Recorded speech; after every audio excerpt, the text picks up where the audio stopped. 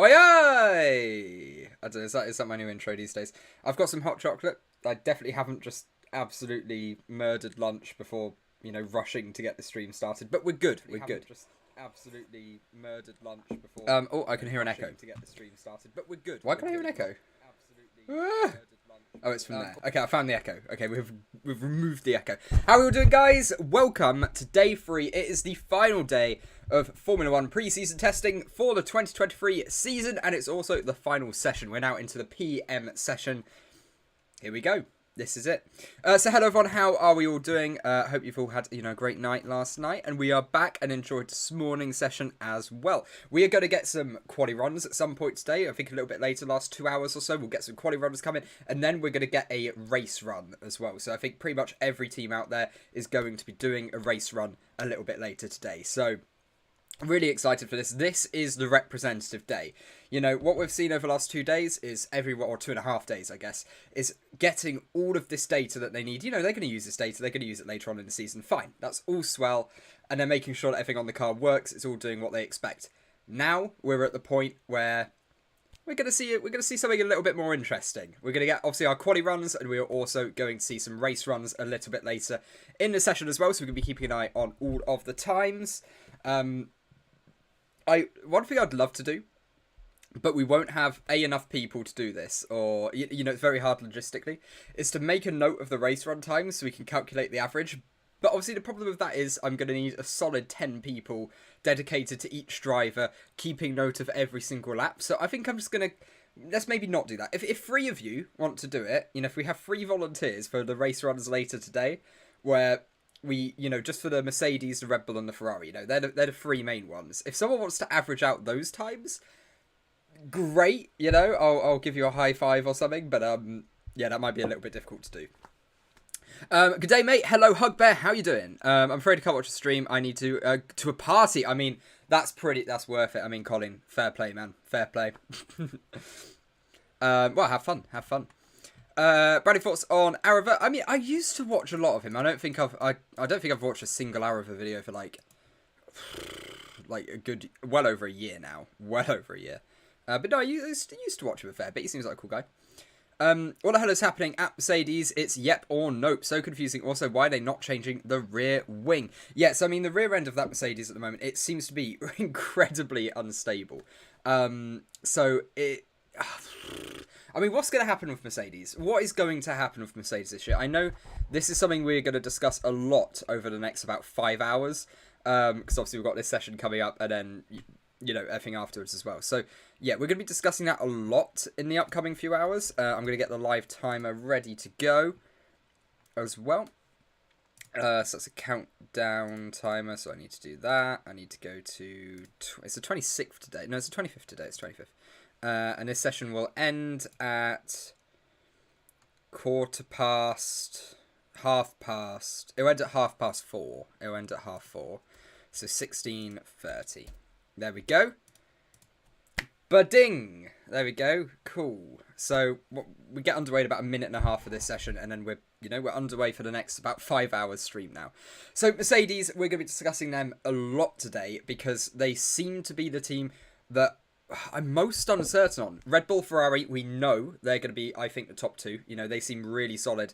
Question is, what's the gap going to be Mercedes, or will the gap be to Aston Martin? We've seen Mercedes at some points in this test look really poor. Aston Martin, we've not seen them look poor once. I don't think there's as much raw pace as you have on the Ferrari and Red Bull, for example. But if Mercedes can't sort out whatever problems they're having at the moment, I think they had an urgent meeting about some sort of like aero stalling on the front axle. And they were urgently working overnight to figure out how to solve that. So it's not plain sailing at Mercedes at the moment. It's going to be a trial and error, I think, and they're probably going for a couple of races to be a little bit weaker, I think. That's just based on what we're hearing so far, That could always end up being completely wrong because teams lie in testing. Teams sandbag, they say, oh yeah, no, it's not looking good. We're going to be rubbish this year, and then they pull it out in the first race. So is this all one big, are they blagging it? Are they like, yeah, no, it's nothing's happening, it's all fine sort of thing? Or I don't know. It's so hard to tell because Mercedes lie every preseason testing. I love them for it because it adds so much more mystery to what's going on. but they do lie every testing, so it makes it quite hard to gauge what's happening. Bob the Builder, last I saw that show was like in 2013 or 2012. I mean, Bob the Builder was an absolute classic. Absolute classic. Aston being good is actually agony. I'm so sad. I know, Sonny, as well, after Seb leaving, I mean, that's pure depression, to be honest. I cannot describe the pain I constantly experience. So for any context there, Sonny is he's a Vettel fan. So unfortunate this year, I think. Sing the Bob the Builder intro. I mean, I'm not singing on the stream. We did that. That was reserved for Twitch. You know that's you've got to pay me the big bucks to do that. Why Merc is not able to see the problems, or other team are able to see what's right. Having so many resources, why they haven't figured out in almost 2 years.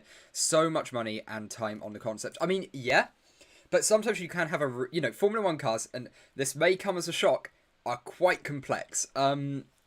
No team has got a perfect design out there. So really what decides the running order is who has the biggest problems. So whoever has the smallest problems will probably end up on top. Whoever has the biggest problems will be, languishing at the back. So it's not like Mercedes are unable to solve these problems. It's not like it's some sort of like incompetency and they're just being rubbish. It's like, it's so tricky. I don't really know where that was going, but I think the point sort of made.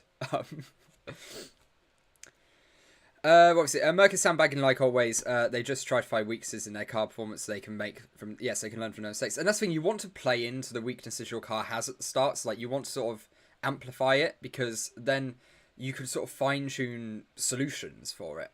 So yeah, I mean, it's something that teams definitely do. They sit there and they deliberately, Ferrari on the first day, so I think it's Sainz or Leclerc came out and said, yeah, we were running the car like on the most extreme setup either side, and just sort of seeing what it would do. So yeah, I mean, it there's a lot of teams out there doing that. There's a lot of teams out there doing it. I completely forget that song. It was a banger. Bob the Builder is a banger of a theme song. Bob the Builder, can we fix it? Bob the Builder, yes, we can. Yeah, we can. We can, absolutely. Well, unless you're Mercedes, then no. The front axle seems to be having some aero stalling on it, which isn't great. So, but maybe they can fix it, Maybe they can fix it. I'm going to turn the commentators up a little bit so I can actually hear what they're saying.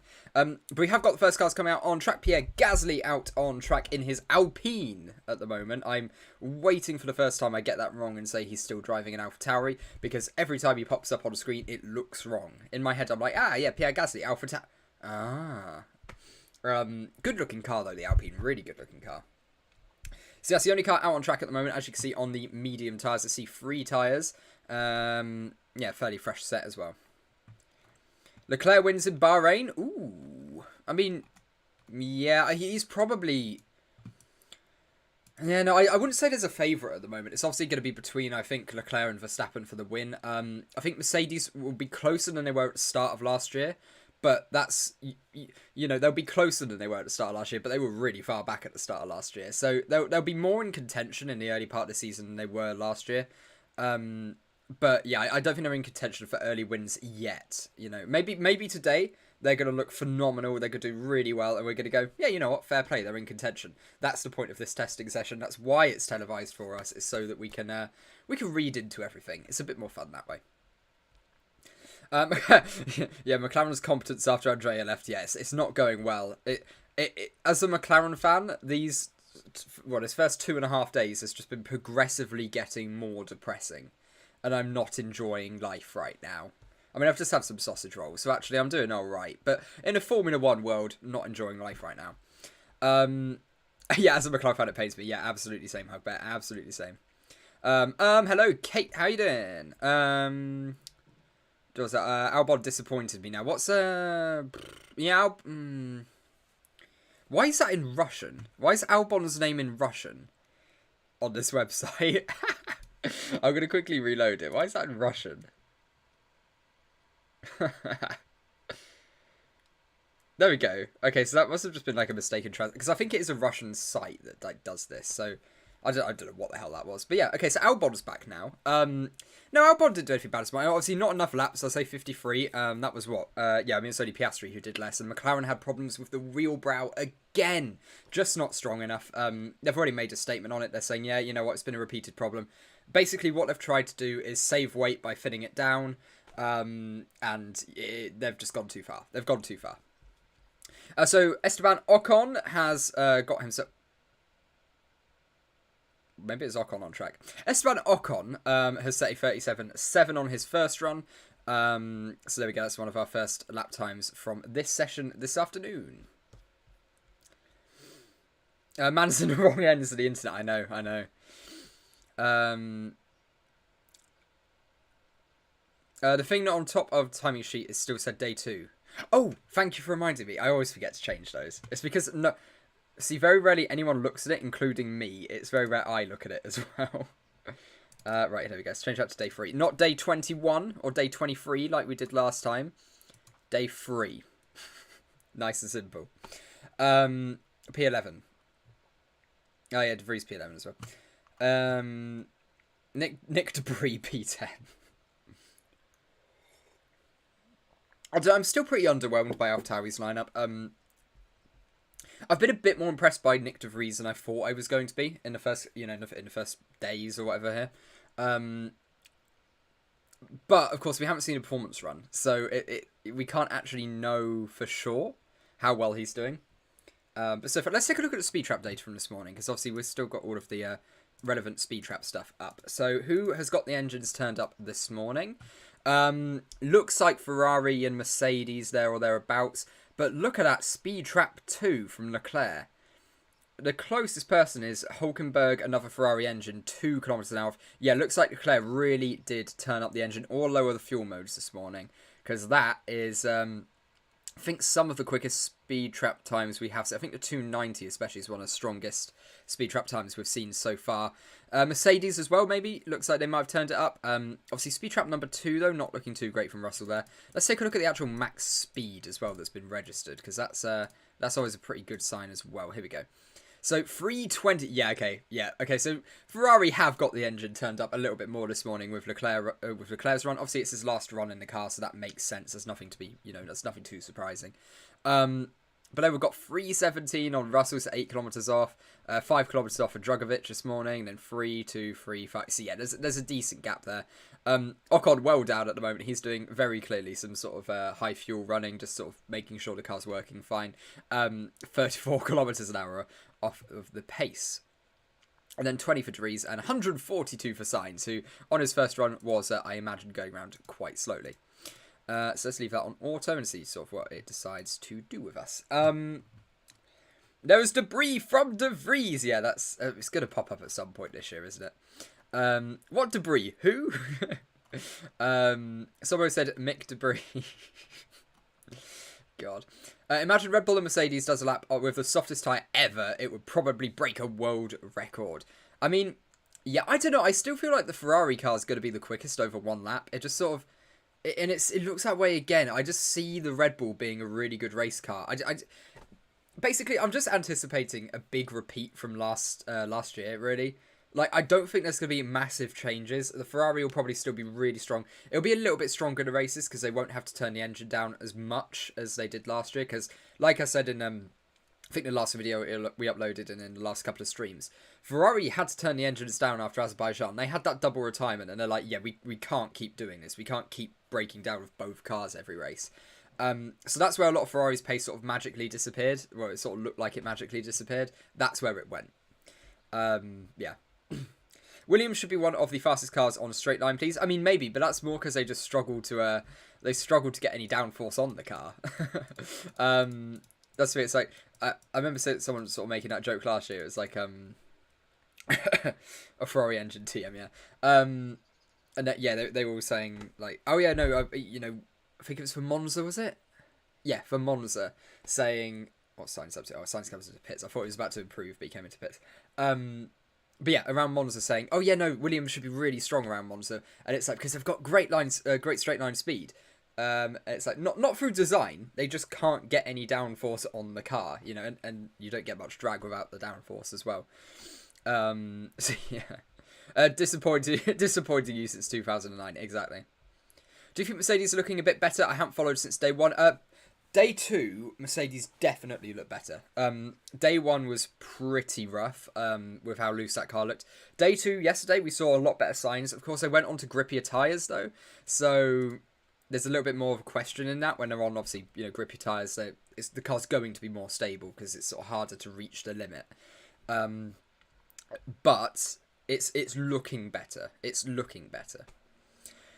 Do you think Mercedes look a bit... Yep. K4's on a Kona, mate. Hit the like, get people in. Yeah, thank you so much. I don't know how the YouTube algorithm works, but maybe let's give it a go. If everyone likes the stream all of a sudden, will that make more people go? I know chat stuff that I tend to see a correlation between loads of chat messages and increased viewers. I've noticed that. It's weird. It's weird how the live stream algorithm works. This one I don't get. We're still in the stage at the moment of the people who are subscribed. They're the ones who see it so far. And then in about 10-20 minutes time, it will start spreading to a wider audience. And then that's when you get new subscribers. That's what I've noticed from these streams so far. It's weird as hell how YouTube works, but it does. Thoughts on Eagle Pickle? Eagle Pickle is the GOAT of television. That's all I can say there. Imagine flying F1 cars. I mean... That's basically a plane. You flip an F1 car upside down. That's a plane. Yeah. The aerospace and Formula 1 industry definitely does cross over quite a lot. Quite a lot. Do you think McLaren will be last place? No, they won't be last place. But I think they'll be the worst of the best of the rest. So I think they could very easily, in at least the first couple of races, be the 6th or 7th quickest team. Because Haas are looking strong. Haas are looking a lot stronger than what we've been used to in recent years. Apparently, they've been saying this is their smoothest, their best preseason test they've had for years. So it's looking good for Haas as well. I mean, to be honest, it's not looking particularly bad for anyone. I think McLaren's the team that has the most problems going at the moment, but they're not going to fall out the top. They're not going to fall out the top 8 teams or something. They're not going to be back markers. So Gasly has put himself on a 32.7 there. Let's say Ocon was that a minute ago, so I'm slightly confused how that works. It's saying Gasly, sorry. Is it Gasly on track? Gasly is in the pit lane. I think it is meant to be Ocon. Hang on, let me rewind this, because I've actually got the TV up today. So I don't know if it's Ocon or Gasly. I think the transponder's broken with whichever way there. Magnussen getting some laps in. Norris getting some laps in as well at the moment. Do you believe Haas will have financial relief this year without so many accidents? I mean, yeah, you can't underestimate that, because Haas are one of the teams that didn't hit the budget cap. They're one of the very few teams that did that. So that's why they've turned up with this smaller pit wall, saving them, $250,000, I think they said, a year? That's massive. They can put that all into development now, because they don't have unlimited funds. They were one of, I think it was only 2 teams that weren't able to hit the budget cap last year. And I mean, yeah, millions went into repairing damage from Mick Schumacher. So, think if they were putting that money on development, then they would have ended last year stronger. They would have started this year stronger, maybe. So, yeah, I mean, there's real relief in that, yeah. There's real competitive relief in it. Imagine McLaren being last. I don't want to. I really don't want to.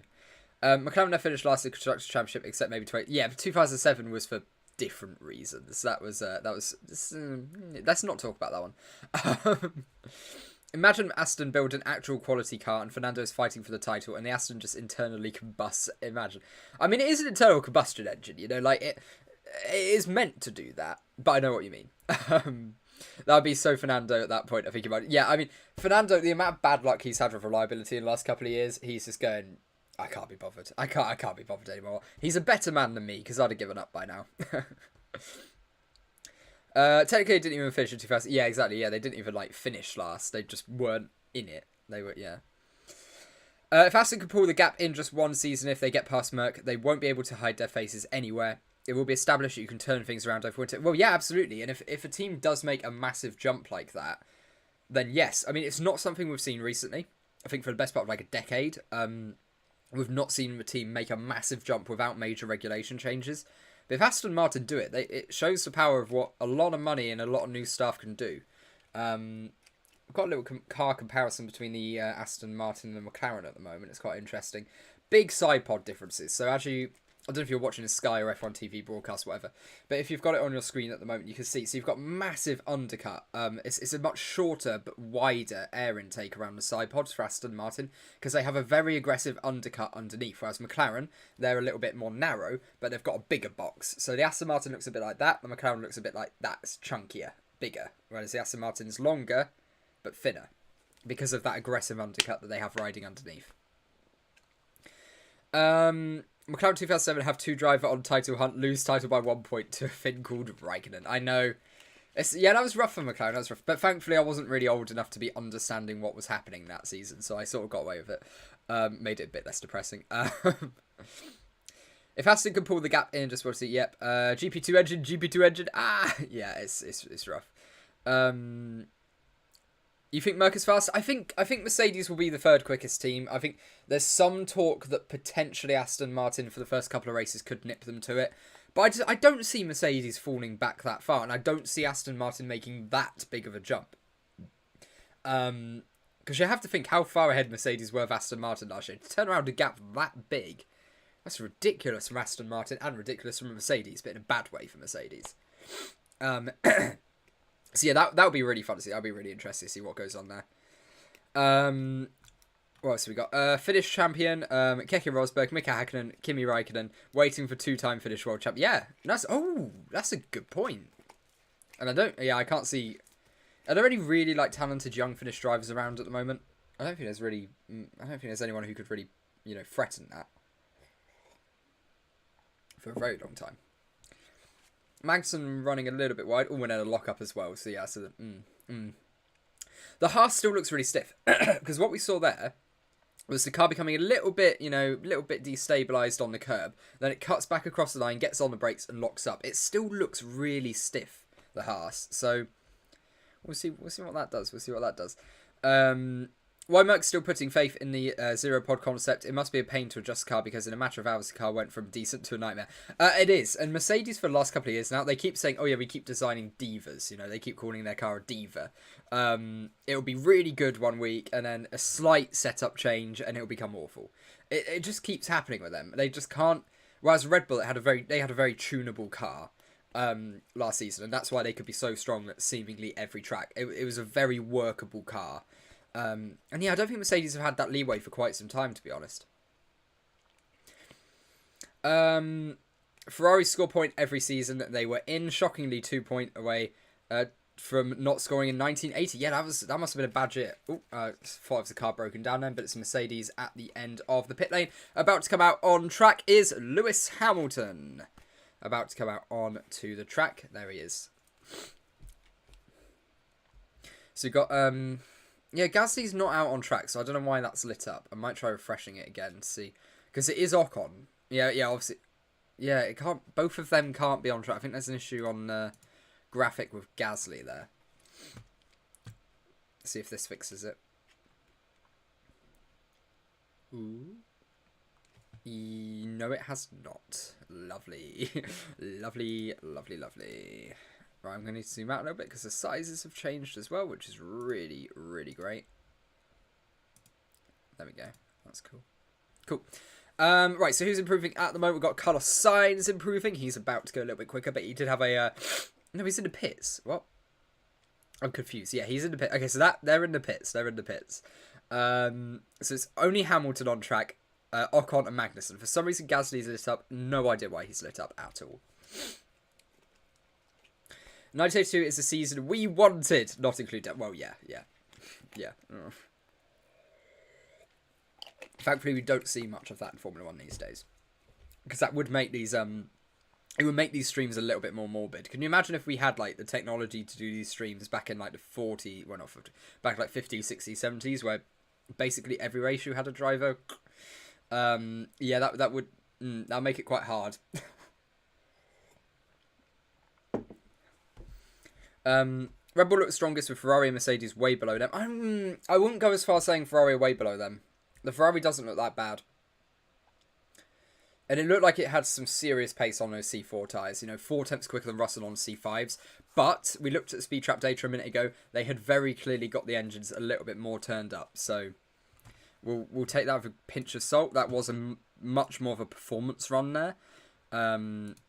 So yeah, we'll see sort of how that pans out, but it's not looking bad at all at the moment for Ferrari. Not looking bad at all. They'll probably want to say that Red Bull are the favourites as well, so probably don't read too much into that either, because they will want to paint Red Bull as the favourites. I mean, imagine everyone on the grid winning at least one race, and then there's 23. I know, it would be phenomenal, wouldn't it? It'd be so good. So Hamilton improving as well now. He's on a set of C3 tyres, though. Very clearly high fuel. Car looking really sluggish through the corners. But we are only 20 minutes into this session, so I'll forgive them. We'll get some performance runs in a little bit.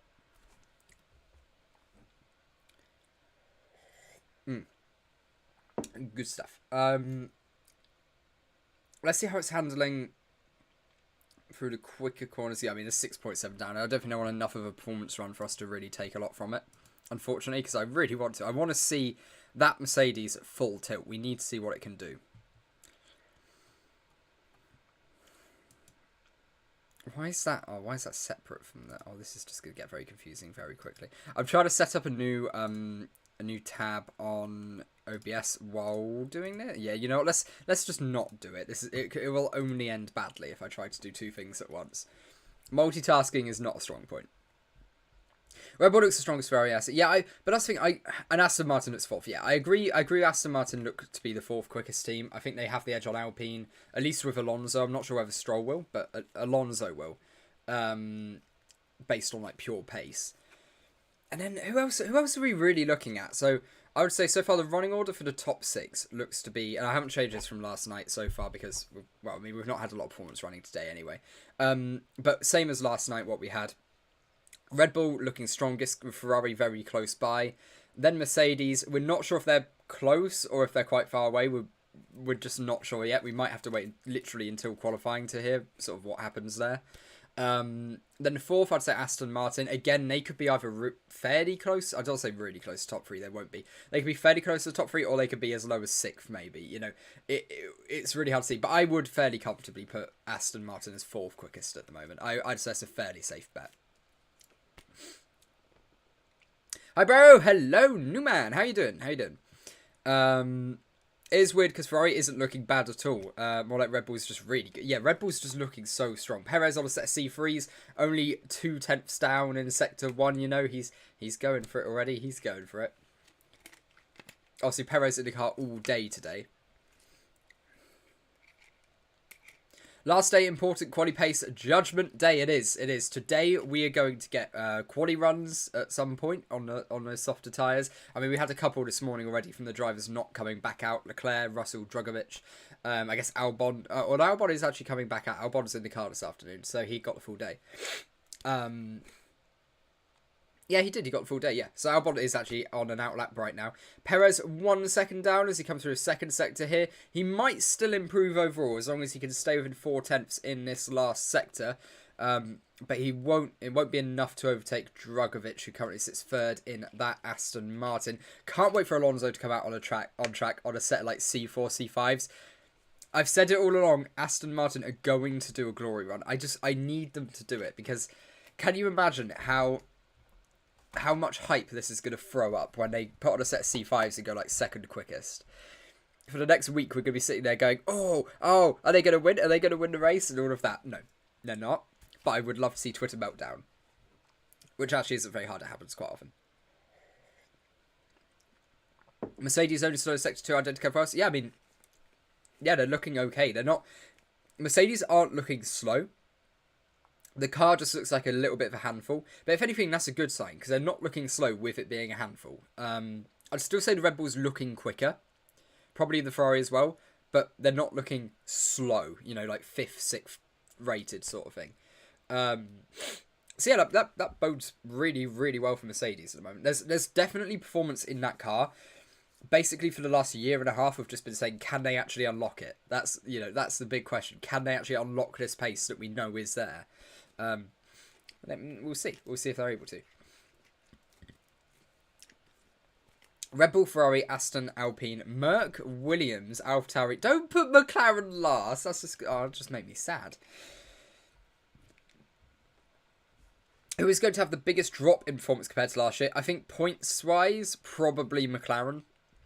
No, not points-wise. I think points-wise it might end up on the same, but that's basically because Daniel did nothing last year to actually help the team points-wise. So performance-wise, I would say most likely to be McLaren. But points-wise, I might go as far as like a Red Bull or something. You know, if we've got a three-way fight and Mercedes are a bit more competitive from the start, then we could see a pretty big drop on like actual core value of points from Red Bull. Because I don't think it'll be as easy for them this year, especially in the latter half of the year when development progress actually starts to hit them. That's when it will be a bit more of a struggle, I think. So yeah, that's my guess for that. On the top two laps representative right now between Ferrari and Merc, so I think Leclerc was on C4s and Russell was on C5s, right? So for Mercedes case, I really hope not.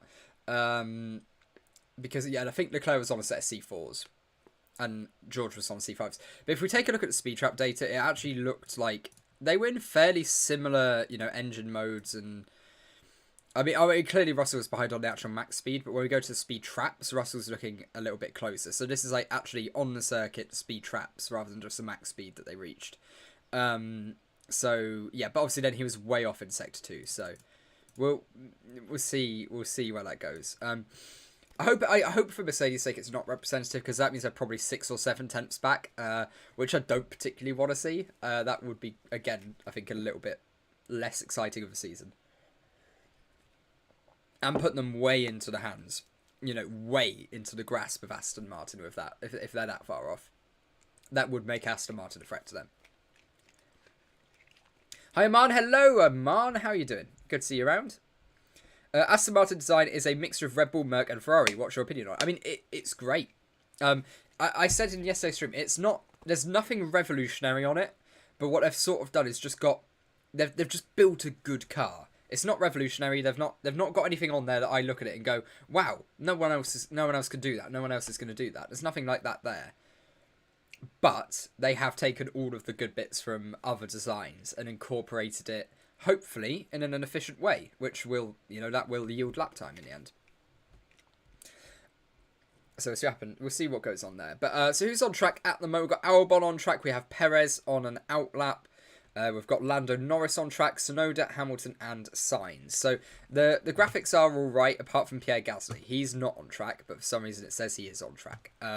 He is not, because we can't obviously have Ocon and Gasly both on track. Damn, hope they had the same tyre. No, yeah, I'm seeing it on the screen. Drugovich was also set to C5s, and he was 6 tenths off.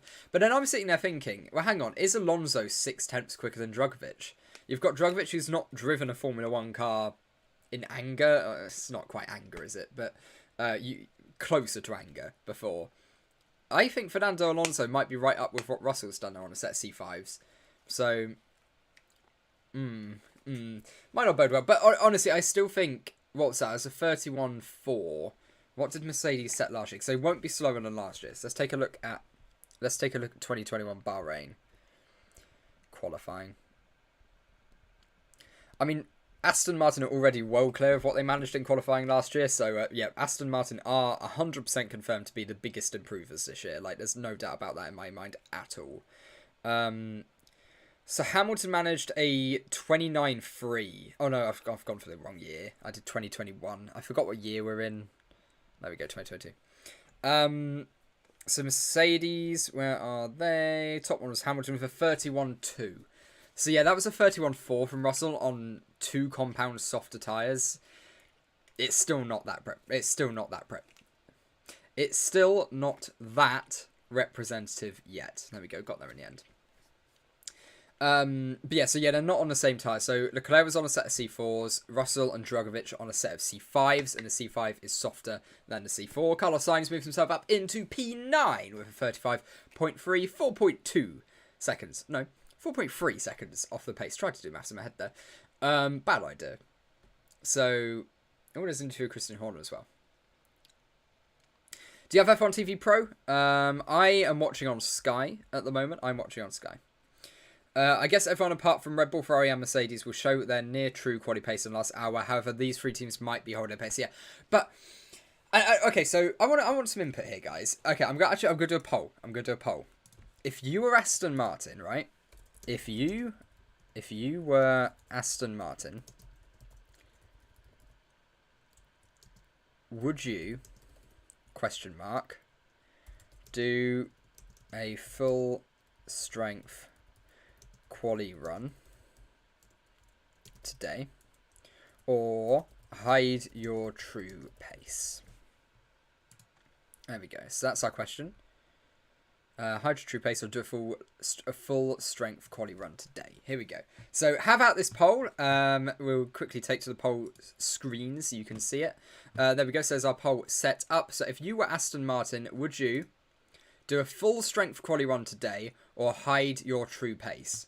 And the reason I think Aston Martin might be more tempted to actually do a full strength quali run is because, like I say, there's nothing revolutionary on their car. Everything they have on their car is sort of the best bits from everyone else. So because they don't have that revolutionary addition, that actually means that they might be able to have a little bit more freedom, because everything on that car, we know it works. They don't really have anything to benefit from hiding it. I guess it's just whether they want to control the hype around them this year, because they know, as the 4th quickest team probably, the 3 teams ahead of them are probably going to hide their true pace. So if they go full pelt, all of a sudden everyone's going, they're favourites! All of a sudden, Aston Martin, they're favourites for the championship this year. When that's not really the case, is it? It's not going to be the case. You should try multi-view of F1 for F1 with F1 TV Pro for live timings and stuff much better. Yeah, but yeah, so I do have that. I have like the F1 TV package, but not like the actual Pro package. So yeah, I can get lifetime stuff, but apparently F1 are quite they can be a little bit picky on content creators using that, because it normally comes as like part of a paid package. So obviously you get like some of the free timings and stuff, that's probably fine, but I feel like this gives us a little bit more data, so I quite like it. Enough of this F1 talk. What's your favourite flavour of jam and jelly? Right, so jelly, right? Let's go for some jelly here. I love a bit of orange or strawberry. For me, you can't beat orange or strawberry jelly. Very good stuff. I haven't had jelly in so long, because you know you can make it yourself. I want to do that. I want to get a massive bowl of it, just eat all of it. That'd make a good stream. Let's make a jelly making F1 stream. We can make jelly F1 cars. I can make a mold. I have access to a 3D printer. This could be quite fun, actually. That would make a good short. We make F1 jelly cars. That sounds quite fun. We'll do that one day. I'll go to uni. I'll CAD up a model of a car really quickly, and we'll go do that. That sounds fun. Let's do that.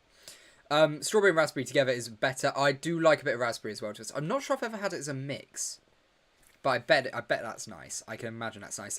Carlos Sainz, personal best in Sector 1 and Sector 2. 3.2 seconds off the pace through that Sector 2 split at the moment, but he will be running down the back straight now, coming into the final corner, and then we'll run up across the line. He'll probably, I think he'll end up roughly where he is now. He's not going to overtake Piastri, but he might improve by a few tenths. So he crosses the line with a 35.0, which puts him 1.4 seconds behind where Oscar Piastri is, the driver ahead of him. So a few more laps from Carlos, bit of that fuel burns off, we might start to see some slightly more competitive lap times. Strawberry on my biscuits right now. Let's go. There you go. They might set pace, but it would be a loose throttle in the final sector. They would definitely show their true pace in Sector 1, Sector 2. Yeah, I mean, I think we'll see a lap from a lot of people. You know, I mean, we even see that in Q1 and Q2 with the top teams sometimes. They lift off right at the end of the lap, and you're going, oh my god. And again, so much like you're sitting there going, oh, well, why? It's because mentally they want to be the underdogs going into Q3, because your driver will get that extra kick from it. You know, your driver's going to go, okay, right, this is it. We're going to go all out now and really push for it. So, yeah, it's always fun to see.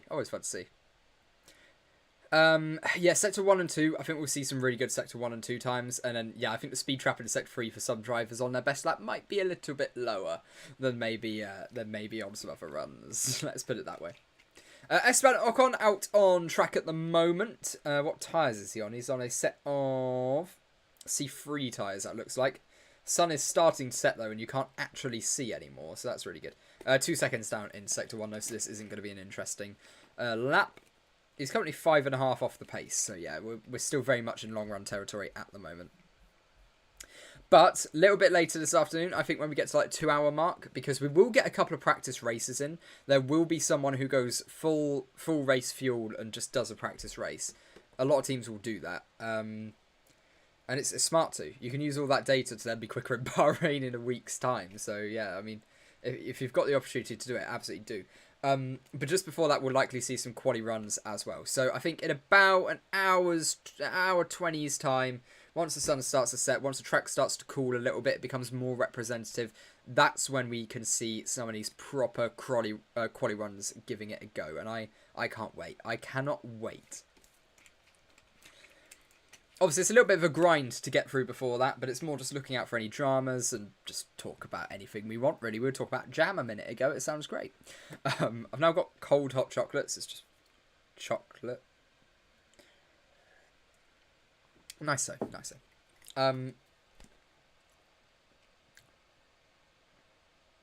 See, I mean, we've got massive field spread at the top of it. So Leclerc set his best lap time on a set of C4 tyres, and then we have Russell and Drugovich on a C5s.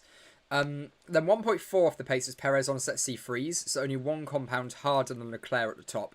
So that shows, I think, again, even for Perez, that wasn't a performance run on the C3s, because you'd expect them to only be a couple of tenths off, maybe. So yeah, I think we're still yet to see big improvements from Perez today. You've got to feel like if he's doing the whole day in the car, which he is now, very clearly, you're going to see a performance run. It's got to happen. But yeah, no, I like the theory of Aston Martin setting some pace in sector 1 and 2, and then sort of backing off like the rest sort of will. Let's take a look at the poll results so far. So we've got do a full strength quali run today is currently winning ahead of hide your true pace. So we'll take a look at that in a few more minutes time when some more people have got their votes in on that one. It's got 3 hours 38 minutes to go in this session. And it's a nice long day. It's a nice long day today. Personal best sector 1 for Kevin Magnussen on a set of C3 tyres. The split is about 1 second through the first sector off of Charles Leclerc's C4 lap time. So yeah, again, we're not quite at full performance levels for Haas. You'd expect them to be doing a little bit better than that, even on a harder to compound tyre. But this lap could see them sort of go 2.5-3 seconds off, which would be an improvement for Magnussen because he's currently 4.4 off the pace. So there we go, very slowly for that nice little downhill left-hander. I should have learnt all of the corner numbers. I had to do that when I used to commentate. Like, that was always so fun, learning all of the corner numbers off by heart. That was rough. I feel like the fans have cooled down from 2021 season. What was your favourite race that season? Question for the viewers also. So yeah, anyone there who wants to put in your favourite race from 2021, feel free to chuck it in. For me, I mean, as a McLaren fan, I've got to say Monza. But pure enjoyment-wise, that probably wasn't a great race. I mean, it had a lot of drama in it, obviously with Verstappen and Hamilton coming to blows. McLaren 1-2. Only team that season to get a 1-2. Good stuff. Magnussen does improve. He goes 3.7 off the pace, which I think is... Did that just put him ahead of Sainz? I'm not sure. But either way, it's not really important at this point. My favourite race, I'll probably Silverstone again, because I went to that and like the drama and the cheer when Hamilton overtook Leclerc to take the lead near the end of the race was the loudest cheer I've heard at a Formula One event in so long, so long. Yeah, the fans really got into it that day. Okay, but again, I think I'm being biased though because I was there and I got the atmosphere. There would have been a great atmosphere at other tracks. What was just a good race? I mean, fundamentally, we didn't have that many great races because the aero regulations we had in 2021, the old aero regs, sucked. They seriously sucked. So yeah, I'd have to go for like a Monza as a McLaren fan or a Silverstone as a fan who was there. But yeah, anyone who wants to comment on that, you know, your favourite race from 2021, I imagine a lot of Max fans would go, yeah, Abu Dhabi, great race. I think Aston Martin took over Alpine's position from last year. Then Alpine took McLaren position and McLaren take Aston. Yeah, I mean, that's a decent shout. Yeah, if we're talking in actual like order of performance, yeah. I think Aston Martin now best of the rest. Alpine in the middle with two good drivers, but nothing groundbreaking. Alonso will push Aston Martin ahead of the Alpines. I mean, he managed that at some races last year, you know, when he was in the Alpine. Like, the amount of times he went quicker than the McLarens when it really just probably shouldn't have happened was it was really impressive. So yeah, Alonso, ironically now, will probably put him ahead of the Alpines and the McLarens.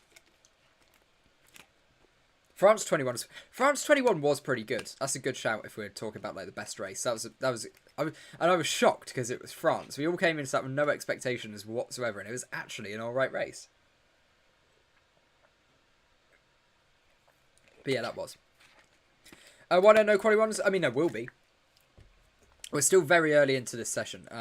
We're only about 45 minutes into this session, so we will get proper performance runs. We're going to get quali runs a little bit later today.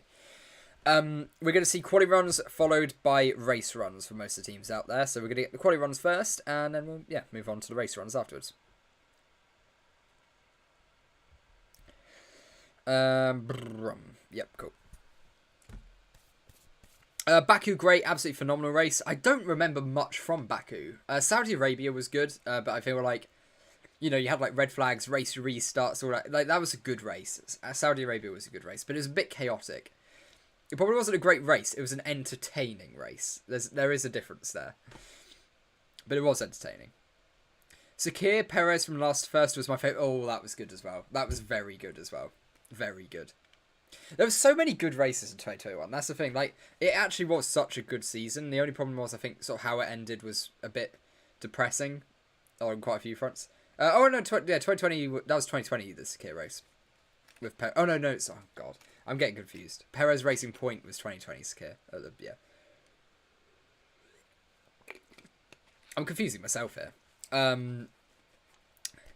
Checo last versus 2020. Yeah, exactly. Yeah. Checo. It also doesn't feel like this is Perez's third season at Red Bull. That's gone by so quickly. That's gone by so fast. It's weird. Yeah, no, that one doesn't feel right. I don't like that. I really don't like that.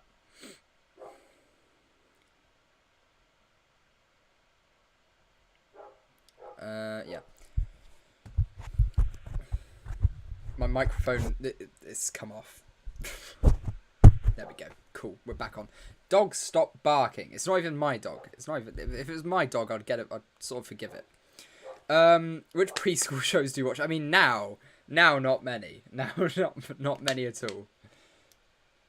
I know. I mean, there's so many shows. Do you ever do that thing with your friends where you like go, "Oh, do you remember that preschool show?" And then like you just talk about it for quite a while, and it's and then they'll bring up one that you go, and it unlocks a whole branch of memories you did not know you had. We're getting very psychological for an F1 testing stream. I appreciate that, but yeah, fun. Do you feel anyone is still stuck in slight porpoising? I don't think so. We're not seeing a lot of porpoising at all out there right now. Barely any. Blues Clues from the 90s. Oh yeah, I even got a bit of Blues Clues early 2000s. So that was I love Blues Clues. Blues Clues was good. That was a good show. What's that, some like Mickey Mouse stuff? Winnie the Pooh, phenomenal TV show. Like, I would sit down and watch Winnie the Pooh now. That's that, and that's not yeah, no, I'd do that. Wouldn't even need to be paid to do that. Just sit down and watch it. Sounds fun. But Blues Clues, good show. Lando Norris back in the pit there, taking a very close look at that upper left or front left wheel brow, the sort of wheel arch that we have. It's okay.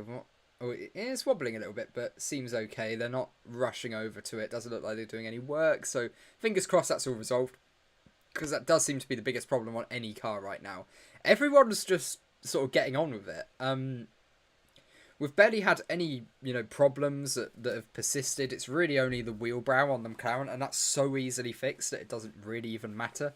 It's been amazing how reliable the cars have been. But is it amazing how reliable the cars have been? Because, we haven't had a big engine shake-up for a bit now. So, is it surprising that they're as reliable as they are? I don't think it is. Hard reliable rumour, Lance Stroll will miss the first race next week. I mean, yeah, I've heard a lot from the paddock that it looks likely Stroll will probably miss the first race now. Which is a real shame. Mickey Mouse Clubhouse. I was a year or two too old for that. I miss the Mickey Mouse Club. My younger brother, he loved a bit of Mickey Mouse Clubhouse. So, you know, I definitely watched bits of it. But by that point, I was like, you know, I'm like 5 or 6. I'm thinking, what's this rubbish? Let's put SpongeBob on.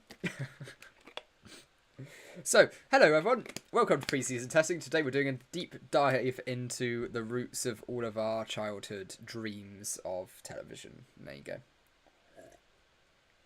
While drinking hot chocolate, which is very nice. High school got effed up. I used to watch a lot of cartoons before. Now I just watch Family Guy, not for kids I can watch, because I'm above the required age. Excuse my language, by the way. It's alright, I self-censor. Do like a bit of Family Guy. Simpsons, honestly, just cracking TV show, can't go wrong with it. Watch a lot of The Simpsons. That's my, you know, everyone has like their go-to show where, you know, you're just having dinner or something, just pop it on. Yep. Disney Plus, I'm on like season 7, episode 20 or something of The Simpsons. You know, I'm getting through it all. I think I've watched every episode of that ever made, so yeah. Yeah, the surprises don't work anymore. There's not a plot twist that will get past me. But yeah, I mean, we are genuinely in this stage at the moment because it's such a long afternoon session. Well, I mean, it's as long as we have sessions, but they're long sessions.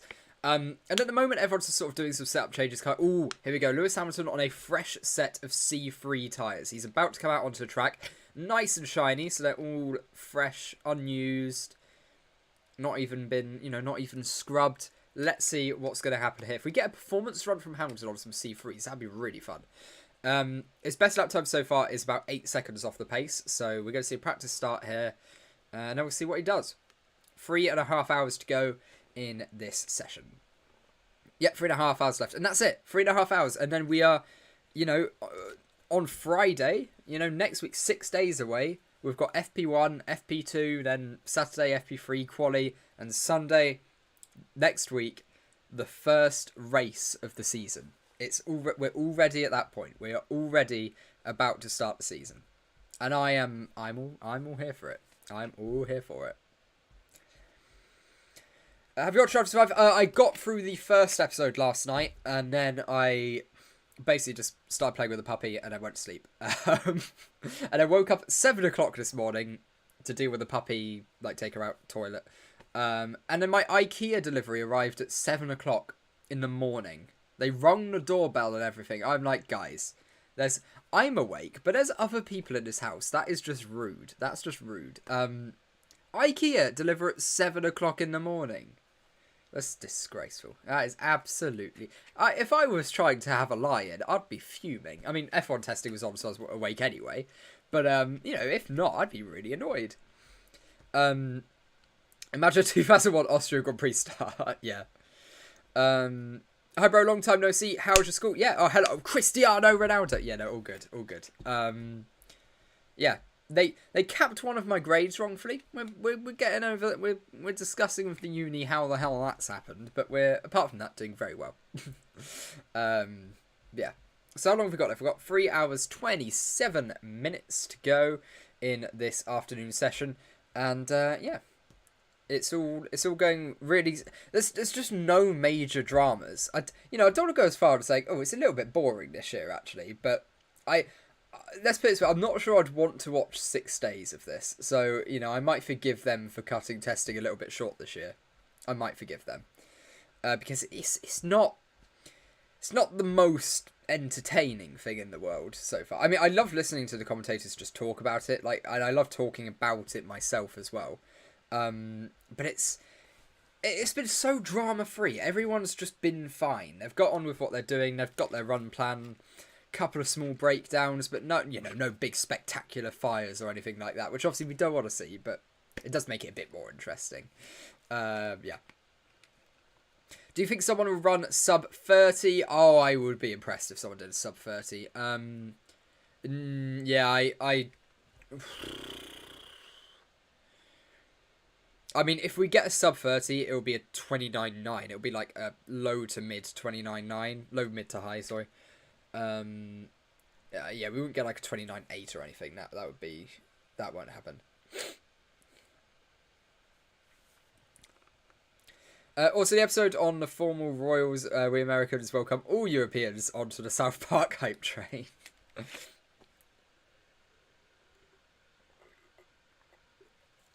Yeah, I've not I've never watched South Park, never watched it. Yeah, but I do remember the I've seen the clip going around of the royals stuff. That's quite funny. Younger me can watch a lot of cartoons, but now I have 6 days school. Oh, we have a 6-day school week. That is rough. And a full day on a Saturday as well. And as soon as Sunday rolls around, I get 4 assignments. Oh, that is that's pretty rough. Yeah, no, yeah, that's not great. That's not great at all. Yeah, I think I'm okay in my position actually. I don't want to swap. We're doing all right. Perez on a set C3, he set a personal best sector 1, so here we go. This could be something a little bit more interesting. Can he go ahead of Drugovich, who is 1 second off Leclerc? Drugovich on a set of C5, so Leclerc on a set of C4s, Perez on a set of C3 tyres.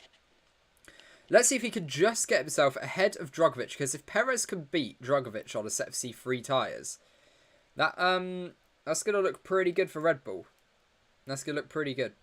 Here we go. Runs up to the line. 31-0 to beat. Yeah, he goes ahead of Drugovich, and he's just behind George Russell. About 2.5 tenths off of George Russell on 2 compound harder tyres. So I imagine the engine's been turned up a little bit there. Quite a little bit. Privacy World Tour was great. Oh, I don't even know what's happening anymore. Pierre.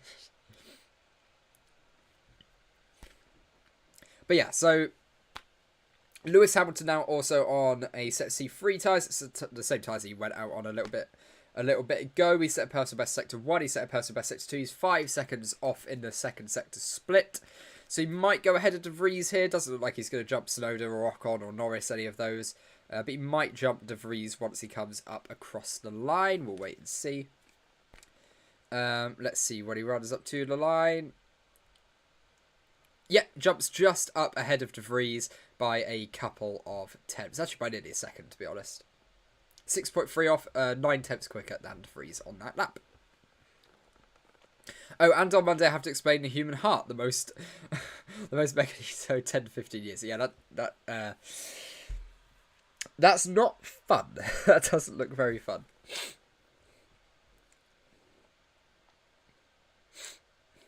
I mean, it's great because really the most complex my university gets is like making a poster on like advanced research on corrosion and stuff like that, which is quite nice, to be honest. I don't mind that.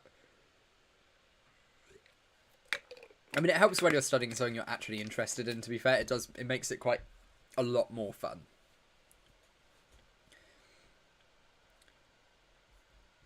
Right, so let's do a new poll. The results of that poll were... Wrong thing there. The results of that poll were... hide your true pace, just edging, do a full strength quali run today. So let's set up a new poll. Any poll suggestions we have? Because I've got one in mind maybe, but if anyone has like any more, a bit more interesting, we'll do that one. You've got to explain heart complicated. Oh, to 10 to 15-year-olds, right? Well, have fun with that. Really have fun with that. What if we do popularity polls between tracks just to pass the time, just for Effie, Imola, or Singapore? Effie? What's Effie? Are you talking about formulary or Williams or Haas or Alfa Romeo? Actually, yeah, we've given no love to that bottom part of the grid. So, who finishes highest in constructors at the end of the year? So we've got we'll put Williams at the top just to make us all feel happy. We'll put Alfa Romeo. We'll get Haas and Alpha Tauri. So here we go. We have not talked about this area of the grid much at all. So it'll be interesting to see what you guys think. So here we go. Who finishes highest in constructors? So there we go. Have at that new poll that we've just got out. Let's head over to it so we can see sort of first votes come in. Who are you having for each of these? AlphaTauri, damn, I forgot. That's all right. So we got, okay, so Williams a Haas. Okay, Williams early lead. Alfa Romeo getting some votes as well. And Williams stretching their lead. I'm going to be honest, it's going to be Haas. But, you know, I appreciate the optimism, guys. I appreciate the optimism. Probably going to be Haas. So my vote definitely goes to Haas on that one. Alfa Romeo pulling away. Bit as well, pulling in. Oh, it's even. And Haas, here we go. Here comes the Haas run. Oh, no, it's gone. We'll go back to that in a little bit. We'll go back to that in a bit. Alonso on a set C3 tyres. Personal best sector 1 and 2. He's yet to set a lap time, though, so that's not particularly impressive yet. But this isn't going to be a slow lap time. Alonso coming straight out the blocks on a set of C3 tyres. He goes all the way up to P7 on his first lap, a 33.1. There we go. Not bad going. Not bad going at all. Let's go back to this. No, that's the wrong thing. Let's go back to this. There we go. Oh, that's one of the commentator winners. Isn't it weird how it's been... Oh, I'm not even going to go there. As someone who's done a lot of commentary and likes to think they're quite good at it, and also knows a lot of other very good commentators who have entered that DHL commentary competition, and none of the good ones have won. I'm just saying, it's it does seem a little bit not a cool competition when it comes to the outcomes. So yeah, let's just chuck that out there. But you know, I'm not saying it's just for the cameras or anything, but it's definitely just for the cameras. So let's just ignore this person. I mean, good for her. Is it Yasmin Jahani? Well done, very well done. I'd love to be there. I would love to be in that comms box. Williams, Bradley was a show you haters get. No, I don't think so. I mean, it probably was, but I don't remember. I never hated anything enough to, you know, when you're like 5, you don't hate anything enough to care about it anymore. It's gonna be Alfa Romeo. Yeah, no, it's Alfa Romeo or Haas for me. I mean, Williams are winning the poll at the moment, so you know, if you guys have got a different opinion, make sure to chuck that out. But Williams currently leading on about 50% of the vote. It's not the way I'd have gone with that. I'd say definitely, I think Haas or Alfa Romeo, but I mean, yeah, that's for good testing. It's all, and it could be right. Williams have had a pretty faultless test, to be fair. They've got so many laps in. Yeah, they're looking really good, Williams. They're looking very good. Let's see we go. So what we've got here. So Alonso improving on that 33.1 on his first lap time out, and he's just sort of doing a bit of a slow lap now. But that's good for a first lap on C3. First laps today, not bad going.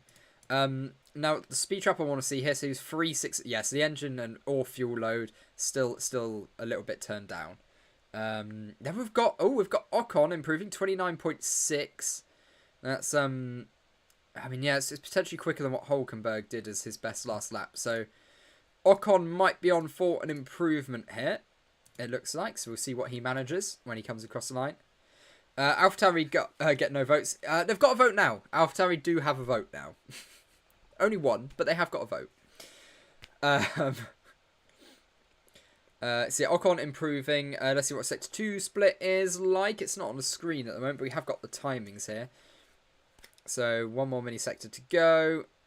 And the split, oh, we're slower in the second sector, unfortunately. So I don't think we're get 2.4.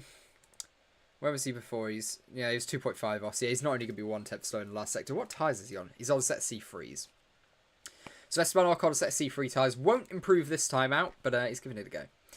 I hated Dora with a passion.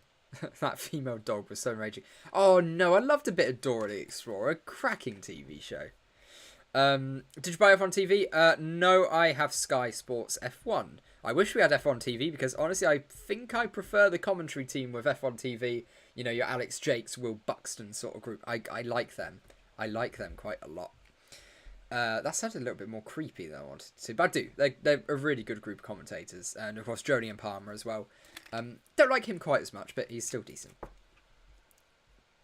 I don't like F1. Oh, fair enough. I mean, you're probably in the wrong place for that, but fair shout. It was great when I'm so confused. I'm so confused. So right, Fernando Alonso improves 2.1 off the pace. That keeps him in P7, but it is an improvement of about 0.2 or so, 10.5. Sainz has gone personal best sector 1 and sector 2. He's on a set of C2 tyres at the moment. Let's see what he does when he crosses the line. On a set of C2 tyres, he goes up into P11, 3 seconds off of the pace. Yuki Tsunoda. No, it's not C2. It says on the graphic they're on a set of C2s, but that's not true. They're on C3, so maybe that's them testing the graphics. I like that. That's a good change to the graphics, so I'm happy they're doing it. Let's see what the commentator's saying.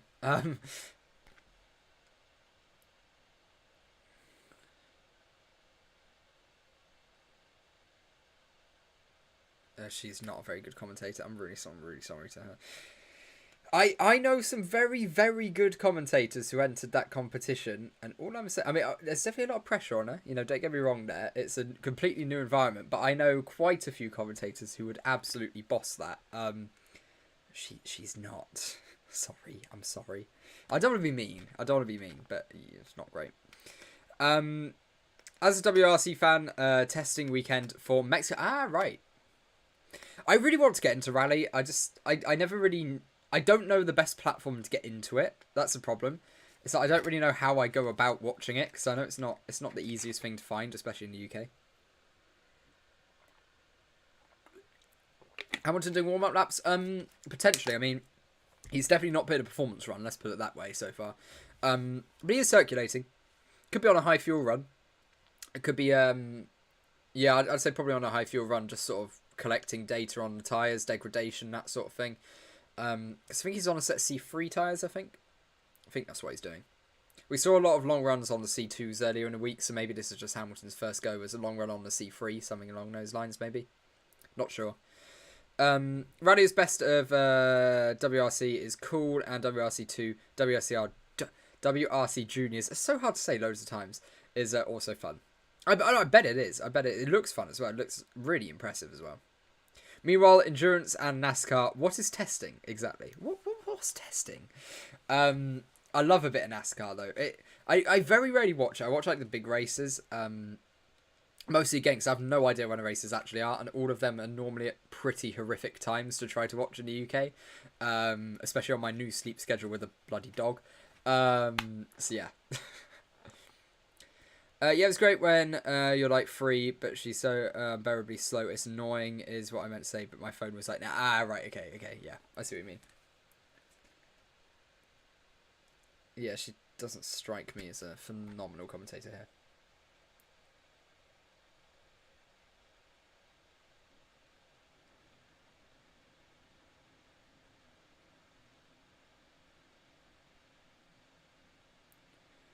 Pit lane tour and pit gantry, that sounds pretty fun as well, actually. I don't imagine FIA NASCAR. No, God, no. No. Which motorsports do you mainly watch? So, Formula 1, Formula E, and IndyCar. Those are like, well, F2, F3, W Series. I'll watch F1 Academy as well. But yeah, I'm mostly into single-seaters. I'm not a massive fan of sort of... I'm going to tell Dad. Not a massive fan of like bike racing. I've just never got into it, but I think that's because I'm more of a fan of like the technical aspect of Formula 1, so and like all of the aero and things like that. Like that's what I'm really interested in Formula 1. So I guess that's why it's never really crossed over to some of the other series, I guess. But I do love most motorsport. Oh, WEC as well. Love WEC. BT Sport. Oh, do they do the rally? Ah, okay. I mean, I don't actually have BT Sport, but I can find ways of watching it. Formula E. I was like, oh, there's nothing wrong with Formula E. I mean, it's a bit of a joke series. Okay, it's a massive joke series, but it's fun. It's fun. It really is fun. Mostly because it's an absolute cluster F every single race, but it's also a fun cluster F. What's my takeaway from the top 3 teams so far? Lots of talk of Merc being off from their goals. Yeah, I mean, it's looking that way. It's looking like Mercedes is definitely the weakest of the top 3 teams at the moment. Yeah, she's so bad. She's just not very good. I'm actually muting the broadcast because it's distracting not having the normal... Okay, yeah, no.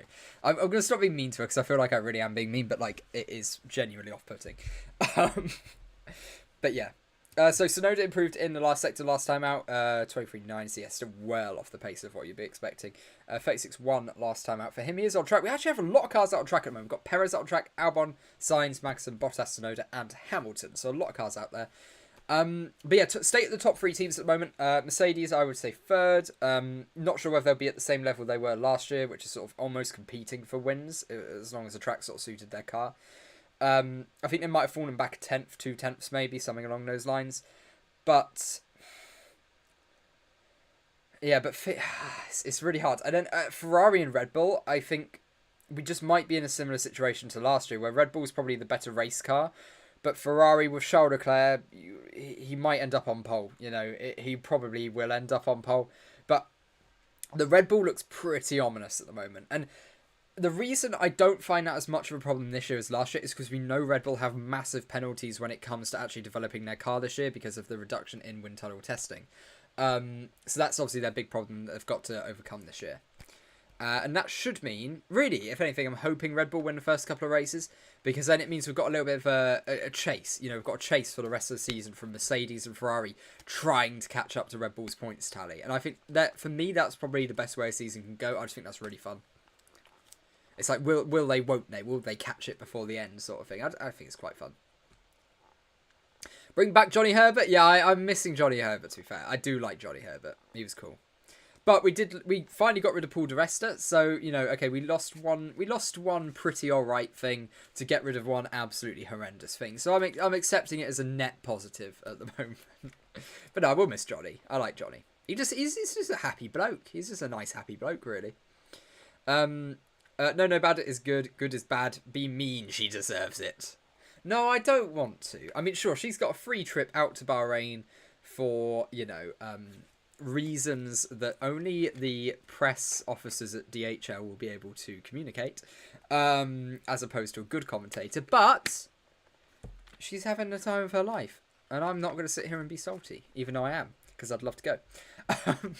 That's why I so wish testing was still in Barcelona, because I always said, when I'm old enough to go do it, when I've got enough money, and I'm like, yeah, I'm 20 now, and I have enough money to get a cheap Ryanair flight to Barcelona, as opposed to when I'm 15, I can't quite do that.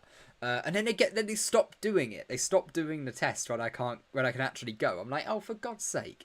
Bit annoying, but we'll get over it. It'll be back one day. F1 testing will return to Europe one day, and I'll be there.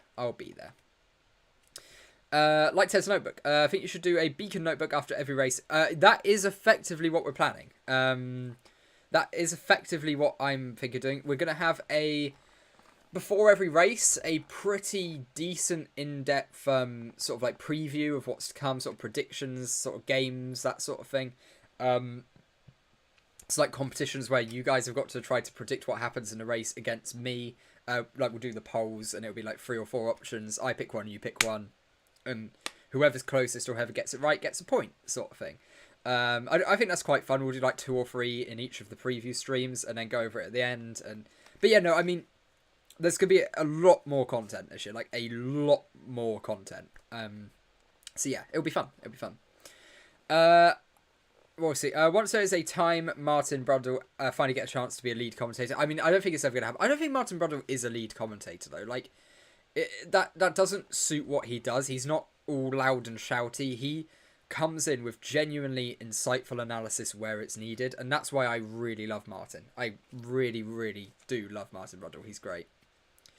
Muck do know how to create a rocket. What went wrong? All of a sudden, they didn't become Muppets. Look, like I said at the start of this stream, I don't think Mercedes have particularly done anything wrong.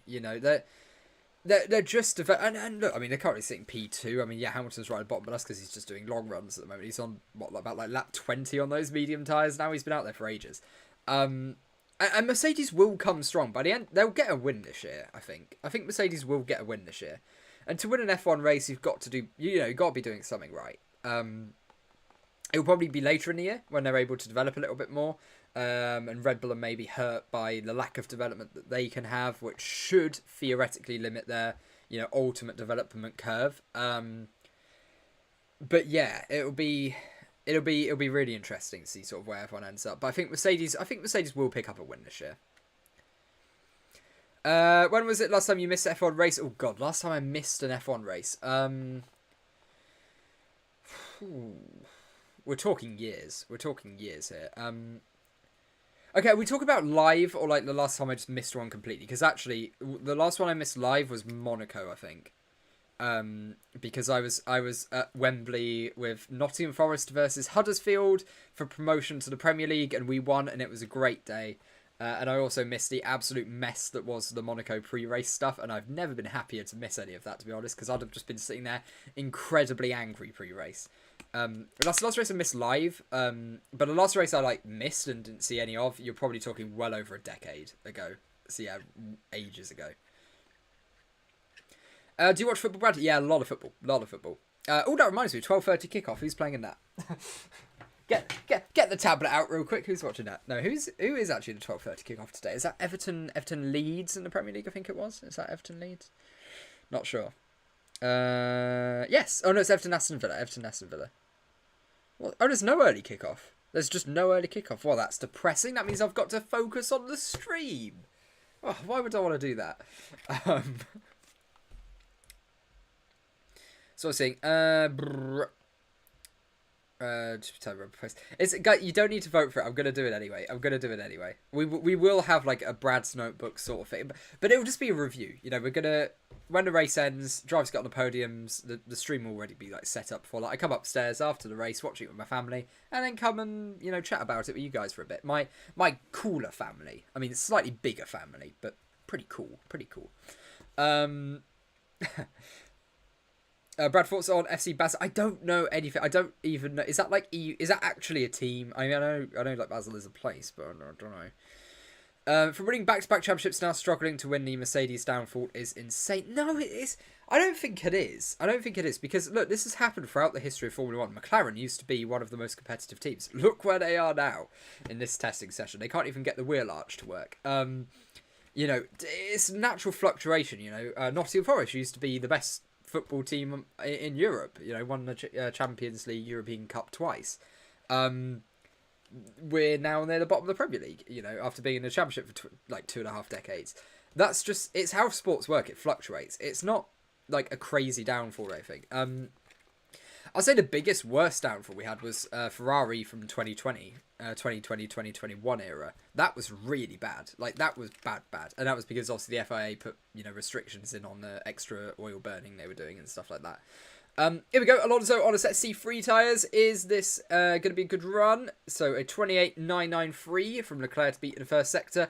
If Alonso's a couple of seconds off here, we will stop the commentary, but let's see what he does. He is... Oh, he's only 3/10 off. This could be a good lap from Fernando Alonso. Only 3/10 off of Charles Leclerc, who's on a compound softer tyres through the first sector. Oh, he slightly missed the apex there, running wide on the exit with a curb, but still the traction went down pretty well. Let's see now into the downhill left-hander. Careful not to lock up the unloaded tyre. All looking pretty good for Alonso there. Little bit squirrely on the exit, but I assume he's got his DRS. Yeah, opens the DRS now as we run up the straight now, coming through the quick left and then right we've got as we come uphill. It's looking pretty planted. Here we go. We've got the quick right-hander now at the top end of the circuit. Oh, that's very stable. He's 1 second down now, so obviously lost a bit of time, but he is on harder compounder tyre. Oh, very, very big snap of oversteer on the exit. Had to correct for that. That's definitely going to lose him a little bit of time as well. But Aston Martin overall is looking pretty good. It's looking pretty nice to handle. And I mean, this might even end up beating their best quality time from last year on a set of C3s. So he crosses line 1.2 off the pace and goes just behind Drugovich, who was on a set of C5 tyres this morning. So Alonso on 2 compound softer tyres goes only a 10.5 off of his teammate. So there we go. Fernando Alonso, if we see a glory run from that man later today on a set of C5s, it's gonna bring some hype. It's gonna bring some serious hype to Aston Martin for the start of this year. Blackburn Rovers. Ooh, Blackburn. That's rough. I don't even want to bully you guys because we might very much get relegated again. I want to do a big Premier League. Imagine not. We might go back down. So I'm not even gonna. I feel like after 2 or 3 seasons, I can start to bully the Championship teams who we always used to lose to, because I feel like it's fair then. But at the moment, no. We could be playing you guys next year. Right, what have we got? Thoughts on Arsenal? I don't mind Arsenal. I don't mind Arsenal. Let's go, Alonso. Check the poll, guys, on Super Weed for Williams. So Alfa Romeo are now topping that poll. So Williams had the early lead in that poll, but now Alfa Romeo, a lot of votes have come in for them. For me, I think I'm still edging towards Haas, but obviously we did see that really quick lap from Zhou Guanyu in yesterday's afternoon session. So we'll see. I think that's still the quickest lap of testing so far. Oh, no, actually, I imagine that Charles Leclerc 31.0 might be. I don't know what Zhou's time yesterday was, actually. We spent so long looking at it, but it doesn't go in. It doesn't go in. So we have 3 hours remaining. We're an hour and a quarter of the way into this session. 3 hours to go. In the next hour, I think we can expect to see a qualifying run or two. You know, I think we're going to get the first of them. Because obviously the last 15 minutes of the session is all down to like red flag testing, safety car testing, and practice starts and all of that sort of thing. Here we go. Sainz on a set of C3 tyres. He's done a personal best in Sector 1. And that is a 29.3. So that's not a bad Sector 1, to be honest. Only a couple of attempts down on Leclerc's quickest lap. Running a little bit wide as he comes up the hill here, but Carlos Sainz in the Ferrari now as we come across the top end of the circuit. 1.1 seconds down. So he's about a tenth down. 2 tenths down on Fernando Alonso at this same point in the lap. So we're going to check what the speed trap data was after this run because I'm really interested in that at the moment. Ferrari is bouncing a little bit on the straight, maybe a little bit of porpoising creeping in, but nowhere near as bad as what we saw last year. Round the final corner he goes, Carlos Sainz in the run-up to the line. He crosses and he goes up into P6 just about 2 tenths behind Fernando Alonso on the same compound of tyre in that Aston Martin. So all of a sudden, are we looking at that Aston Martin a little bit more? Who knows? I want to say don't read into time, so still another 3 hours to go, so that's exactly what we're going to do. We'll wait and see what it's like at the end of the day. But on that, 2 slightly more aggressive runs, Alonso on the same compound of tyre, same age tyre, he went quicker. He went quicker than the Ferrari. Let's take a look at speed trap data on this one. So max speed 321 from Sainz and only 315 from Alonso. But if we take a look, here we go. This is a bit more representative now. So Alonso, it seems, still has that engine turned down or high fuel loads or something. So there's definitely more pace, it seems, based on just straight line speed in the Aston Martin than we have in the Ferrari. And that is not what I was expecting when I just booted this data up, to be honest. That would imply there's potentially more time for Fernando Alonso than there might be for Sainz and the Ferrari. Unless they were just running a low downforce setup that overall isn't tweaked to this track. That could be a very real possibility. But I think they have the higher dipped rear wing, which would be the higher drag one. They put it on earlier today. So, yeah, no, that's really interesting. That's really... That one... Because we're talking about equal conditions here. They've done about 4 or 5 minutes apart. Quicker speed trap times for Sainz than Alonso. So yeah, that's an interesting one. That's a very, very interesting one. Let's take a look at what sectors they're strong in. So Alonso 10th quicker in Sector 1, Matchy in Sector 2, and 10th quicker in Sector 3. So yeah, I mean, they're pretty close across the lap. So let's take it compared to first. Alonso 3 tenths down first sector, 8 tenths down in the second sector. So that's obviously where I think a lot of the tyre differences is coming in. C4 tyre in the in the second sector. That's where you've got all of the sort of traction heavy corners. So that makes sense. That checks out quite a lot, really. But then, yeah, same with Sainz, he was well off. But yeah, I guess that's also... Okay, so that indicate... Oh, you know what? Alonso might be there or thereabouts of the Ferraris based on what we've just seen. But that's not to say we know what the Ferrari fuel load is or anything like that. But based on the speed trap data, this is really, really encouraging for Aston Martin. Like, this looks good for them. Is Albon on a set of C4s, did I just see there? I'm going to have to cycle back to it. But was that a set of C4s? That is a set of C4 tyres for Alex Albon. He's only 3 laps in, so we'll start seeing if he sets any personal bests. It looks like he might be on a high fuel load run at the moment because we haven't seen any personal bests coming in. So definitely one to look out for, though. Definitely one to look out for. What's everyone saying? Fuel load check, fuel difference. Who knows? Yeah, exactly. That's the thing, and it will affect you through the corners. But I think a lot of that 8 tenths is going to come from the performance difference between the C3 and the C4 tyres in that middle sector. So let's say, from what we've seen now, I would put, weighting it on a whole, Aston Martin probably only like 0.3, 2 to 0.3 on that run off of what the Ferrari pace is more like. So that's really that's something to look out for when we get to qualifying. But yeah, the one thing that run sort of gets to me there is Aston Martin, we are putting as the 4th best team. Quite. I mean, I was already really happy to say they're going to be the 4th best team. They are going to be the 4th best team. They really are. Looking all right for them. Why are they just showing pictures of Jodie and Palmer on my TV right now? It's just pictures of Jodie and Palmer.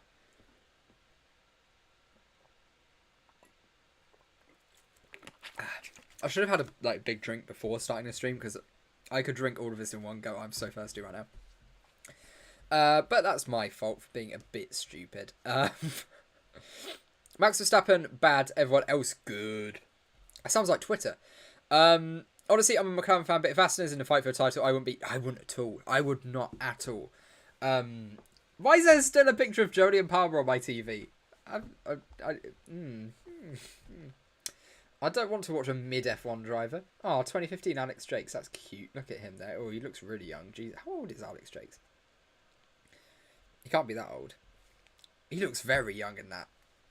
But it was nearly a decade ago, so sort of get it, I guess. No, yeah, I mean, like I said, I'm a McLaren fan as well, and if Aston Martin are in the title contention, they won't be. But if they were in title contention, I would not mind one bit. I don't want to get greedy and ask for a 4-way title fight, but I wouldn't complain if we had a 4-way title fight. I mean, I'd live. Alonso Rookie of the Year, yeah, absolutely. I really want a fight for championship, not some fight for P2. Looks like we ain't getting. I'm not sure yet because we do have one caveat for this whole year. Is by the end of the year, the Red Bull will probably. Okay. So let's say Red Bull start the season with a 2 to 0.3 advantage on raw pace. By the end of the year, I would expect that gap to have been wiped out because, naturally they have less wind tunnel testing time anyway because they topped last year.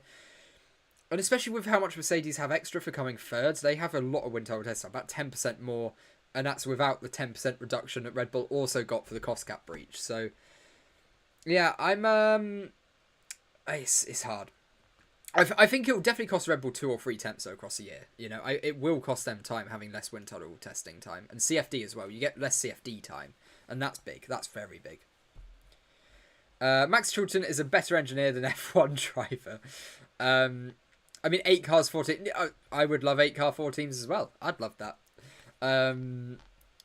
But I would say one problem with the 8 car 14 thing is you are assuming Perez, Stroll, Sainz, I guess, to an extent as well, but also Russell probably is around Hamilton's level. So 5 cars is doable, but I don't see Sainz being involved in an 8-way battle. I don't see Perez or Stroll managing to mount a title fight really. Sainz, if he was the number 1 driver, he could do it, but I think he's sort of been, especially this year, will probably be pushed into more of a number 2 role with Fred Vasseur coming in. But yeah, interesting. But imagine Red Bull win like last year with plenty. Oh yeah, I don't want that. I really don't want that. I don't care if Red Bull win again. I just want it to be interesting. It's the same approach I had to 2021. I don't care who won it. I wanted it to be good, and I feel ultimately it wasn't really. I didn't. These are dreams. Yeah, absolutely. Yeah.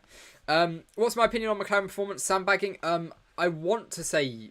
Okay, so right, McLaren. We haven't seen a performance run from them. They're not 4 seconds off the pace or whatever. They're not that far back. But it's not been an easy test for them. It really hasn't. A lot of stuff has gone wrong. A lot of stuff has gone wrong at McLaren. And trust me, as a McLaren fan, I blooming hate it.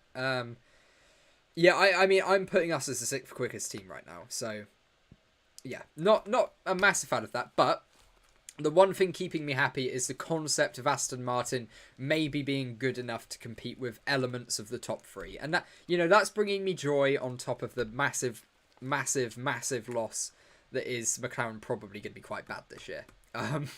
But we'll get over it. We'll get over it. Merc W11 was P10 in testing, so we have hope. Yeah, exactly. And that yeah, it's testing. I don't want to read into the times too much, and we're not reading into the times too much. It's more speed trap data, reliability, and all that sort of thing. And everyone's looking really reliable at the moment. Which does that tell us again we might see the engines be turned up a lot more, and that's where the unreliability starts to kick in. Or are we still in that position of, well, actually the engines are just really reliable. They're being pushed to the limit, and no one's broken down yet. I think it's more likely the first one. Everyone's just sort of within their limits at the moment. That's what it strikes me as at the second in time. Everyone's sort of just performing within their limits. We might see a little bit later today some smoking engines if the teams decide to do a quali run and they're like, yeah, you know what, let's pump it up and give it a proper go. And that's where it starts to go a little bit wrong. McLaren's just, don't want to talk. Basically, every time McLaren's come up in any of these streams, I'm just going, let's talk about Aston Martin or let's talk about Mercedes, Ferrari, Red Bull. Those are more interesting teams. Let's talk about them instead. But no, it's rough for McLaren. It is really rough at the moment. Imagine this is 1999 grid. I mean, that would be pretty fun actually. You've got some pretty good drivers in there.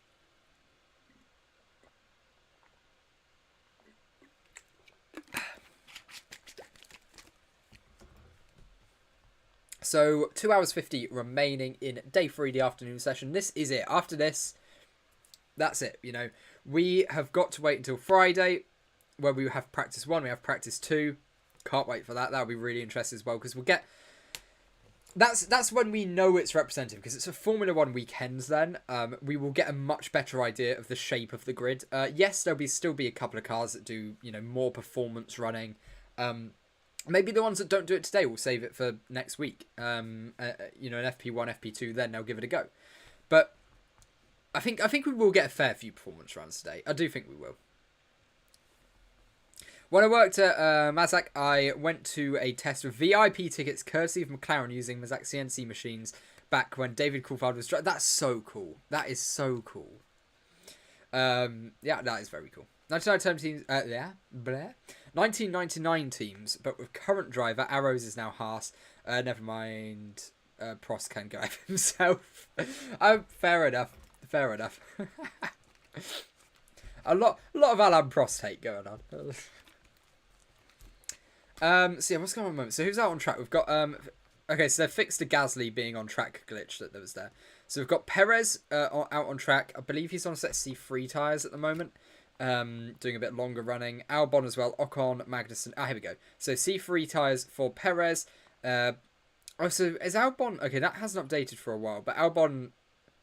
Yeah, Albon is on track. And probably on those tyres. They just haven't updated the lap count for a while. Magnussen doing a long run. We've seen him out on track for ages. Yeah, he's doing a long run on those C3 tyres. Yuki Tsunoda... he's also out on track. He's on a set of C3 tyres. And Lewis Hamilton has just come out on track again. He's on a set of C3s, is that? I think that is a set of C3s, yeah. Not a lot of rear grip at the exit there whatsoever. Properly sort of squibbling around the square. Yeah, that's not looking great. But let's see what Hamilton does here. Let's see what his Sector 2 split is like. It's going to be a fair few seconds down. 2.7 seconds down on Charles Leclerc's C4 run. Hamilton, this will be his quickest lap time, and it'll probably, I'm going to say he's going to be around 12th, I think. He might go just ahead of what Magnussen's been able to do, it looks like. So Lewis Hamilton, massive, massively missed the apex at the final corner. Big clunk over the curbs. This will be slower than Magnussen's time. It will probably be slower than Bottas's. Just about quicker than Bottas. 3 tenths off Magnussen, half a second quicker than Valtteri Bottas's time, but that could have been quicker. Big mistake at the end of the lap. Where would Lando go? Red Bull? Don't think so. Lando really does need to leave McLaren. Ferrari maybe? Is that an option? Is that an option for Lando? Not sure. Mercedes, it could be an option when Hamilton goes. I'd love to see Lando and George at the same team, because that fight, I think, could get really toxic really quick. Like, yeah, they're friends and stuff, but I feel like when you're friends and then go against each other, that's where it can really sour the quickest, because you've got everyone all the time going, oh yeah, you're good friends, aren't you? You're all great friends. Yeah, you're friends. When in your head, you're like, no, they're my rival. And then, it's that repetitive eat you up sort of thing. Tsunoda improves up into P12 with a 1:4.113. So that puts Hamilton there in P14. Yeah, big mistake at the 5 quarters. Completely missed the apex. It didn't look like the car wanted to stop. Perez finishes another lap there. 38.9 last lap. So are these more race runs we're seeing now? Magnussen, Perez out there doing some more sort of race run-esque times at the moment. Could be that case. I'm going to turn the commentary up. There we go. See what they're talking about.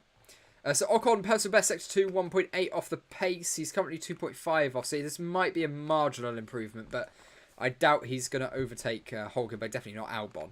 But yeah, that's interesting. Albon, interestingly, did do his lap on a set of C5 tyres. So that's something I'm not realised. I thought that was a set of C4s, but no, 1.7 off on C5s. Doesn't look great for Williams, but I'm assuming that wasn't a high performance run. Yeah, there we go. Ocon does improve slightly to a 33.3, and he is about half a tenth off of Hulkenberg. Yeah, Audi's shot for 2020. Sorry, what was going on here? Do you think Alonso can be ahead of Mercedes for the first couple of races? Yeah, I don't think Stroll will, or Drugovich, whichever driver it ends up being. There's a chance that if Mercedes aren't able to sort of hook it up, you know, they're not able to sort of work out what setup actually works with this car, then yeah, Aston Martin might be ahead for the first couple of races. I don't think that's a long-term result. You know, I feel like Aston Martin will improve on that. They will claw it back. But yeah, it's a really interesting question to ask. Because it could go quite a few ways. That's sort of what's quite fun about it. Who was sixth in the 2022 constructors? It was Aston Martin that was sixth in the... Yeah, Aston Martin was sixth. If I was sided, I would try to get Lando before becoming Audi. Yeah, I mean, that's not a bad shout, is it? But I think Lando would maybe go Audi in like 2027 or something like that. You know, I don't think he'd want to... Unless things at McLaren are going really bad, I don't think he'd want to go to a new works team in that way, because they're not going to be rapid immediately. But then again, the Audi brand doesn't want to put its name on something that isn't going to be quick. So, you know, they're going to secretly be funneling a bit of funding in. You know, they've already got Seidel in. There's clearly Audi influence behind that. So yeah, you know, maybe Audi could be competitive from the get-go, because they've decided, okay, what year could we realistically become competitive? 2026. Okay, well, that's when we'll put our name on the car, because that's when we'll actually, you know, think it's good enough for us. And yeah, hire Lando for that. So that's a really good shout. Lando Norris is not a bad shout at all for the Audi drive in the future. Especially, obviously, with his links to Seidel. It feels like he needs to stay till 2025 and jump ship to Audi 2026. Probably the best decision he can make. Yeah, I think we have just pretty well predicted what his potential future career path is there, to be honest. That does seem pretty realistic. Who's that? Signs on his... Signs on the last lap he had out. He actually set a couple of purple mini sector there, so that was interesting. He could have done something quite alright. Do you think Alpine could get into the top three this year? No. I think the top three is fairly set as Red Bull, Ferrari and Mercedes. Alpine, honestly, I'm thinking they'll become the fifth quickest team. Aston Martin, everything we've seen so far suggests that Aston Martin is at a higher level than the Alpine, from what we've seen so far. Stroll might be the sort of factor that leans more towards Alpine, maybe in the constructors finding a way to finish ahead of Aston Martin, but I feel like Alonso's going to do a lot of the heavy lifting.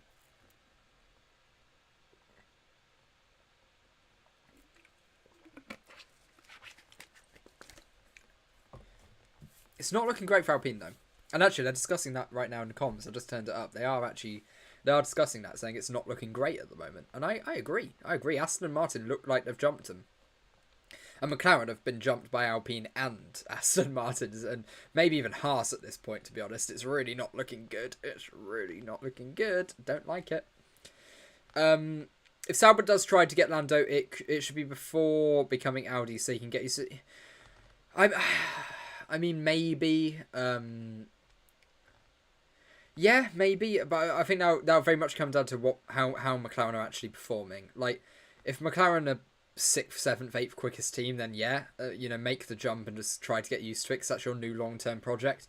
But if McLaren are doing well in 2025, then yeah, I don't think he'd want to make that move. I'm not sure it'd be the smartest move to make. I can see why you would think that, but I think Lando might trust Audi more than Alfa, so 2026 could be... Yeah, I'm thinking sort of in that boat as well. Friday finished 1999 Team Night with 2023 driver. Okay, that'll be interesting.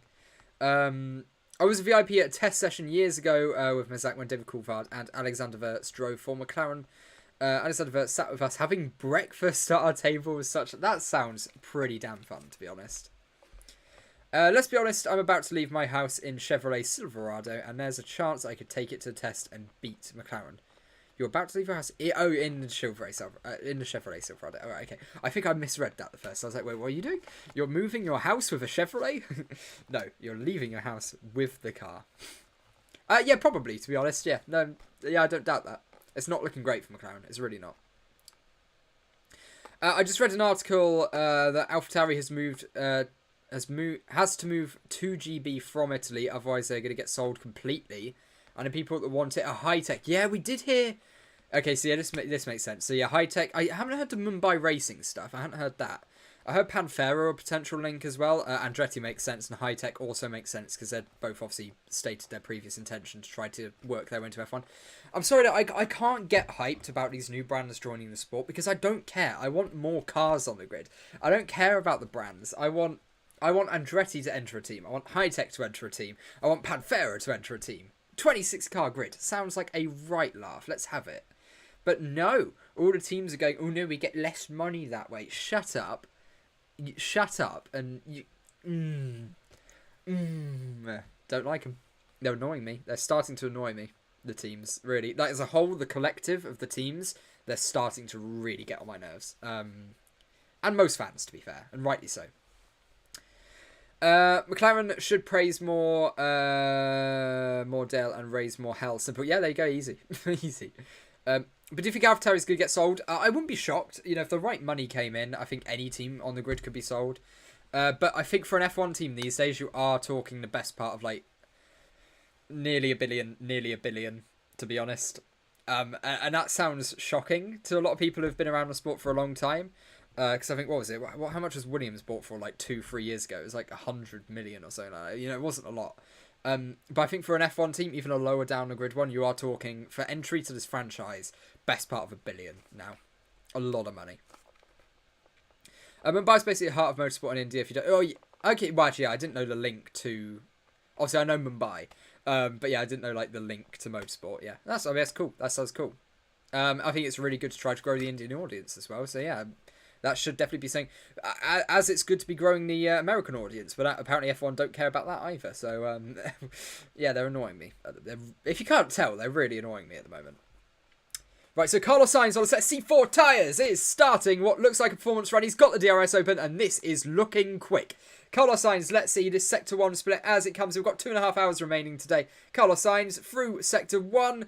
Bit of track extending, but that's okay. They're not monitoring that. He is only 0.02 off in the first sector. So here we go. This is a proper performance run on these C4 tyres, like what Leclerc did this morning. From Carlos Sainz through the hairpin, nothing bad at all. The pickup on this Ferrari coming out the corners, the traction is absolutely phenomenal.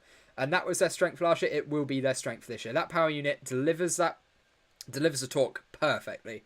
Here we go now, Sainz, as we start to approach the hill. We've got that quick flick of a left as then you rise up the hill, slowly curving right until you get to the top of that hill and start descending down the back straight. The Sector 2 split about to come in. Carlos Sainz is 1.5 tenths down, but obviously this is still very much going to put him up into P2.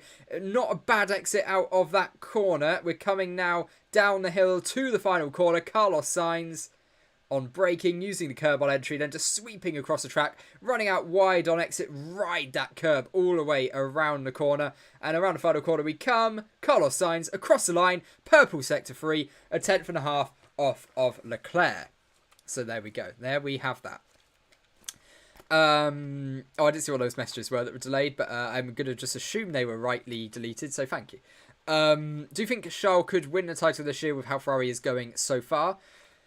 Yeah, but I mean, they could have won it last year. I think if Ferrari have solved the reliability issues that they had in the early races last year when they turned the engine up, then yes, that's very, very doable. And they'll be a lot more competitive than they were last year. The only problem I'd have is if they have to turn those engines down again like they did last year because of reliability, then no. I think then your biggest threat's going to be Mercedes, and I think Mercedes at the start of the year will be too far off to be a reasonable threat. So we need this Ferrari reliability. If you're hoping for a good championship fight this year, Ferrari reliability has to be good in these early races. Otherwise, they're going to have to turn that engine down again. And that will basically be the end of the fight, I'd imagine. Wish I could bought Jaguar for £1. Oh, no, I tell you. Would have been good. Would have been good. If Aston is able to fight Merc this year, Lewis will retire at the end of the year. Will he? I think as long as he's still quicker than George, I think there's no reason for him to retire. And again, because I think Lewis would take it more as long as they're closer to the front, you know, as long as it's an improvement on last year pace wise rather than points wise, he'll still find it encouraging because it means, you know, another year down the line, they might be there again.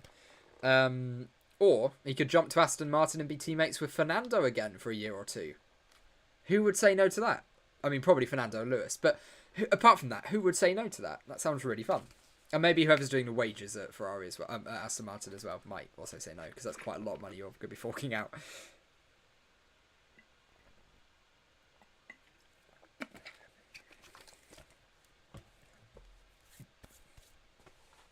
Something not going well at Aston Martin. Yeah, that car's not going to be running for a while. I'm not sure what the issue was. I didn't hear it. I was talking.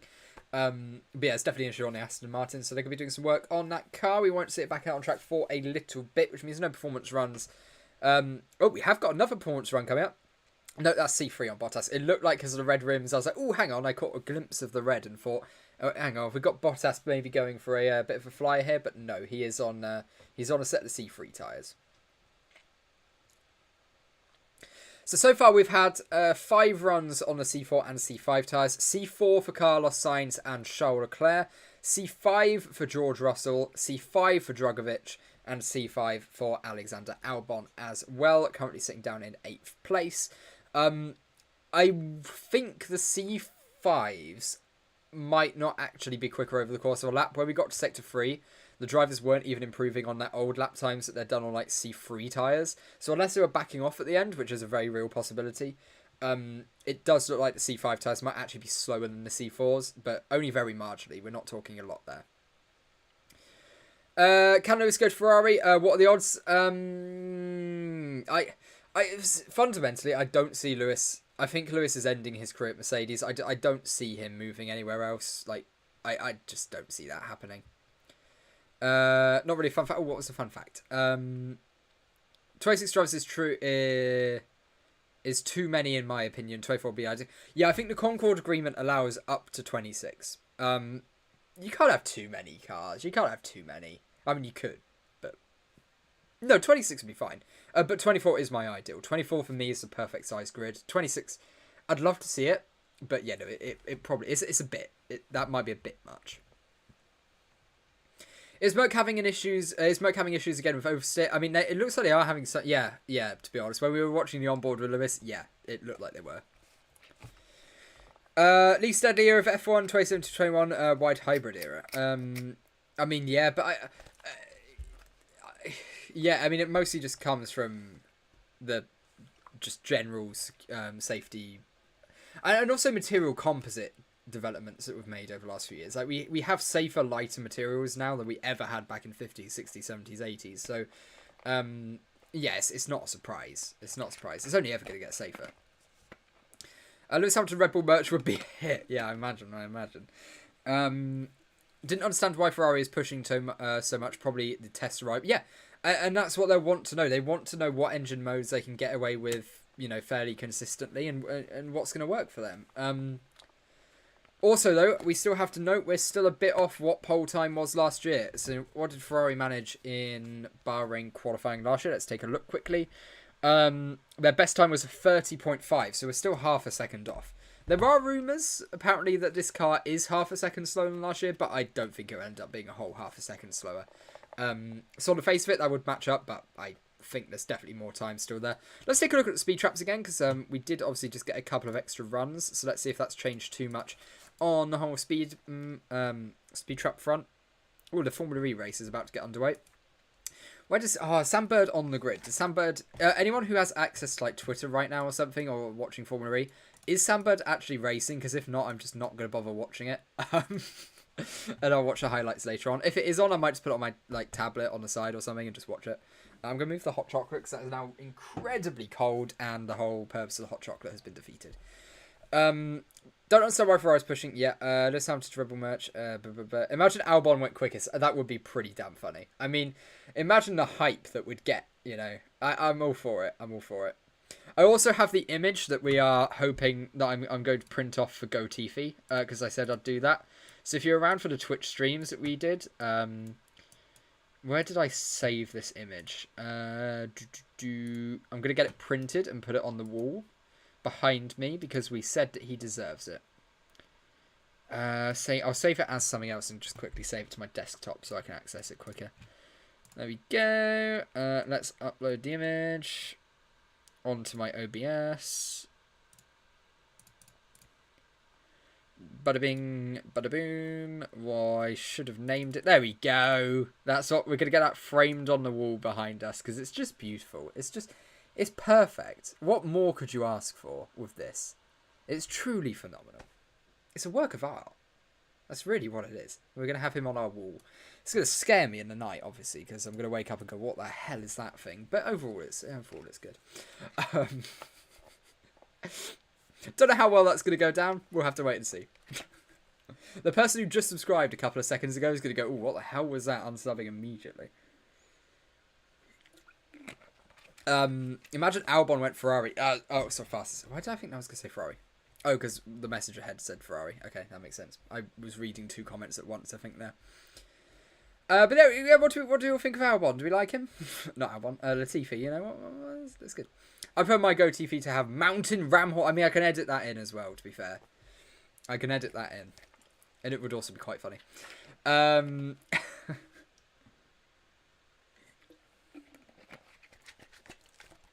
right, what's going on? What's going on across field? Hamilton on set C3s. I think he's been on these tyres a while, though, hasn't he? I think he's been... Oh, no, there seems to be a bit more performance run. He's 3 tenths down in sector 1.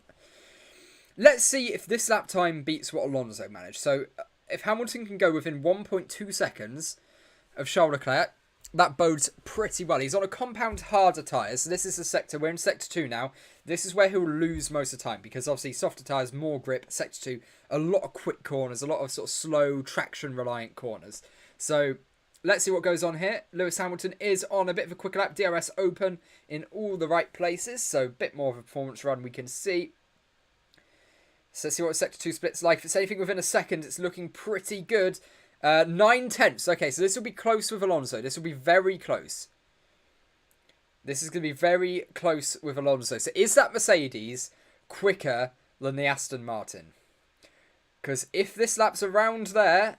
I think this is cementing Aston Martin, all of a sudden, might be some pretty viable competitors for podiums, potentially. He does go quicker than Alonso by just about a tenth of a second, but we should note, I guess, that Alonso did his lap a fair little bit ago, so interesting, but we'll see. So yeah, Hamilton does improve just ahead of Fernando Alonso, and it's pretty close. It's pretty close between them. So that's interesting. That's really... okay, you know what? New poll. So let's take a look at the results of this one. But I've got a new poll in me head right now. So there we go. There's the results from that poll.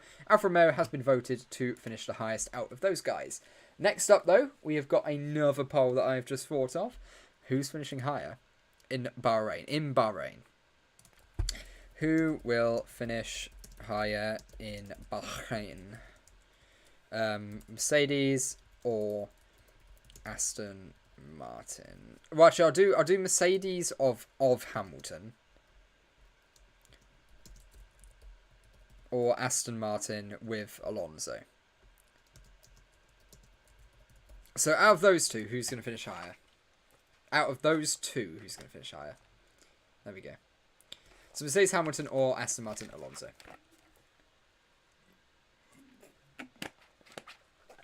I would go Mercedes for what this is worth. But I think it'll be close.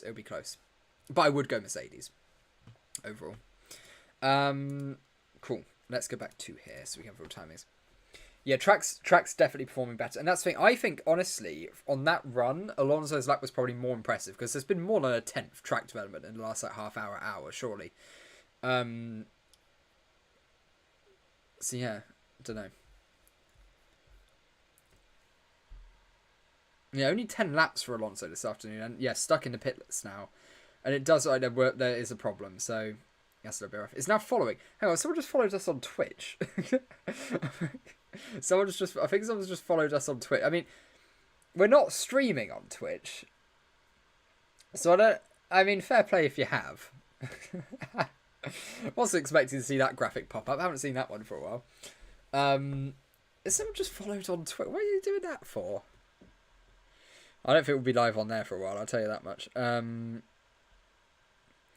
Here we go. So yeah, this is a tweet that I know was brought up in the comments a minute ago. AlphaTauri could be sold or forced to move its base to England.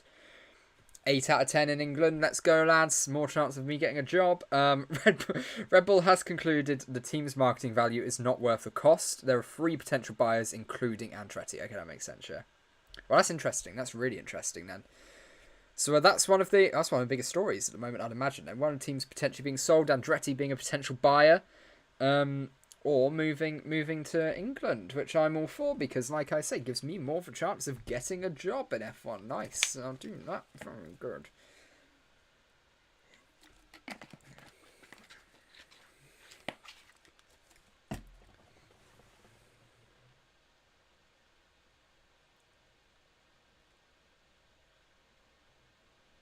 Apparently, the Orland sponsorship was sponsored by, was signed by Fred Vasseur on Christmas Day. On Christmas Day. Well, that's a nice story, isn't it?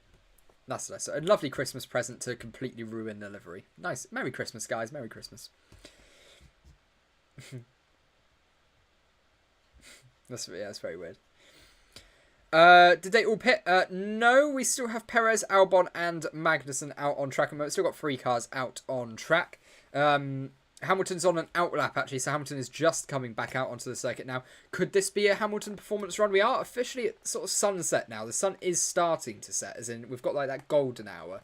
So yeah, this will be fun. It's too late for Merry Christmas. Yeah, slightly, ever so slightly. They're now talking about ice cream, I think. Yeah, they're talking about ice cream. I'm going to mute the commentators because I love them to bits, but they are talking about ice cream, and that's going to distract me and make me hungry and want ice cream. Oh, I could do some ice cream. Do like some ice cream.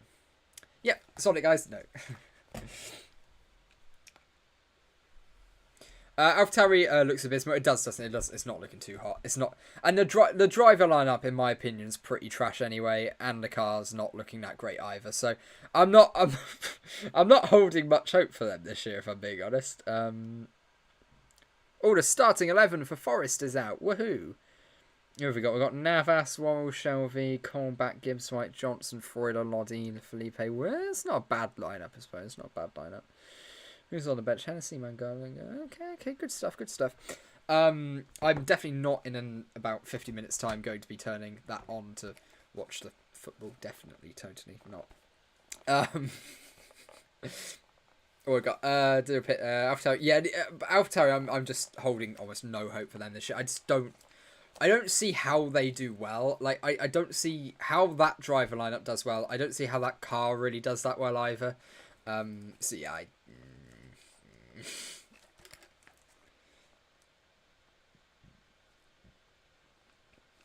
So what's going on then? Yeah, I mean we've got quite a few cars out there now. We've got Sainz out there again. We've got Perez, Hamilton, Alonso, Albon. Oh, Alonso finally back out on track. That's good to see.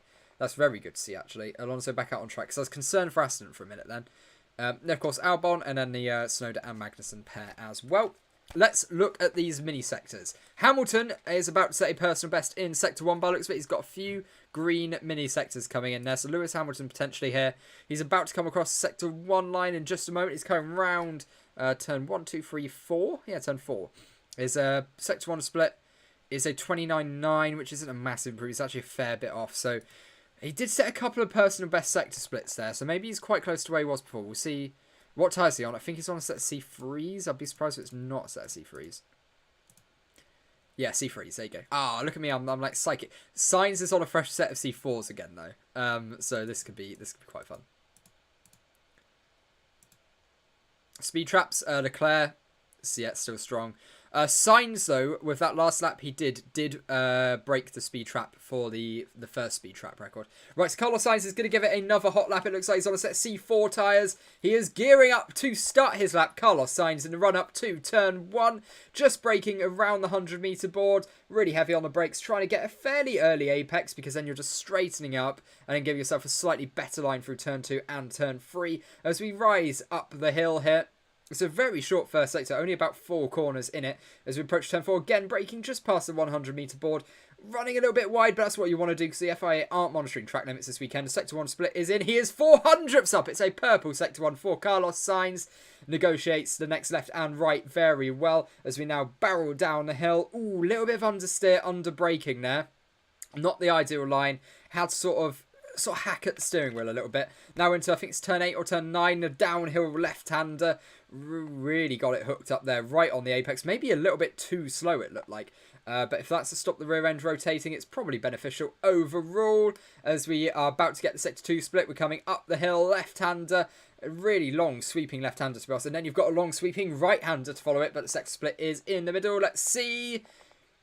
Oh, he's 0.015 down, so this has got to be a good final sector. Oh, it's just got a little bit of oversteer mid-corner. Fernando Alonso improves up to P5 on a set of C3 tyres. 9/10 off the pace on a harder compound than what Charles Leclerc did this morning. That is looking very impressive for Fernando Alonso. But Carlos Sainz in a run-up to the line now negotiates final corner. Well, oh, 0.012. 0.012 away from Charles Leclerc at the top of the order. Very close. So that is Fernando Alonso going 0.3 away from Sergio Perez on the same compound of tyre. That's an interesting one as well. That, and ahead of Hamilton, who only set his lap time about 10 minutes ago. That's very interesting. But the lap times are going to ramp up. They are definitely going to ramp up now. Ferrari, Red Bull, they're saying, fair play. I guess Mercedes might have to be wary of Aston Martin, because on 2 compound harder tyres, Alonso is only half a second away from what Russell did this morning. So that's really interesting. This is looking fun. This is looking really fun.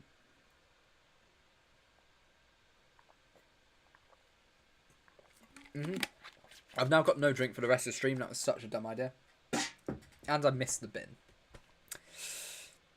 Bad ideas all round here. So there we go. Fernando Alonso up to P5 ahead of Felipe Drugovich, who set his lap on the C5 tyres. So Alonso, I think, showing who's the boss at Aston Martin this year. Tell you though, only a second away on a compound harder tyres from Ferrari. That's looking pretty good for Alonso there. That's not too bad. He'll be happy about that one. He'll be very happy about that one. Obviously, we didn't get to see the lap, so he might have even made a mistake in there or something. You know, we don't know.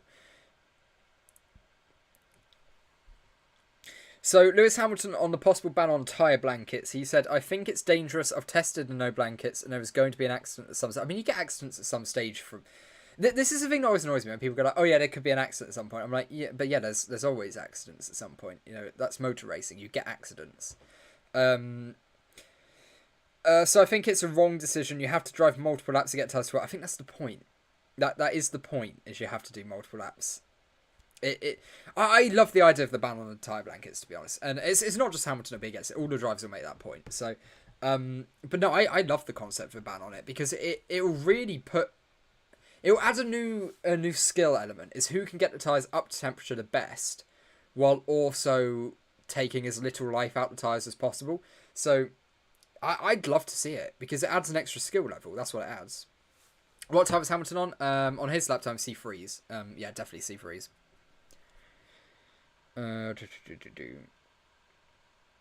Oh, apparently at the start of the Formula E race, the leaders have crashed into each other.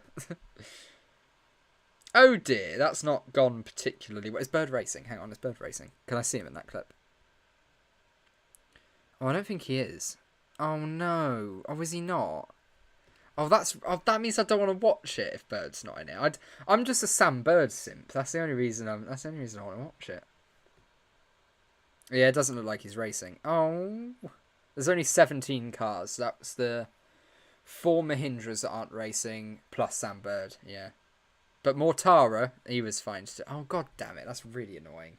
That's so annoying. Sam Bird has the worst luck out of any driver, maybe not Fernando Alonso, in any motorsport. It's very annoyed. I agree, blankets are no. I'd love to see the tyre blankets go. I really would. Just because it adds that extra skill level. And that's what I want to see. I would love to see that. So right, 2.25 hours to go. We are now very much in the end game of F1 testing. The last sort of like, last 12th of testing. The last 3 days have built up to these sort of race runs that we're going to see coming up soon, and these sort of hot laps that some of the drivers are going to try. Yeah, it'll be fun. It'll be fun.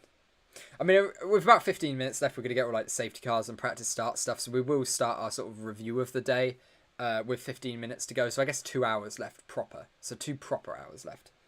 Right, so we go. Fernando Alonso on a set of C3 tyres. He's slowing down to give a little bit of a gap. Oh, there's a problem with the car. We'll wait and see. Oh, that's not Fernando Alonso, is it? Jesus, that's the Alpine. Oh, that's the first time I've made that mistake. And it's annoying. I was doing so well. It's Ocon on a set of C3 tyres. I think this is looking like it's going to be a performance run on a set of the C3 tyres from Esteban Ocon. So let's see what he does. Not seen a lot of the Alpine on track today. Not seen a lot of it at all. So let's see what the car's handling like at the moment. Looks alright for the first few corners.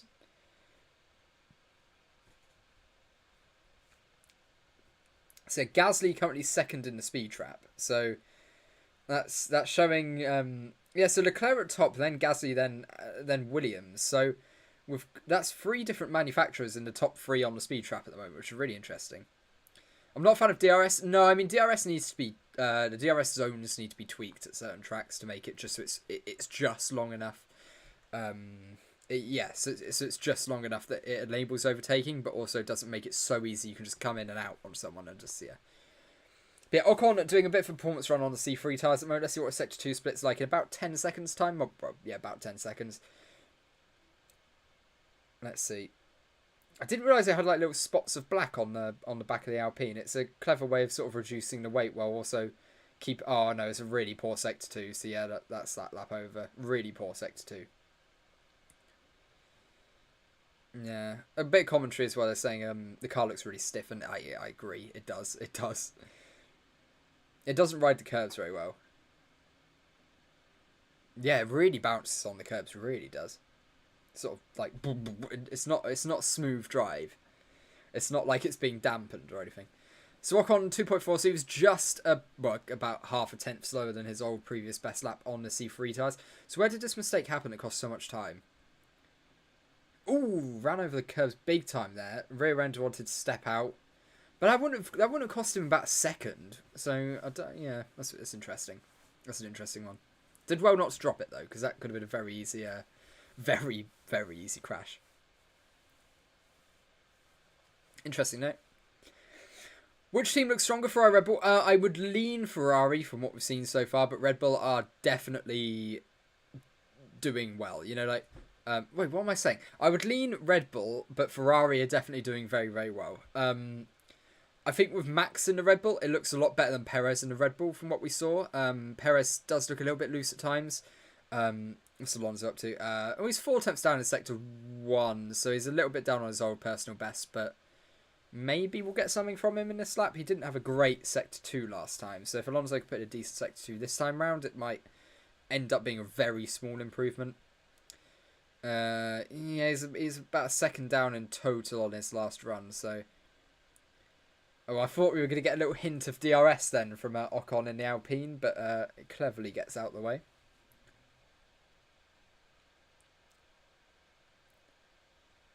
So we'll see what the Sector 2 split's like for Alonso here.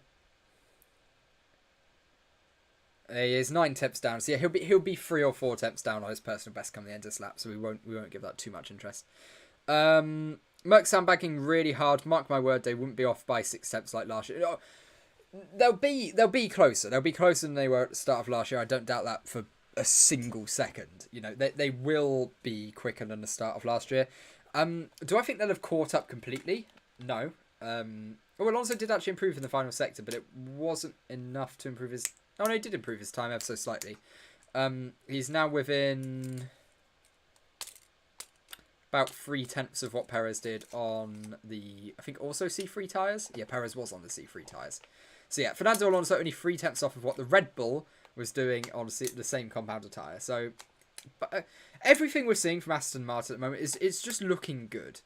Everything we're seeing from Alonso out on track, every time, they are the team of making the biggest jump. No doubt whatsoever. Like, I said this before tests even began, pretty much. They will make the biggest jump, and now I'm tempted to come out and say I've already been proven completely right, because, I mean, look at it. It's such a good car. It's handling so well. It's just doing what Fernando wants it to do. Bottas has set 2 personal bests. He is on a little bit of a performance run with those C3 tyres. So let's see what he does. The car's bouncing massively down the back straight, but that is just because it's quite a bumpy track. As you now come through the final corner.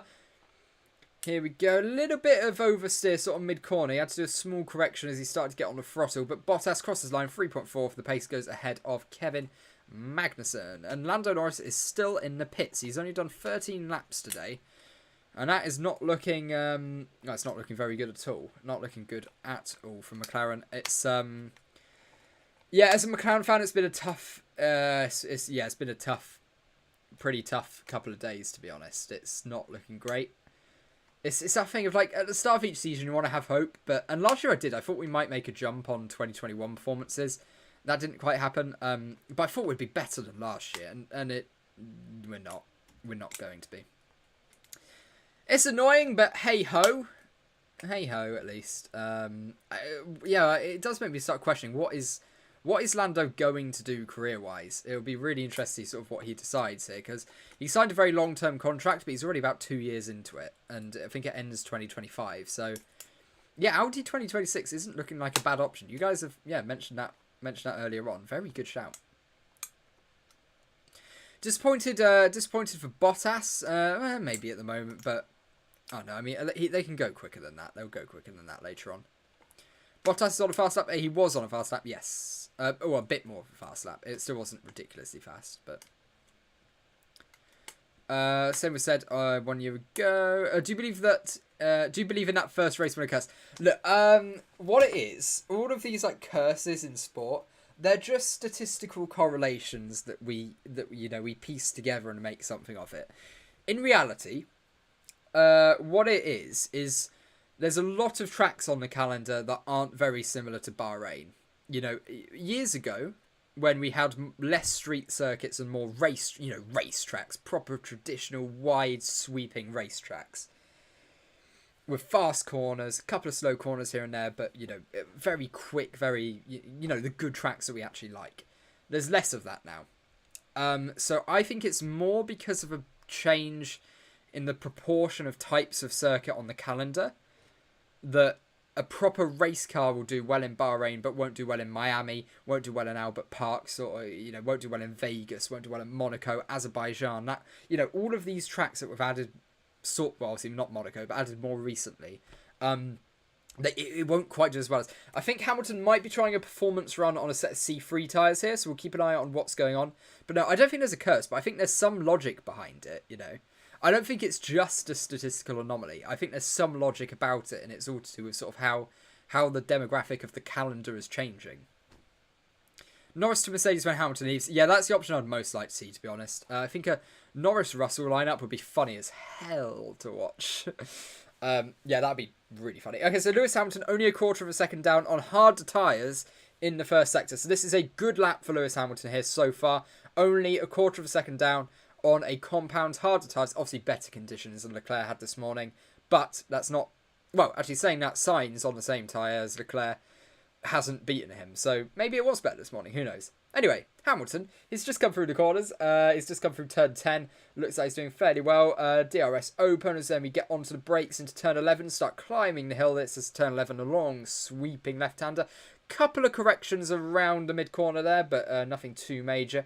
Then turn 12 as we approach turn 13. That was pretty neat. He's only 7/10 down.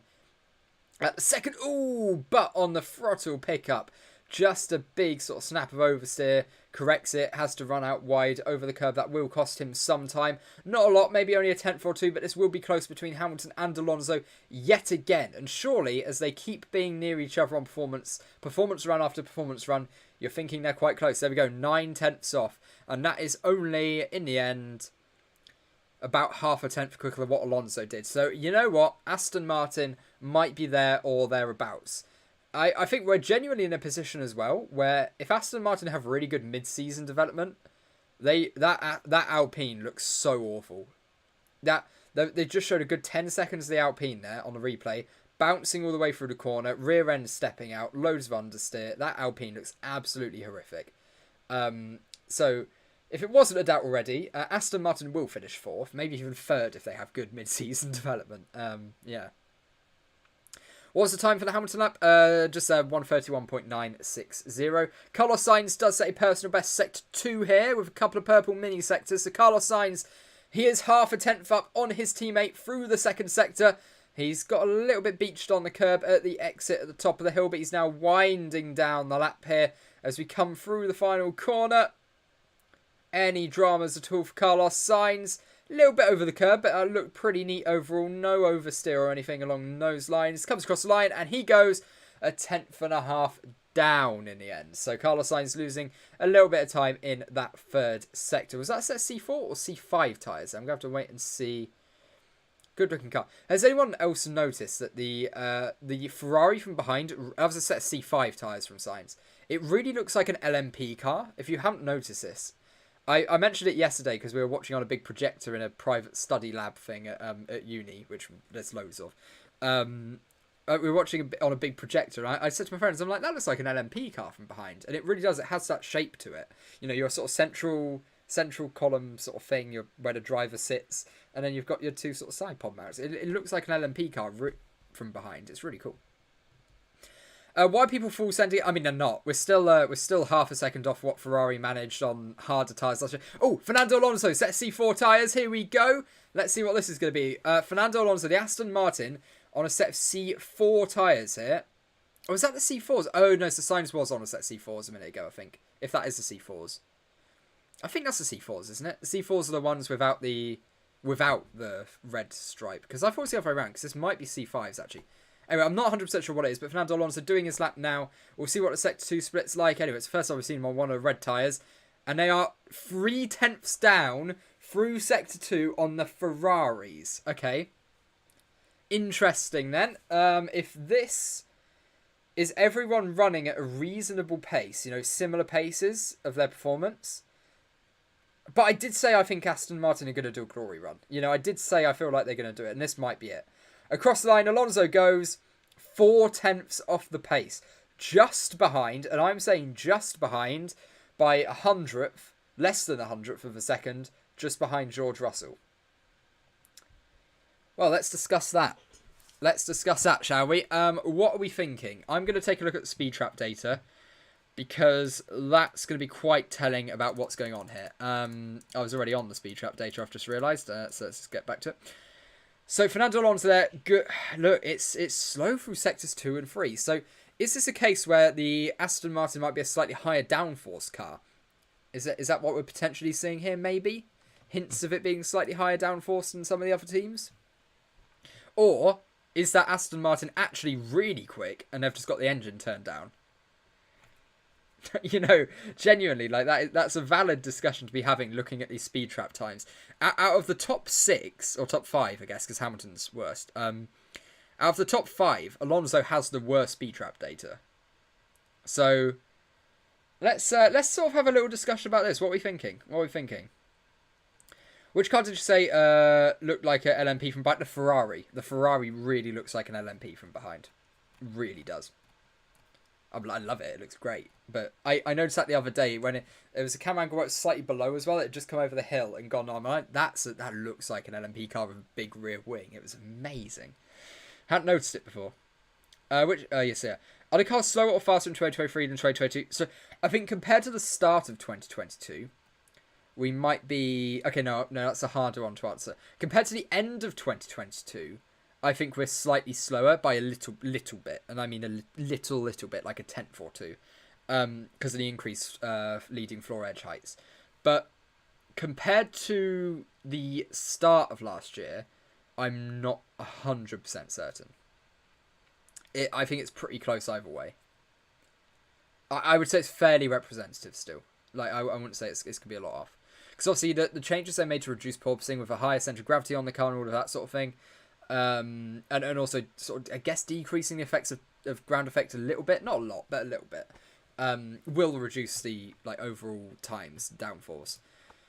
But then that downforce is being found in other areas of the car. So I'd say it's fairly similar. I'd go with yeah. Hamilton was on hard tyres. I think he's on C3 tyres. I think. Yeah, his best lap time was set on C3s. Okay, so Alonso was on a set of C4s. So George Russell on C5 tyres, so a compound softer. But we did see the C5 starting to degrade in the final sector a little bit. Ooh, no rear grip at all for Hamilton there. But yeah, anyway, so Russell only were less than a hundredth of a second quicker than Alonso on a compound softer tyres. And Alonso only 4/10. If that Aston Martin's only 4/10 behind the Ferraris by the time we get to Bahrain qualifying, yeah, I mean, if they develop well mid-season, that's gonna be a brilliant addition to the top fight. Yeah, if they're within 4/10 and they have decent race pace as well, they are going to be contenders for podiums, especially with Alonso in the car. You know, chucking a safety car here or there, good strategy. That's close enough to try to sneak a podium every now and again. And I'm not complaining. Tyres for Leclerc and Sainz. So I'll run through what tyres everyone was on around top 10, sort of. So Charles Leclerc was on a set of C4s. Carlos Sainz was on a set of C4s. George Russell was on a set of C5 tyres. Alonso, C4s. Perez, I think, is on C4s. I'm going to have to rewind to try to get the graphic for that back. No, Perez is on C3s. So actually, Perez, that lap looking really good. Hamilton on a set of C3 tyres. Drugovich, C5. Gasly, C3. Albon, C5. And Hulkenberg, C3. And then everyone else below is C3 as well. So that's what tyres everyone was on. And we've got just under 2 hours remaining in pre-season testing for the 2023 Formula 1 season. This is where, well, we've actually had a couple of the quali sims come in already, but there's still a couple of teams I'd like to see do it, and I think we're also going to get a couple more runs as well. Perez, I want to see a C4 run from. I think that'd be really fun to see. Just see what that Red Bull can do relative to the others. I think because of how late they're leaving it, they'll probably have the best conditions. So I wouldn't be shocked if Perez does come out on top, because I think that Red Bull is probably around the same pace as the Ferraris, but with better conditions, he'll probably go ahead. You know, Perez has not done a C4 run. Any changes to qualifying format this year? No, I think they mentioned trialling the using C. What was it? Using C. No, not C's. Yeah, that's what's confusing me. I was trying to go with somewhere that's not happening. Using the hard tyre in Q1, medium tyre in Q2, soft tyre in Q3. There was some talk about doing that. And I think, is it being trialled this year or is it being trialled next year? I know they mentioned that it would probably be trialled. But honestly, I can't remember the year. That's something I'd have to go and research. So I'll have a look at that in the future. But yeah, I'm not sure off the top of my head right now which one it is. But yeah. YouTube is really just not promoting this stream, is it? We've had like no new viewers come in. And that's so weird for how long we've been streaming. Curse you, YouTube. I mean, I don't want to curse you, YouTube, because, like, you know, there will be streams this year where we end up with several thousand people because for whatever reason it just decides to promote it massively. But YouTube is a very confusing concept. Right, so with F1 testing now getting GP weekend style coverage but not delivering much excitement, should the series consider adding some spice to make it a more engaging event? No. That's a stinky take.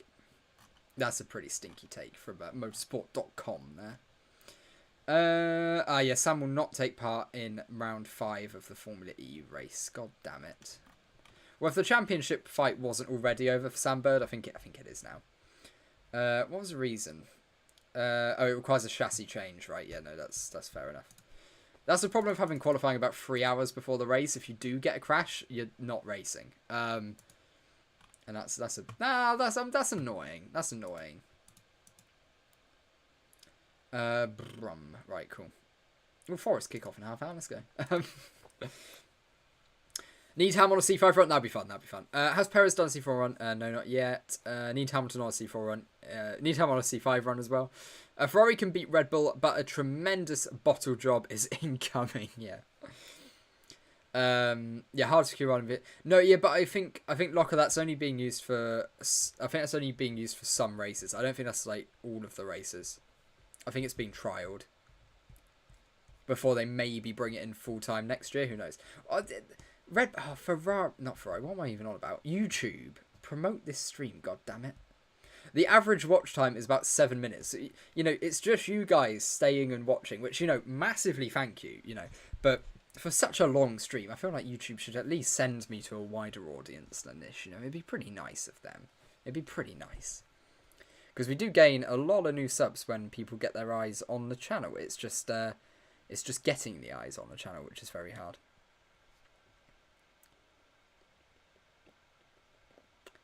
Right, there we go.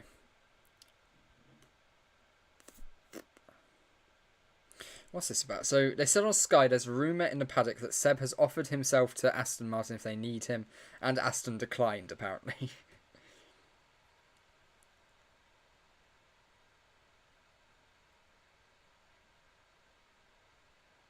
Yeah, that's interesting. Norris and Pitts, yeah, I know.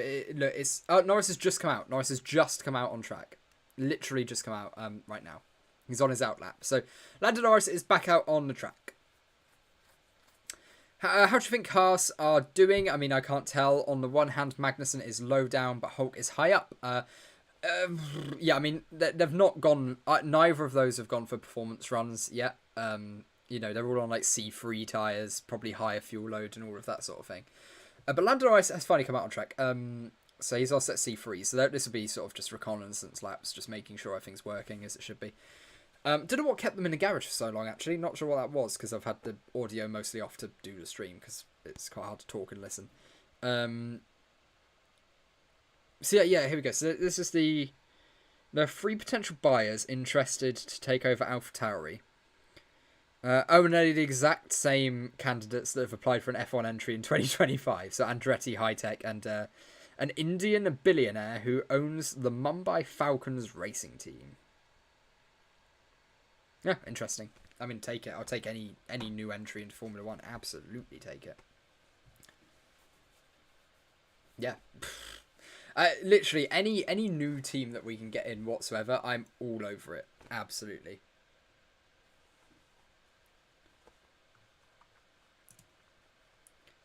I could try change the title real quick, because I feel like it's actually a little bit too convoluted. There we go.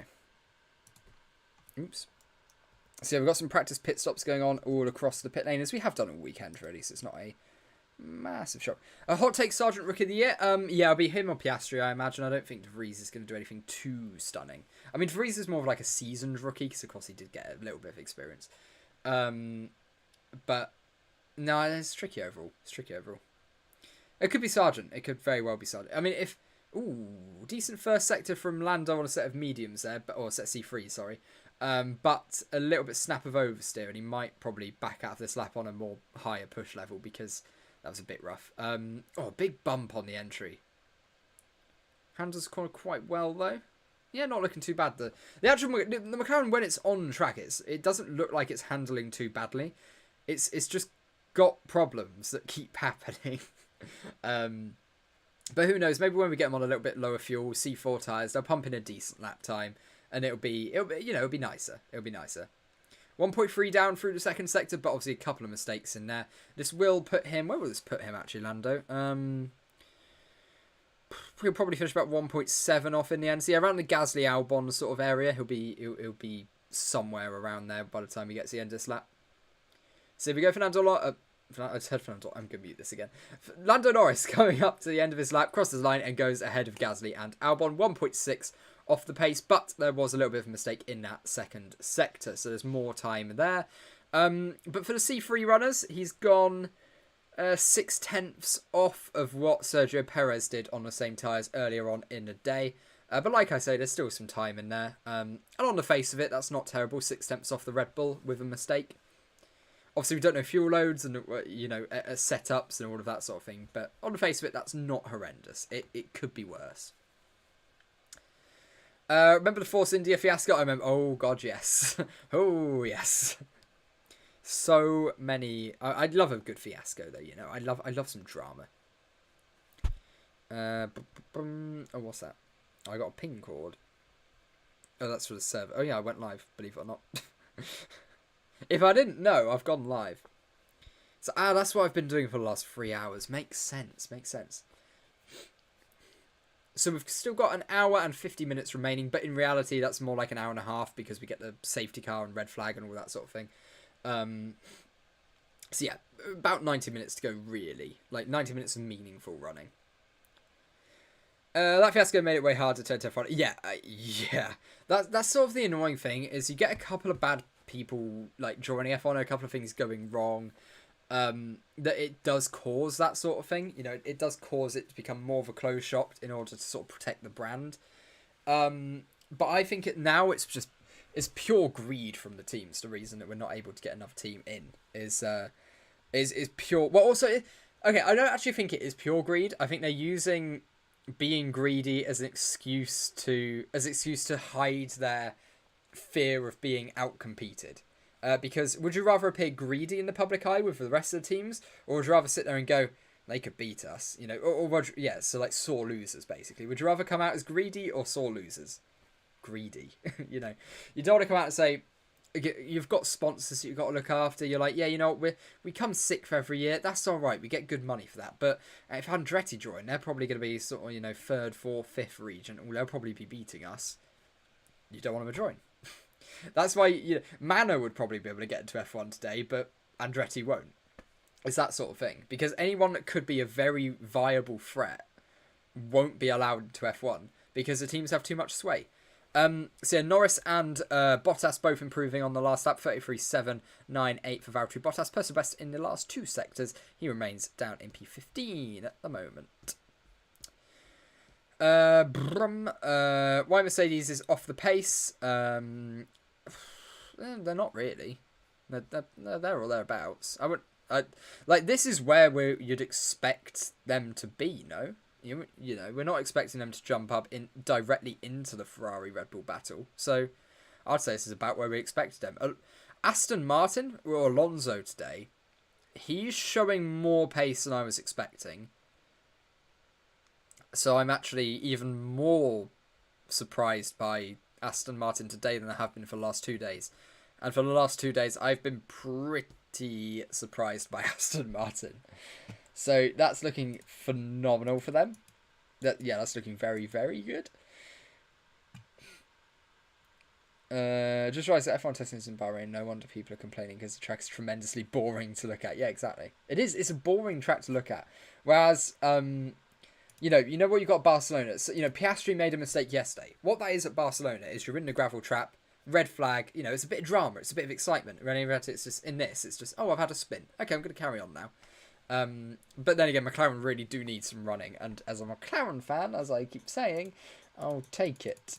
It could be worse. So, but yeah, no, this is a big development for AlphaTauri then. So the new Red Bull management determined that the results and the marketing value don't justify the high costs of AlphaTauri. So the team either has to move to England or it could be sold. I mean, I'm going to be brutally honest, I'm shocked that team hasn't been moved to England already. I thought that was something that would happen quite soon, like, or quite early on in its life. Yeah, so to be honest, I'm still shocked that hasn't happened yet. Alonso's on the set C3s. Let's see what Sector 1 splits like. Yeah, no, it's way off the pace. This is high fuel. This is a race sim for Aston Martin here. Oh, Crofty's now in the comms box. And Ant and Rachel. There you go, for anyone wondering.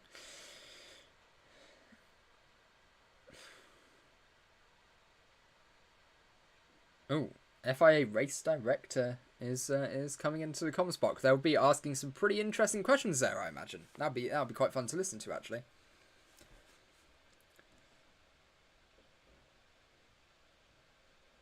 That Aston Martin looks good. Like, not performance-wise, the livery is beautiful. It's my favourite livery. If that car had a bad livery, it would annoy me that it was quick. But, like, that car looks so good, I want to see it battling for wins, if that makes sense. It's like, the best liveries I want to see at the front. I want to look at it more. And that's a good livery. It's so nice. Oh, sideways, love that.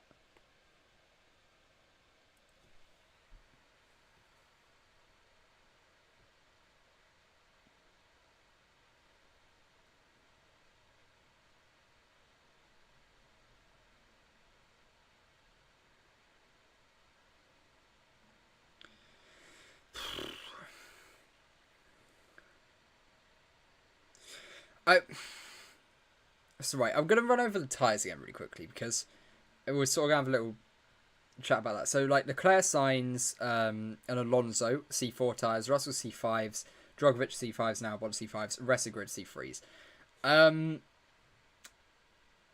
Who is in the strongest position here? Ferrari or Perez? So, Perez is about 7/10 off on a compound harder tyres. To me, that equates to a fairly even, once you allow for the tyre delta, that allows for a fairly even gap. Maybe Perez like a tenth back or something, but how much are Red Bull hiding in that? That's what really concerns me. How much are Red Bull hiding right now? Because I just feel like Ferrari have given us a little bit more today. I feel like Aston Martin, Mercedes, they've given us a little bit more today. I don't think we've seen anything from Red Bull. I really don't.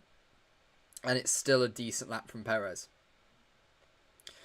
So, okay. I mean, I'm pretty happy with my constructors' predictions, to be honest. I said pretty much from day one we're looking at Red Bull fastest, Ferrari, Mercedes, Aston Martin there or thereabouts, sort of in that region somewhere, and then probably Alpine and then McLaren.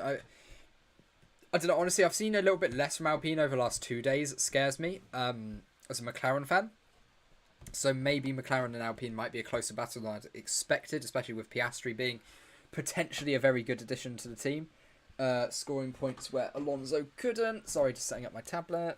There we go. But yeah, as a whole, it's all getting really interesting. We're just at that stage now where this is sort of what we've got to go off. We might get one or two, quick laps in, but fundamentally, like, most of these drivers aren't going to improve now. So, what are we looking at here? I mean, Red Bull looking strongest still. Is that fair to say? Is that sort of what we're? I'm going to do a poll. I'm going to do a poll. Right.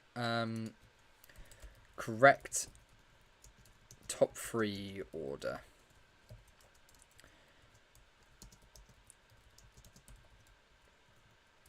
Okay, so obviously Mercedes aren't going to be quickest. We're not going to put that as an option.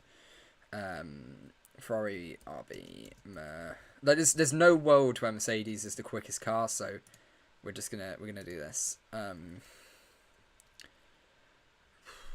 Yeah, but they could be second quickest. So then we'll do Red Bull, Mercedes, Ferrari, and then we'll do Ferrari, Mercedes, Red Bull. There we go. Okay, so here's a new poll. Correct top 3 order. Let's take a look at this. Last poll ended. Who will finish higher in Bahrain? 61% said Hamilton and 38% said Alonso. That was with about 100 votes on that poll. So what is going to be the correct order in your minds here for the top 3? Sort of when it comes to quali, when we get that, when we get to that quali session, race pace as well, maybe if you want to chuck that in. But ultimately, based on pace at the moment, what are you going with? It's not looking good, Brevia. That's one way to put it. Yeah, Alpine keep on saying that they're just testing stuff, not putting in any fast laps, so everything's okay. But yeah, as an Alpine fan, I'm not really sure. Yeah, I'm getting the same sort of a vibe from McLaren at the moment. It ain't looking too hot. I just feel like we're at the stage now where it's at the start of testing, everyone's got some hope. They're like, yeah, we're gonna get some really good laps in. I feel like there's a couple of teams now that have got a bit of a crushing reality of This might be quite a tough year. Alpine and McLaren, I think, are both going to lose a place in the constructors to Aston Martin. Haas might be doing all right. Williams might be doing all right. Alpha Tauri look not great at all, really. Alfa Romeo, I guess, okay. Nothing too. Hamilton is on a set of C4s. Never mind. Let's lighten the mood a little bit. Lewis Hamilton is on a set of C4 tyres. Let's see what he does. This might be our last bit of real fun this stream. So let's take a look. I mean, I don't know what the run plan is. We might get a couple more quali sims in before the end, but here we go. Lewis Hamilton at the end of the first sector, through turn 4 he comes. Way out wide, really using the track limits. He is 2/10 off. 2/10 off of Leclerc in the first sector. That's reasonable. That's not too bad. Let's see if he can. I think he's... obviously, the Mercedes isn't going to beat the Ferrari in any sector, I don't think. You never know, but this lap could prove otherwise. But I wouldn't guess so. So if he can finish within half a second of the Ferraris on this lap, that's pretty encouraging on a set of C4s, I'd say. Or really, does he want to be 4 temps? If he can finish within 4 temps, that's encouraging. Obviously, we don't know fuel loads and stuff like that, so it's still a little bit of a moot point, but yeah. Right, here we go. Okay, less than a quarter of a second down for a second sector. This is looking good for Lewis Hamilton here. Set C4 tyres, same tyres that Leclerc and Sainz were on. This is starting to look a little bit better for Mercedes. This is the first sign of real pace, because of course George did his lap on the C5s earlier in the day. Lewis Hamilton, this might be within 3/10 of Charles Leclerc at the end of the lap. He is purple sector 3, 2/10 off of the Ferraris. Mercedes, are you starting to feel a little bit more confident now? Maybe? I don't know. That's looking better. That's looking better. And the car looked hooked. The car looked hooked up. All of the time was lost in sector 1. You actually gained on the Ferraris through sector 2 and 3. So there we go. What are we thinking? What are we thinking about that? It's looking a little better. It's looking a little better, Brad. Love it. Lewis has been struggling to return for all day. He looks awful. Yeah, and I think that's where maybe some of that time was lost. You know, he lost all that time in sector 1. Merc sandbagging, like Toto said. Well, everyone is. That's the problem. Everyone is sandbagging. So like we assume everyone's sandbagging. It's all relative. It's how much sandbagging is happening. That's what the big that's the important bit. Is how much is happening. Forrest are about to kick off. Let me put that on. No one spoil the score. If we score, don't tell me. That would be not very funny. Because I'm going to be about a minute behind or something. Because I've travelled to the Netherlands to watch it on Viaplay today. That's what I've done. Right, so Ocon on set C3s. Is he parking up here? Oh no, he's just completely missed the first corner. I was just saying, what's going on? I know Bahrain, and we've got the driver point view there. I'm like, that's not the way you're meant to be going. Yeah, Ocon basically just completely missed the first corner. Who do you think's going to win in Bahrain? Verstappen. I think he's probably the most likely win. But equally in with a shout, I'd say, is Charles Leclerc. I think Mercedes for the first couple of races might still just be a little bit too far back, and I'm only talking a few tenths here. Yeah, I'm not talking a lot. It's gonna be pretty close, but I still think it's between Verstappen and Leclerc for the win. Maybe Mercedes could get third. You know, I wouldn't be too shocked by that. You know, Perez might be more of a liability to Red Bull this year than in previous the last 2 years. Yeah, he might be a little bit more of a liability, allowing Mercedes and Ferrari to get podiums. And Russell as well. Yeah, Russell Hamilton could be in with a shout of a podium here or there. But I think the battle for the top 2, when it comes down to Bahrain this upcoming weekend, it's going to be between Verstappen and Leclerc. The big question is, though, as the season goes on, who's going to develop the quickest? You'd assume with the wind tunnel reductions that Red Bull is going to have the worst development cycle of the 3. And the strongest should be Mercedes, because they have the most CFD and wind tunnel time, and Ferrari will be somewhere in the middle. I don't know, man. I mean, that lap from Lewis has given me a little more hope that Mercedes is going to be closer. because I don't trust Ferrari in a constructors fight or drivers fight. I just don't trust them one bit because I've been an F1 fan for long enough to see what Ferrari do, and it ain't good. It ain't good under pressure. So I'm feeling in a better mood because I'm now thinking. I still think Red Bull will be quickest at first race, but my ideal season for this year, last season I said, I want a free team title fight from the start. I've changed my mind for this year. I want something different from this year. I want Red Bull to start quickest, Verstappen to pick up a few wins early on, everyone to think the season's over. Everyone's sitting there going, oh, that's it, it's all over, whatever. And then the Mercedes and Ferrari development starts to kick in. Maybe even the Aston Martin, but they could throw a spanner in the works for Mercedes or Ferrari more than Red Bull. And then they just start chipping away at that lead. That's what I most want. I would really, really love that to be the case. Because for me, that's a more entertaining season, a more enjoyable season than just a straight fight.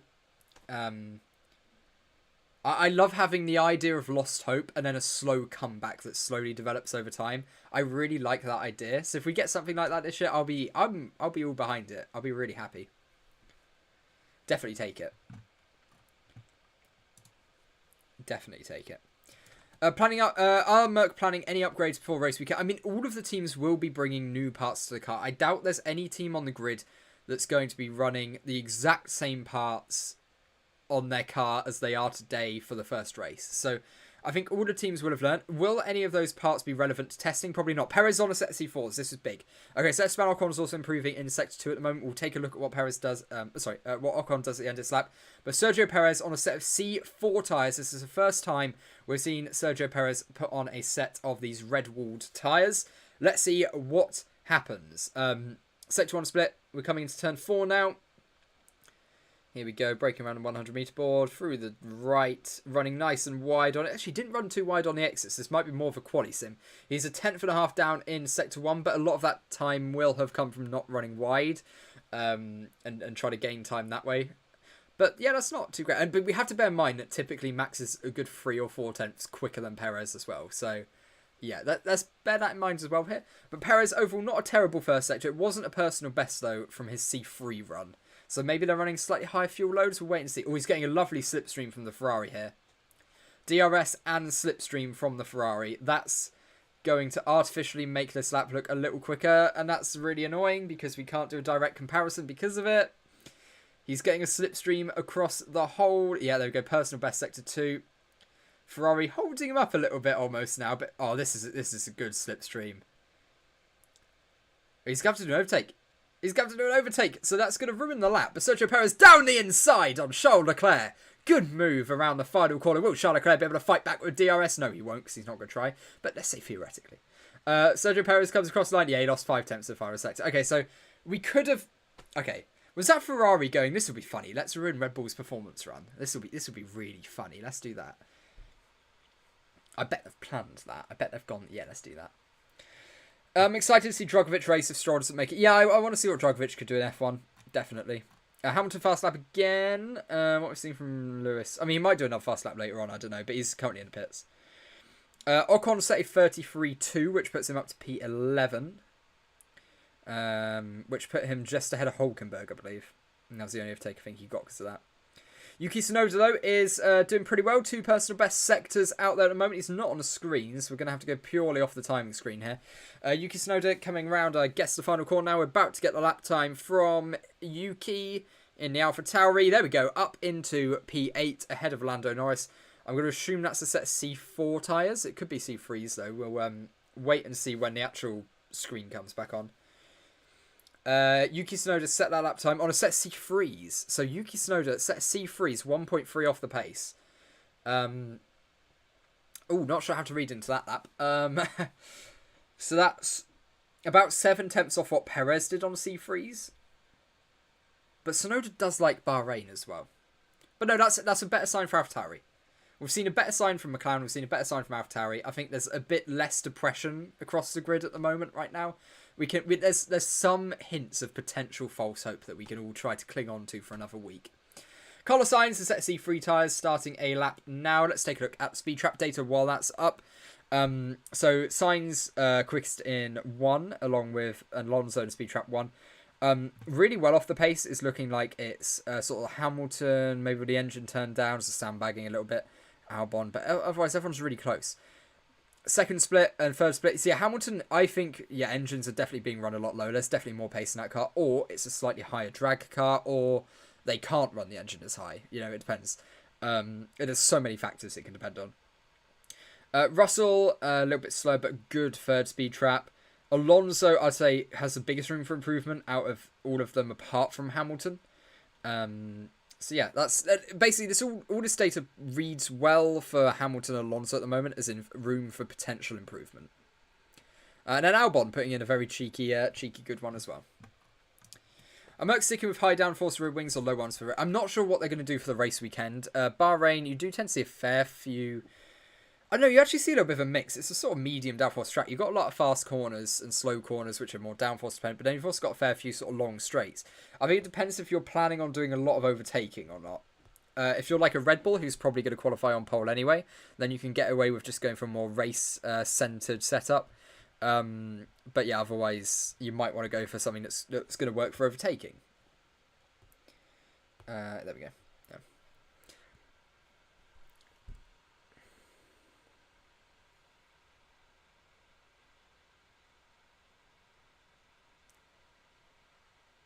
That's not what I want.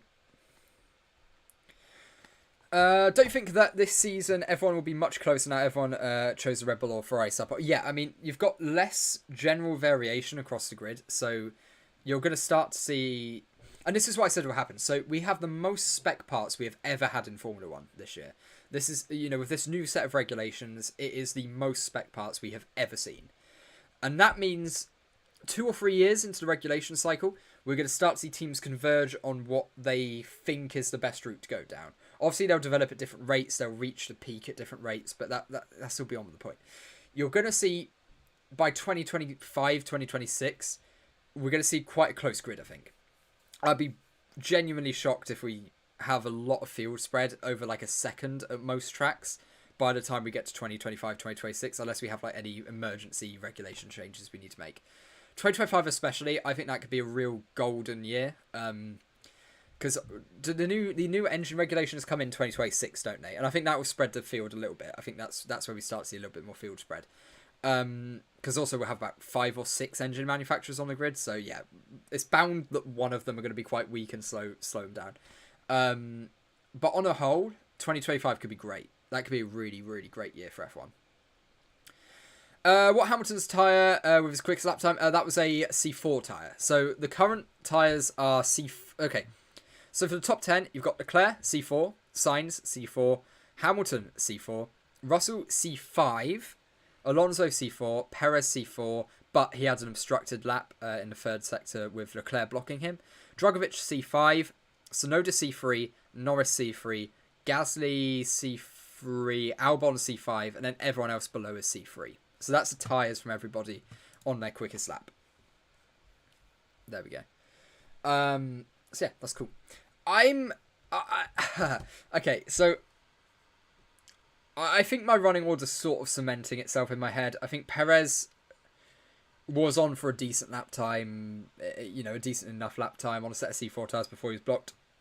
And Max is normally sort of 3 or 4 tenths quicker than Perez anyway.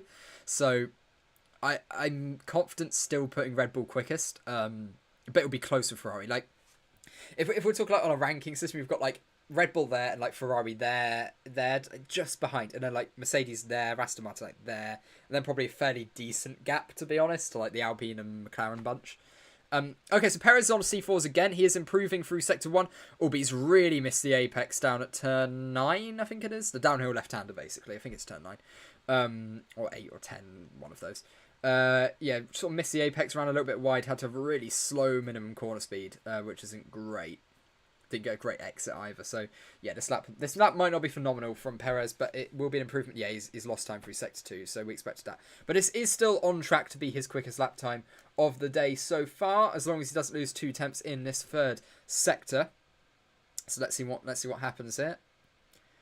Perez, all he needs is a neat exit from the final corner. He should improve, but there's still definitely time in this lap. Still a lot of performance in that car.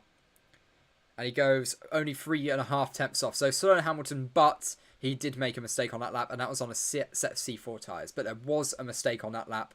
I would still put the Red Bull ahead of the Mercedes. Easily 2 tenths, I think, in that mistake that he made into turn 9. So, yeah, they're showing a replay of it. It's a bit of a mistake. Actually, there was a couple of mistakes on that lap. Yeah, okay, there's quite a lot of time in that Red Bull, I think. When you have Max, who's likely to be able to hook up a lap, there's a lot of time in that car, I'm afraid. I think there's quite a lot of time in that car. Easily 3 tenths worth of mistakes we saw on that lap. So, yeah, fun stuff. Are we going Ferrari or Red Bull at top? That's what we got. Because I think Mercedes won't be top 2 yet. They will later on in the year, probably, with development, or at least be competing for it. It's got Red Bull, Ferrari, Mercedes winning our poll at the moment of 51%. And I think that's about right. I feel like that's sort of what the consensus is on our poll here. If you haven't voted in the poll, you're just joining. That poll is up if you want to take a look at it. If not, fair play. So yeah, we've currently got Red Bull, Ferrari, Mercedes currently leading with 50% of the vote. Ferrari, Red Bull and Mercedes on 26%. Actually, it's in exact order, because I put this in the order that I thought was going to be most likely, and the results are matching that. So that's quite funny. Perez on a fast. Yeah, we just saw Perez doing his lap. Let's head back though, just so we can see some of this data again.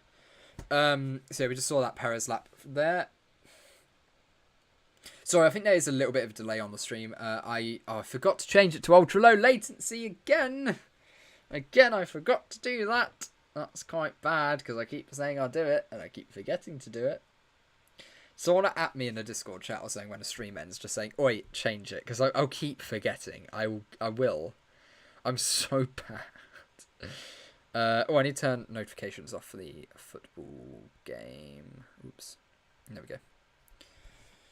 Right, Hamilton on a set of C4s. Let's see what... No, C5s. Hamilton on a set of C5 tyres. Let's see what Lewis Hamilton is.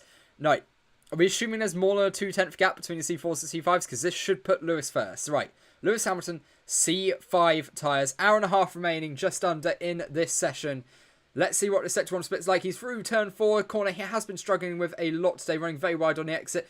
And there's a camera blocking the exit, so we can't see it. That's absolutely great. He is 1/10.5 up through the first sector. So Lewis Hamilton currently on track to go quickest. But of course, we're only gone through one sector here. Let's see. So quickest first sector, Lewis Hamilton. First purple sector we've had for a little bit here.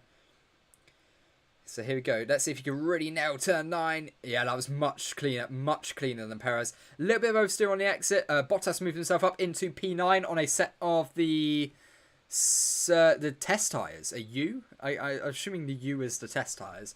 But Bottas up to P9.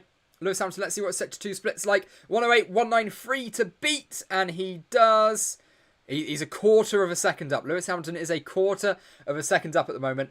I'm expecting this gap to maybe go down, or it won't be quite as strong in the third sector, because it does seem the C5 tyres are dropping off when we get to the end here. So let's be really careful. Yeah, rear end a little bit loose mid-corner. It does seem the C5s don't last all of that time. But as we come across the line, it is, yeah, there we go, not a personal best sector 3, as we know. Look, we know what we're talking about. Lewis Hamilton goes quickest by a quarter of a second. And that's looking, all of a sudden, a little bit more impressive. And it's also making George's lap look not so great, also on the C5s earlier today. Toto's on the phone. He's like, "We did it, guys! Guys, we've done it!" Getting very excited. What am I doing? There we go. But there we go. Lewis Hamilton goes quickest. Were we expecting that right now? I mean, it looked good. That car looked good. I still think Verstappen on the C5's beating that, but we'll see. Alonso's on an outlap. Let's see what tyres he's on. Tsunoda's on an outlap. This could be it. This could be our big sort of quali sim, end of quali session sort of rush now. We had one of them a little sort of half hour ago. This might be the second round. With the C5s this time rather than the C4s. We got a couple of performance runs on C3s, so that was cool. We got a couple of performance runs on the C2. On the C4. And now I guess it's the turn for the C5s. So let's see. Am I watching live or redo treats? I'm watching live. So sometimes I like go quiet with it.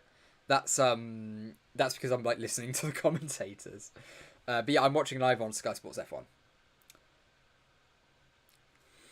Pole last year was 30.5. These cars are not too much slower. I don't know what C tire they used last year in quality. C3s? It was either C4 or C3 in quality last year. There's definitely some space in the engine modes. Let's take a... So how much is speed trap? Yeah, look at that. So have we still got a situation with the Mercedes where they just don't have the straight line speed as much as the other teams? Because look, he's just gone quickest. So really quick through the corners. Higher downforce, great. But when we get to the straights, they'll struggle to overtake. Is it going to be a bit like that sort of situation again? We had that with Ferrari after they turned the engines down. They struggled to overtake Red Bull when they actually were quicker because the Red Bull was just so rapid in a straight line. But that's really interesting. I'm liking the look of this more now. Also, if I'm being brutally honest, I wouldn't be surprised if this grid now is sort of what we end up with. I think Perez, well, swap that with Verstappen and he's probably top. But like as a whole, that's probably what the grid's going to vaguely look like. I mean, vaguely, you know, it's not exact. Bottas sets personal best in Sector 1. So does Tsunoda, I believe, in a second.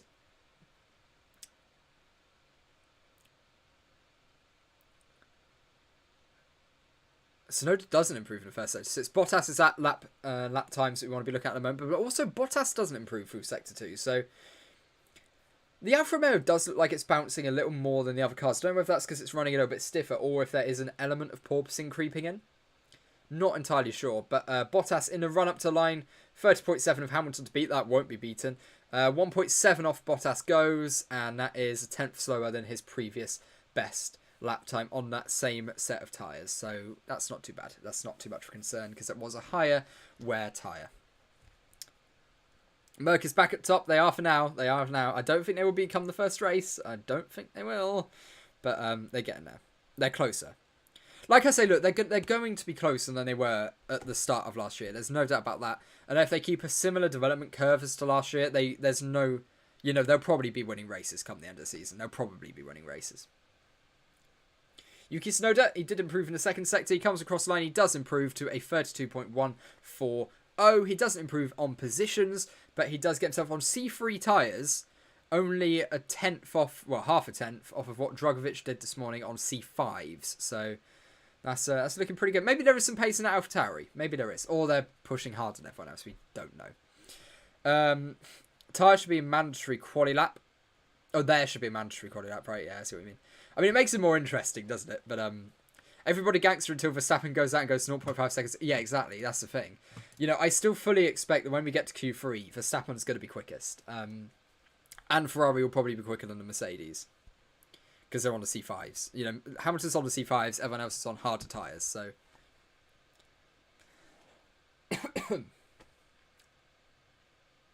Right, so Sainz on a set of C3s. Let's see what he's up to here. If this is more of a performance run on the C3s or a bit more of a race run. Car seems a little bit heavy. Yeah, car seems very heavy. I think they're doing a bit more of a race run here. And we did expect to see some race runs, especially on the C3 tyres. Depending on what the degradation was going to be like. Obviously, that'll depend on how long these runs are.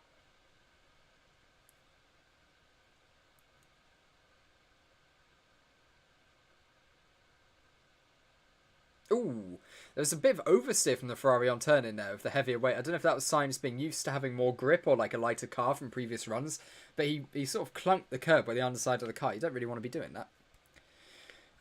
Merc's flying now. Yeah, they're looking a lot better. What tyre Hamilton had? C5. So the current top 10 tyre-wise is C5 Hamilton, C4, C4, C4, C5, C4, C5, C3, C3. Oh, no, Bottas is a U, which I think is a test tyre, and then Norris C3. I'd love to see where, you know, Tsunoda and Norris could sort of sneak in on a set of C4s. I'd love to see sort of where they end up. That'd be, that's sort of what I'm next looking for. Is hopefully they will give it a go. I don't think McLaren are in a position though where they can get away with doing a performance run until like much closer to the end of the session because of the difficulties they had earlier today. But there's about an hour of representative running left. So we're into the last real hour that's not going to be interrupted by safety cars, red flags, practice starts, all of that sort of thing. We're into the last meaningful hour of running here. One last hour. That's all. Alpha looks to be in a good position. Yeah, they do now. They looked pretty horrendous earlier, but Tsunoda's just shown there is potentially some fairly decent pace in that car. So, like I say, I know I keep saying it either bodes well or it doesn't, but it bodes well for AlphaTauri at this second in time.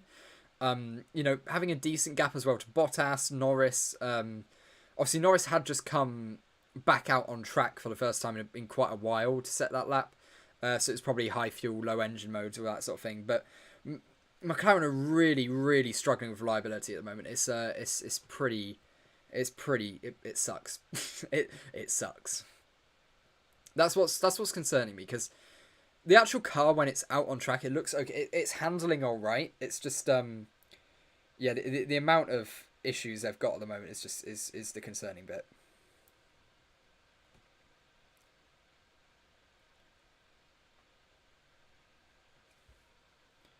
So yeah, I'm just talking Mario's low at the moment, so I'll mute my headphones and we'll just have a look at whatever's happening out on track. But a lot of cars have gone back into the pits. We only have a couple out on track now. Alonso has come back out on track. He has, yeah. Alonso's back out on track. We've got Magnussen out on track on a set C3s. I imagine this is going to be an improvement because he's currently 4 seconds off the pace. And that car is looking pretty rapid at the moment. Down the straight using DRS. Down into turn 1. Let's see, rides the curb well. You want to turn in nice. Try to straight line turn 2 and then turn 3 as well. Be careful not to run too wide on the exits. We climb the hill now up towards turn 4. Let's see how this goes. Braking just before the curbs. The DRS sort of flies shut. Running a little bit wide on the exit, but overall staying pretty close to track limits. Half a second down. Not right, so a lot better than what they'd done previously in the session. We'll see where he can sort of line himself up against Hulkenberg. Only a 1.5 seconds improvement needed. So that's through turn 4, 5, 6, 7, 8.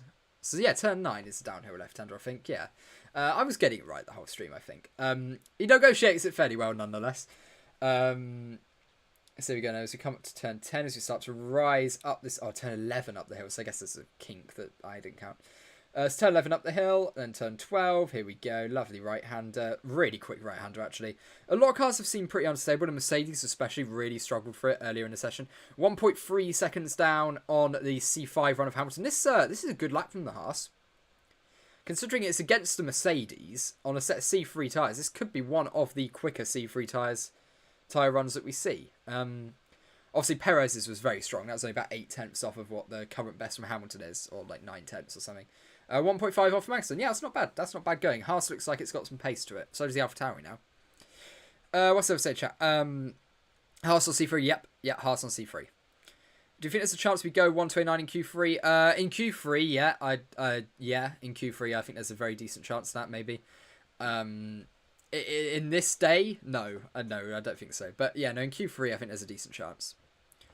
Hyundai WRC will win WRC. Hyundai. Aston Martin looking good for P4. No, yeah, absolutely. Yeah, they are.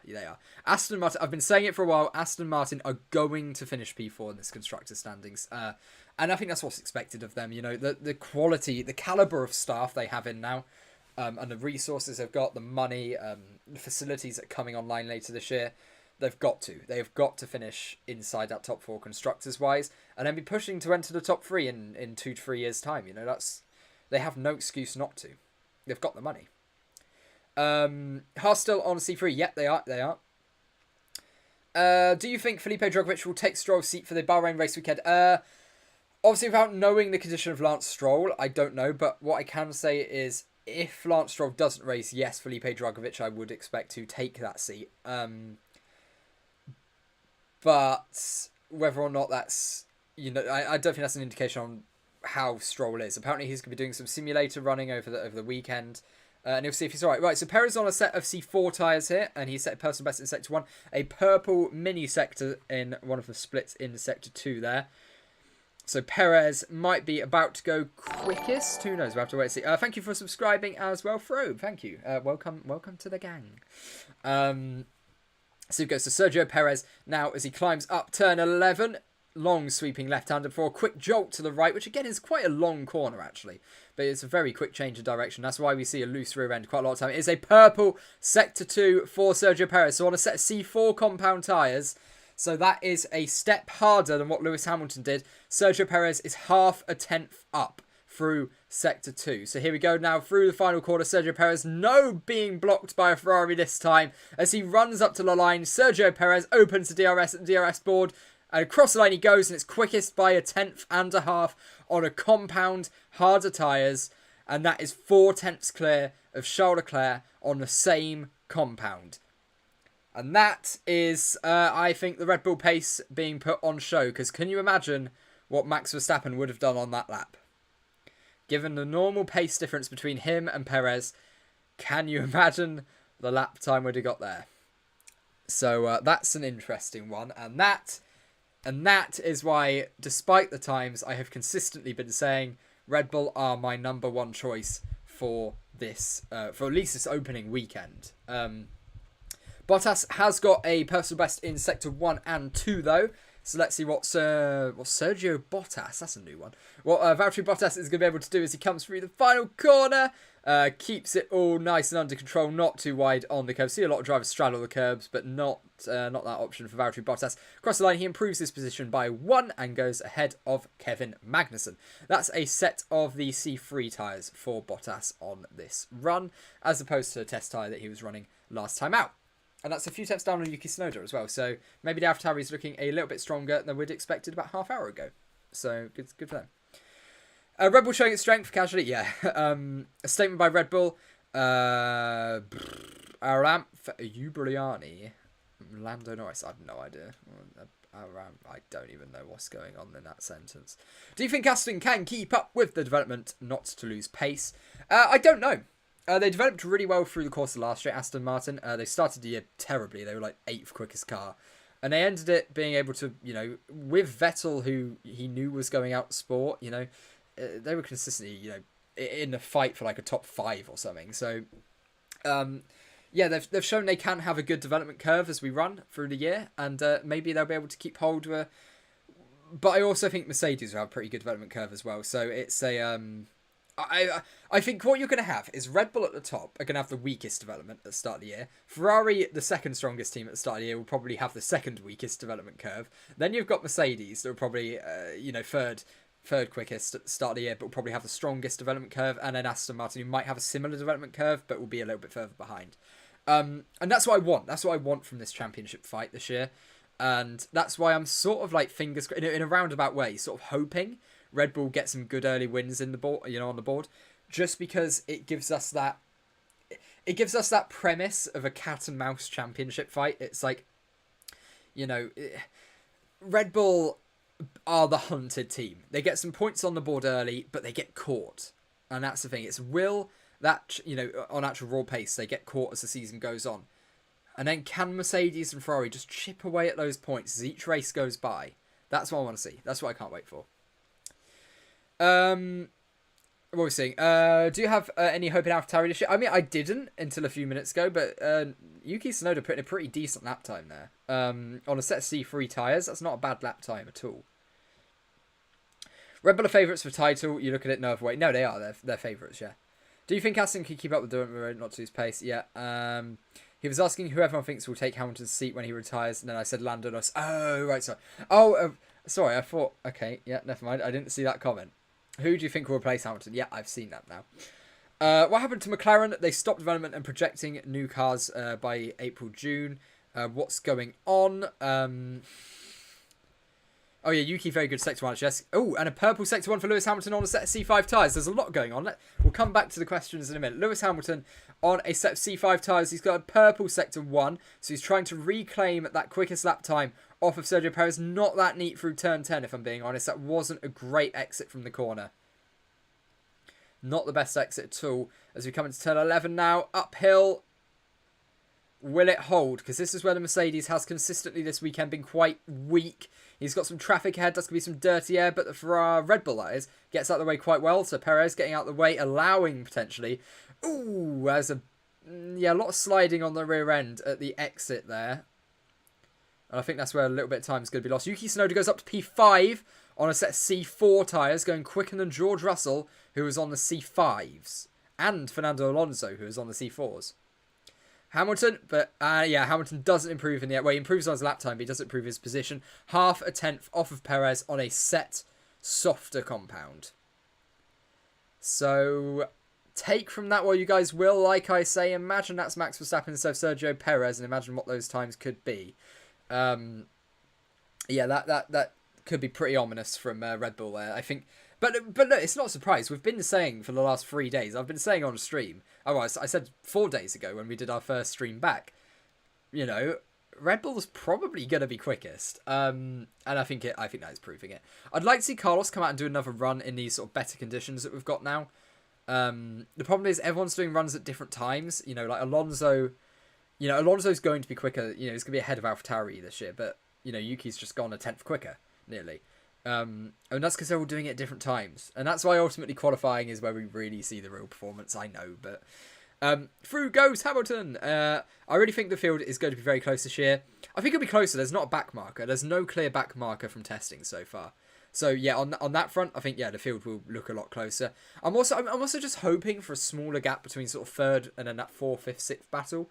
I'd love to see a slightly closer battle there. At least a smaller performance gap would be nice. C4 C4 is a tyre of choice, I think, yeah. Because by the time we get to Sector 3, the rear end is really stepping out. There's only 2 corners in Sector 3, but everyone's losing time relative to even their C3 runs, just because of how painful it is at the moment. Perez just casually sets a purple Sector 3 right at the end on another lap on those C4 tyres, but it's not enough to improve. A quarter of a second off of his previous best lap there. After a pretty poor Sector 1 and 2 is what cost him on that one. Mercedes are looking a lot stronger today than they were yesterday, though. For you guys just joining, that's sort of my one of bigger takeaways today, I'd say.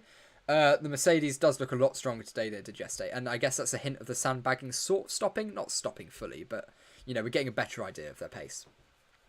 Do you think Piastri will regret his decision choosing McLaren over Alpine? No, because I think they'll be pretty close pace-wise. Like, you know, Alpine might be marginally quicker, but when you're fighting ultimately over midfield places, it doesn't really mean anything. You know, you're talking a car that might be like a tenth of a lap quicker or something. Like, you know, if the other option was like Aston Martin, then yeah, Piastri would be going, ooh, could have maybe gone with that. But when it's Alpine, they're not, you know, Alpine's not going to like win a championship or anything anytime soon, so I don't think there's too much to be concerned about there. Mercedes quickest team for the season? Nope. I'm sorry. Nope. Maybe by the end of the year. Maybe by the end, but at the start of the season, no. No, that won't happen. Kevin Magnussen on a set C4 tyres. Let's see what he can do. I've been waiting to see a Haas on a more competitive tyre all weekend, because they are saying that this is the best test that they have had for quite a while. He's about half a second down through the first sector split, but that is an improvement on his old Sector 1 time. So, and we're only 1 step compound softer. And Sector 2 is where you're really going to gain most of the time relative to your previous runs when you're on a softer compound, because that's where the real traction zones are on the circuit. In about 13 seconds or so, we'll find out his middle sector split time. Who do you think's going to win Bahrain? I've got to say Verstappen still.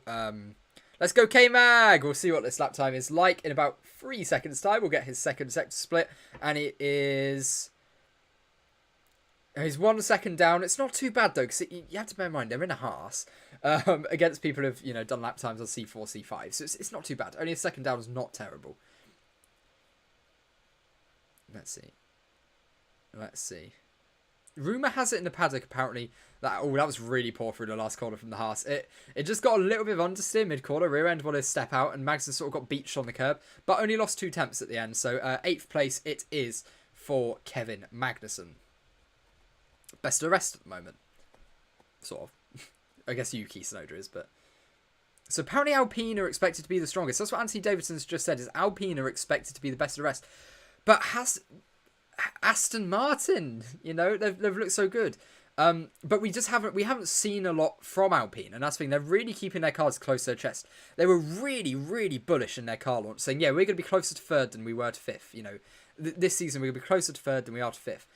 Surely you have to have really good numbers in the wind tunnel to come out and say something like that. You have to be confident. So maybe they are, and we just haven't seen I don't know. It's weird. Maybe they are. Maybe they are going to be really good, but we just haven't seen it yet, and they're hiding it. Maybe they're the biggest sandbaggers, and Aston Martin are giving all they've got.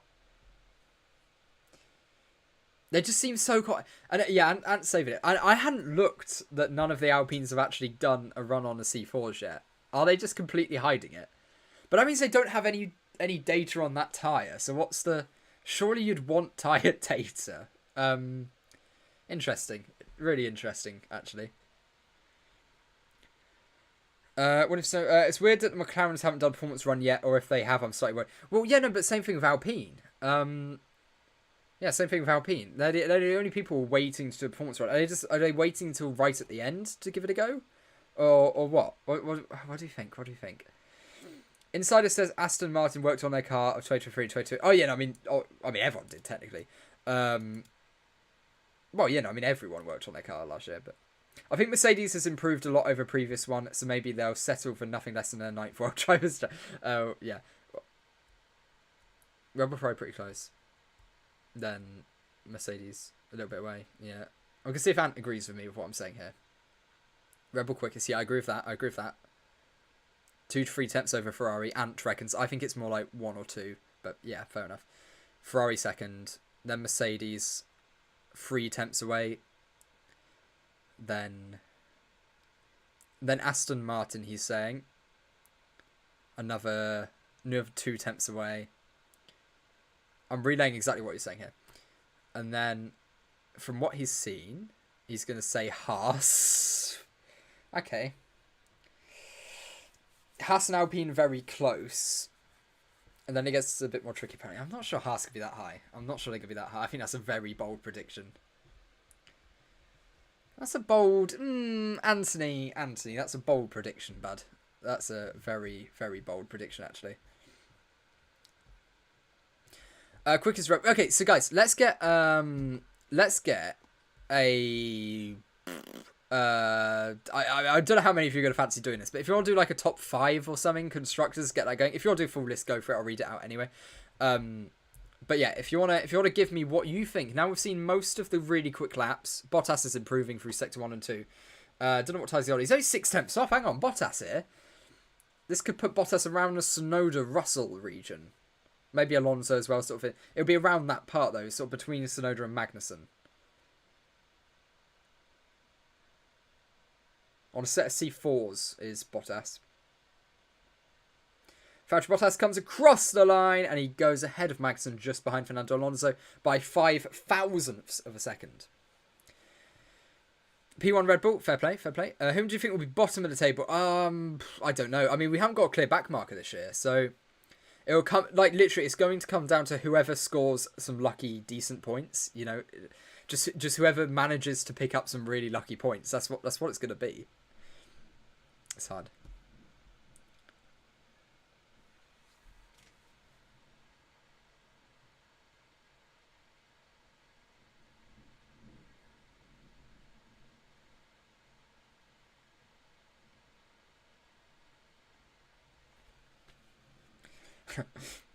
I love whenever Anthony Davidson gives some like extra insight that Crofty like doesn't know as much about, and he's like, no, trust me, Ant. And I'm like, no, listen to Ant. He knows what he's talking about. P1 Red Bull, P2 Ferrari, P3 Mercedes, P4 Aston Martin, P5 McLaren. Okay, I'll take that as a McLaren. I'm taking that. P6 Alpine, P7 AlphaTauri, P8 Haas, P9 Alpha, and P10 Williams. I don't disagree with any of that. Don't disagree. I think Haas might be ahead of AlphaTauri, but I'm not. Yeah, no. I mean, out of that bottom 4, I don't know what the order's gonna be, to be honest. P5 McLaren is bold. Yeah, it's bold, but it's acceptable. It's acceptable. Red Bull, Mercedes, Ferrari, Aston Martin, Haas, Alpine, Alfa Romeo, McLaren. Ooh, that's a low McLaren guess. I don't like that one. AlphaTauri and Williams. Still haven't seen any runs for McLaren. Yeah, that's when we're still lacking that performance run from McLaren. And once we get that, it'll be a lot easier to sort of predict what's going to happen. But there is 7 days, 23 hours, 28 minutes, and 5 seconds until the season gets underway. We're now 8 days away from the season getting underway. I can't wait. I cannot wait. There's so much hope and so much promise. And there's enough questions, because we know the Aston Martin's better. How much better will it be? And it's that sort of thing. We're not asking which team's going to do well like it was last year. We're asking how much will the gaps be, and I prefer that because it won't be as disappointing. Because we're expecting status quo pretty much. We're expecting it to relatively stay the same. So when we get any changes, it's better. It feels better because we're sort of looking out for it. Right, Magnussen's also set C4s. I'm not sure if they're fresh C4s. Let's take a look at it. The side of the tyre walls look pretty shiny. And he's also just set a personal best Sector 1.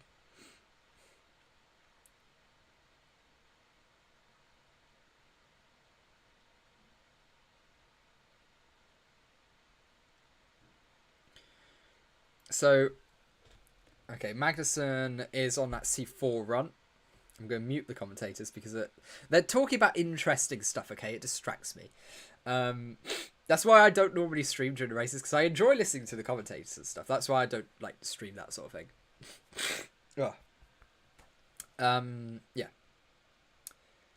I just enjoy watching F1 here, that's the thing. Right, so 7 tenths down through the second sector is Kevin Magnussen. This lap could put him within 1 second of the leaders, which is pretty good going.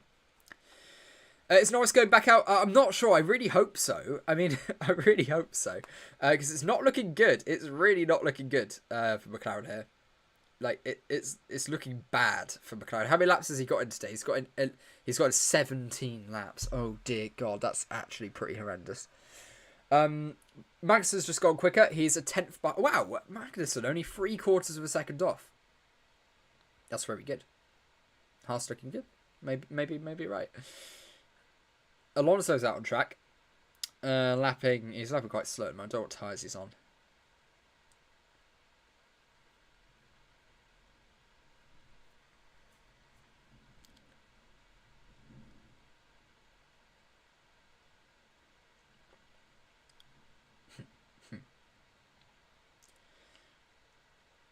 Right, Alpine. What we expect from them? He's on a set of the C1s. Ocon's driving around on C1 tyres. We're like, yeah, let's get a performance run in from Alpine. And then it's gone, yeah, let's put us on the C1 tyre. This will be funny. That's a C1, isn't it? I think it's a C1.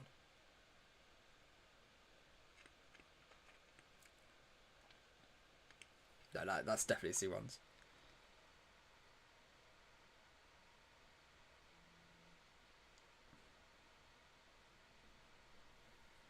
Anthony Davidson is being beaten by the timing screen at the moment.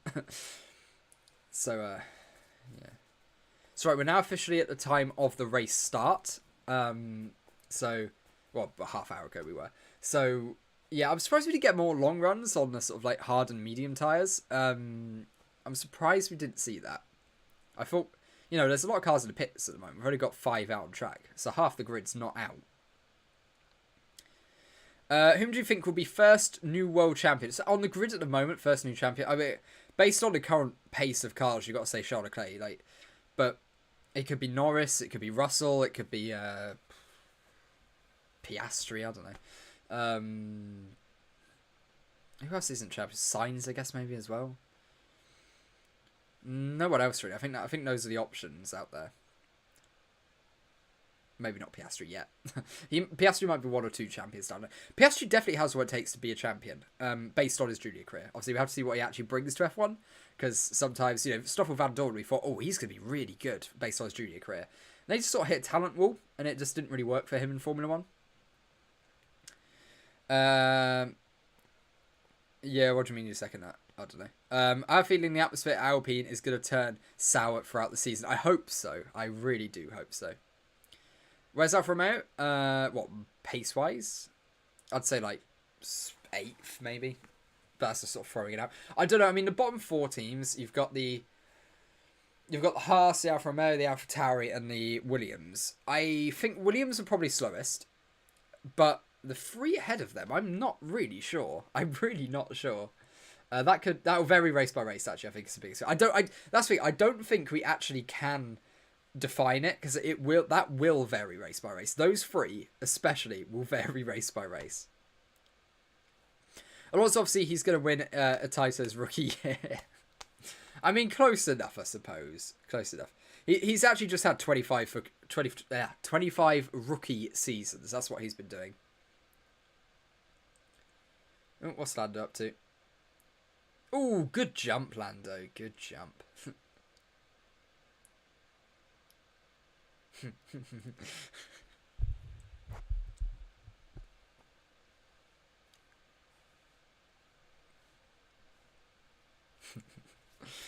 Lando jumping over the barrier. Anthony Davis is saying, obviously I could have walked under it. Because you get the joke because he's short, so it's quite funny. So yeah, right, we have not got long left. We've got 52 minutes left to go. So really about like 35 minutes because the sort of end of this session is just sort of complete nothing really. You know, you have like the safety car test, practice starts, or red flags and all that sort of thing. That's why they added the extra 15 minutes, basically. Right, so Bottas has done a personal best sector 1 with 29.2, which is about 4 tenths off of Hamilton's best. So, why do they only allow 1 car during testing, not 2, considering they have less time? I mean, yeah, that's a good shout, I suppose. I'd love to see 2 cars in testing, but I think the thing is, a lot of the teams with how quick the turnaround is between seasons, they don't have enough time to build both of the chassis. I think we looked at day 1, like Red Bull was still building the second chassis. I don't think any team really had a fully constructed second chassis. Obviously, a lot of that would have been because they chose to leave it until now because it's easier. But yeah, I don't know. I mean, there's an argument to be made. You know, with how much money is in the sport now, it should be doable. You know, it should be doable. I was thinking the same. Okay. By the way, I just noticed my guy, you've been rocking the same hairstyle for 2 years. Yeah, it's very simple. It's very simple. It's probably been more. It's been a lot more than that as well. I'm a very simple guy. Don't change anything. Right, Sergio Perez is on a set of C4 tyres. He set a purple Sector 1, as you can see up there. So yeah, he's just set a purple Sector 1. So here we go. This will be interesting. Let's see how fast that Red Bull is. Unfortunately, I think the answer is quite. Because it's scaring me. I'm gonna be honest. Right, so through Sector 2 here. Sector 2 split. Oh, he's a quarter of a second up on himself.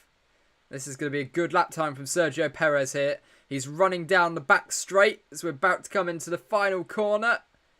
No mistakes, and it should be a very quick lap time for the Mexican. Yeah, it all looks very smooth on the exit. So here we go, the run up to the line. DRS opens around the DRS board.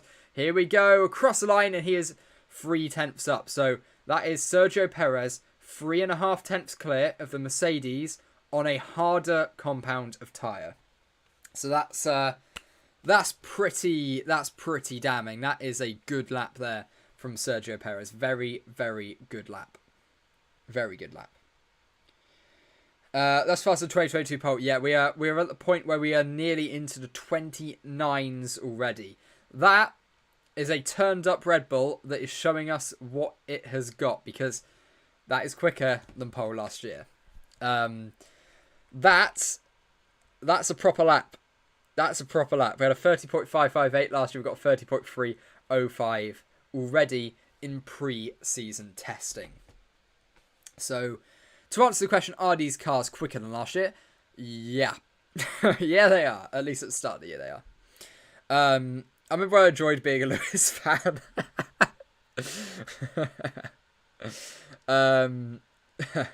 Alonso's been doing more than 20 laps in a row in low 137s. Fair play. It's good consistency. I know he's been out for ages, isn't he? Earlier on, but yeah, that's not bad.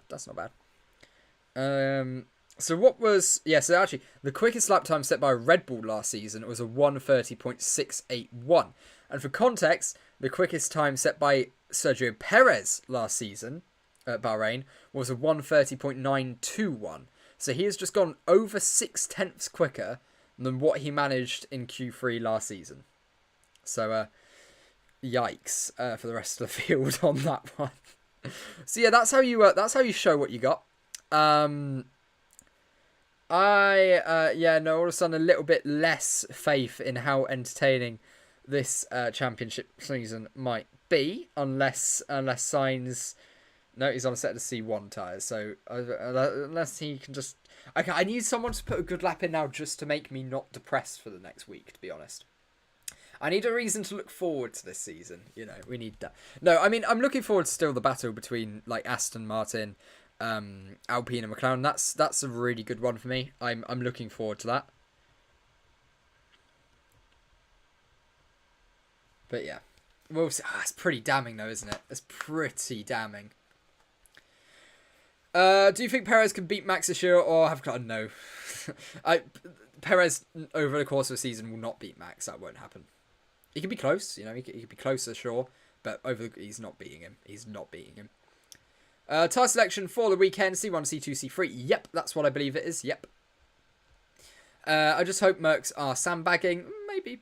I mean, based on the speed trap times that we can see up there at the moment, Hamilton 3, 4, and 6 kilometers an hour off. Ferraris looked like they were pushing the engine motors a little bit more. Same with Perez on this most recent run. He was a little bit off before, but that's now looking a lot more competitive. So yeah, I think Red Bull definitely turned the engine up and sort of lowered the fuel for that one. What we got elsewhere, sort of across grid, looking at speed traps. Snowden, yeah, he's there or thereabouts with the best. Same goes for Sainz. I think Sainz pretty much is the best along with Leclerc. Yeah, so the ones that have got the most in the tank, I'd say probably Mercedes. Mercedes, I guess maybe Alfa Romeo with Bottas. Definitely Alonso. I guess Drugovich as well. So yeah, both the Aston Martins. McLaren never have gone for I mean, McLaren... Norris is now the highest C3 runner, so can I claim this as some kind of victory? Does this sort of count some way? I mean, it shouldn't, but I'm going to claim it. Mercedes needed this car last year. Yeah. I remember Lewis taking almost every championship. Yeah, I mean, yeah. That wasn't... it wasn't so long ago that was the case. It's crazy how quickly sport changes. Pierre's not fast enough or consistent enough to beat Max. What do you mean Checo? Oh, Perez, right. Sorry, I was trying to guess what that was going to be. Perez. Yeah, no, he's not. I fully agree with that. Fully agree. Sainz alone has done more laps but than both of the McLaren boys. Actually, yeah, it's not gone well today, like, at all. Lando's on an outlap. Lando is on an outlap at least. Please just chuck in a performance run to make me happy. Just go like 5th or 6th or something, like... That'll keep me going for the week, to be honest. Yeah, Norris is going out. Norris is out on track. It's looking a little rough though. I'm going to be honest. What tyres is he on? He's on set C3s. Norris is. Yeah, he's on set C3s. Cool. 36.7 out for Alonso is very good. Yeah, no, he's got some good running going out there, isn't he? I'm guessing Lando will be 5th.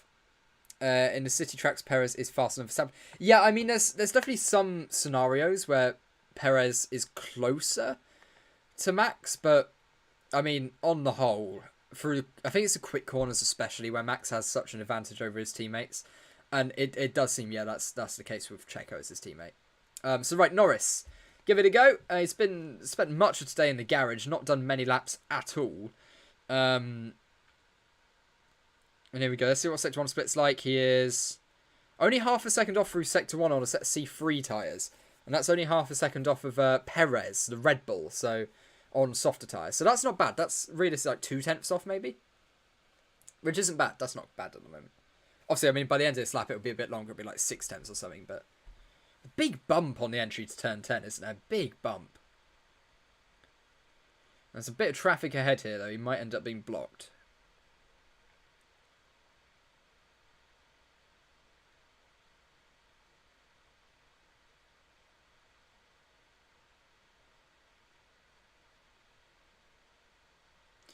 Looking all right, yeah, 1.4 down now. That's not as good.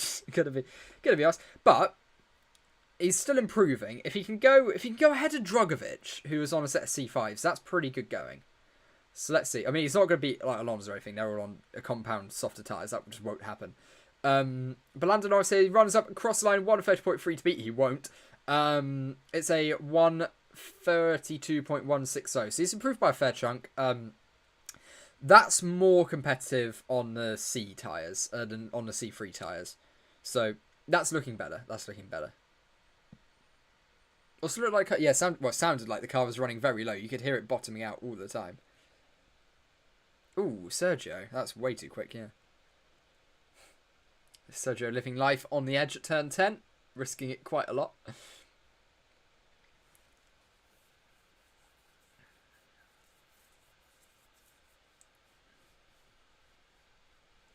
Yeah, Norris improving on that last lap to do a 32.160. Obviously, do you think Mick will get Mercedes seat after Hamilton? I don't think so. I feel like, well, it's not a good move from Mercedes if they do that. That's not a good move. I feel so bad for Lando, such a good lad, but so much hard luck. Yeah, I mean, there is, but yeah, it's difficult. And he's a very good driver as well. Very good driver.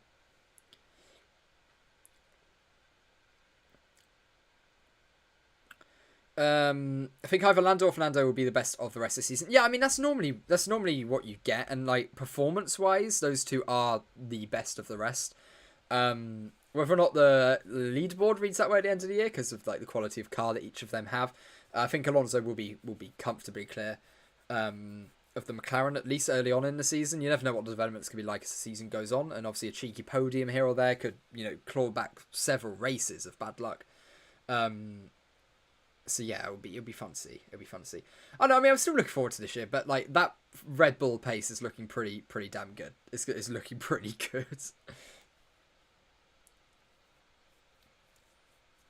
What's Ted saying?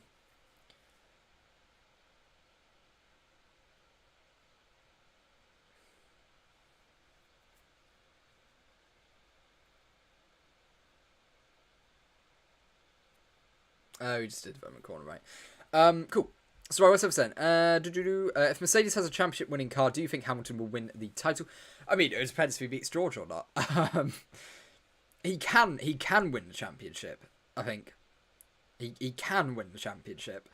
Whether or not that's a guarantee that he will.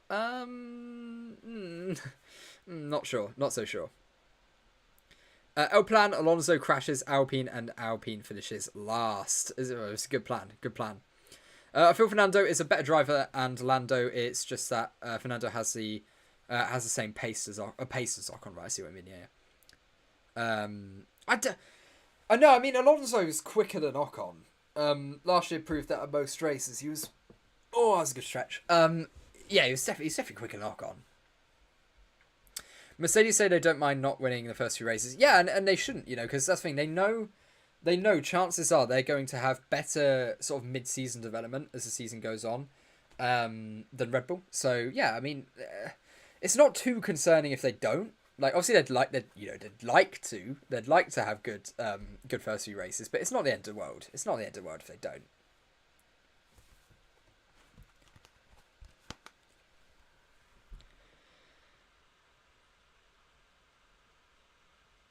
No, so apparently, basically, everyone's just run out of tyres, and we're not going to get many glory runs because no one's actually got many tyres left.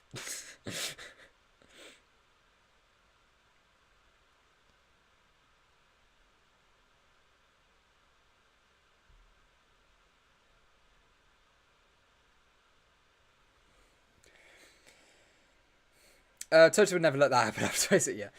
Lando first win in 2023. I hope so. I don't think it's likely. Like, I really don't think that's very likely. Yeah, I don't. Like, 2021 was the best time, like, best chance for Lando to get a win, from what we've seen sort of in his career so far. So, yeah, I mean, I think not being able to take that, we're going to have to wait until there's a very good... Bottas has just gone P3. I wasn't paying attention. I stopped looking for 1 minute, and Bottas has just gone P3. What the hell has he done? What tyres is he on? What tyre is he on? I mean, fair play, Valtteri. I will stop looking for 1 minute, and it's neither likely or unlikely. I feel like, yeah, I mean, we just don't know with McLaren at the moment because we haven't even had we've not had a more performance run. I'd love to see what the long run data stress on McLaren. I'd love to see that. Red Bull look fast. Verstappen's time would be 3 to 4 tenths quicker. Yeah, and that's what I'm worried about. That's what I'm worried about is how quick Verstappen would be. Perez already is looking pretty ominous. But imagine what Verstappen does on this. Don't like it. Yeah, it's a scary thought. A scary thought, definitely. Right, so Ocon. Oh, he's all set C1s. I'm not going to bother commentating that. Yeah, so Bottas going to good lap there. It's the McLaren team's fault that Lando lost Russia. Yeah, it was, because they didn't tell him the rain was going to happen more, That's it. Copium is needed for us, McLaren. It is. We're going to need just obscene amounts of copium this season, because it's going to be rough. It looks like it's going to be rough. The issue with Mercedes might be Hamilton and Russell are too competitive. Yeah, I mean, I'm concerned a little bit by... It's quite an equal team, and we tend to see that that's where you get the most friction normally. Might end up taking points out from each other, which isn't the case at Red Bull. Just my idea. No, you're absolutely right, and that's what Ferrari got wrong last year. There was races where Sainz beat Leclerc, where really they shouldn't have. It should have been the other way around to ensure that a championship fight could take place. And it's covered in DTS as well a little bit, where Bellotto says like, no, we shouldn't prioritise one driver or the other. I saw some clips of it. I haven't actually got that far. I've only watched episode 1. But yeah, I've seen those sort of comments. What's 2021 pole time here? Can you discuss the 2021 pole time? We've already beaten it. We have all. Oh no, 2021. Sorry. I think it was a 29 something. I think it was a 29 something. It was a 29. No, it was a 28. Q3 Verstappen a 28.997. I don't think they'll. No, they won't beat that. No, they won't beat that. I don't think it'll be close. I think it's more likely to be a I don't know what it will be actually. I think it's more likely to be a like mid 29. I think. Oh, I'm quite tired actually. I forgot how hard streaming for this long was. I was like, yeah, I'll do a 5-hour stream. This is fun. Oh god, no. We're approaching 4 hours in. I'm like, I'm done.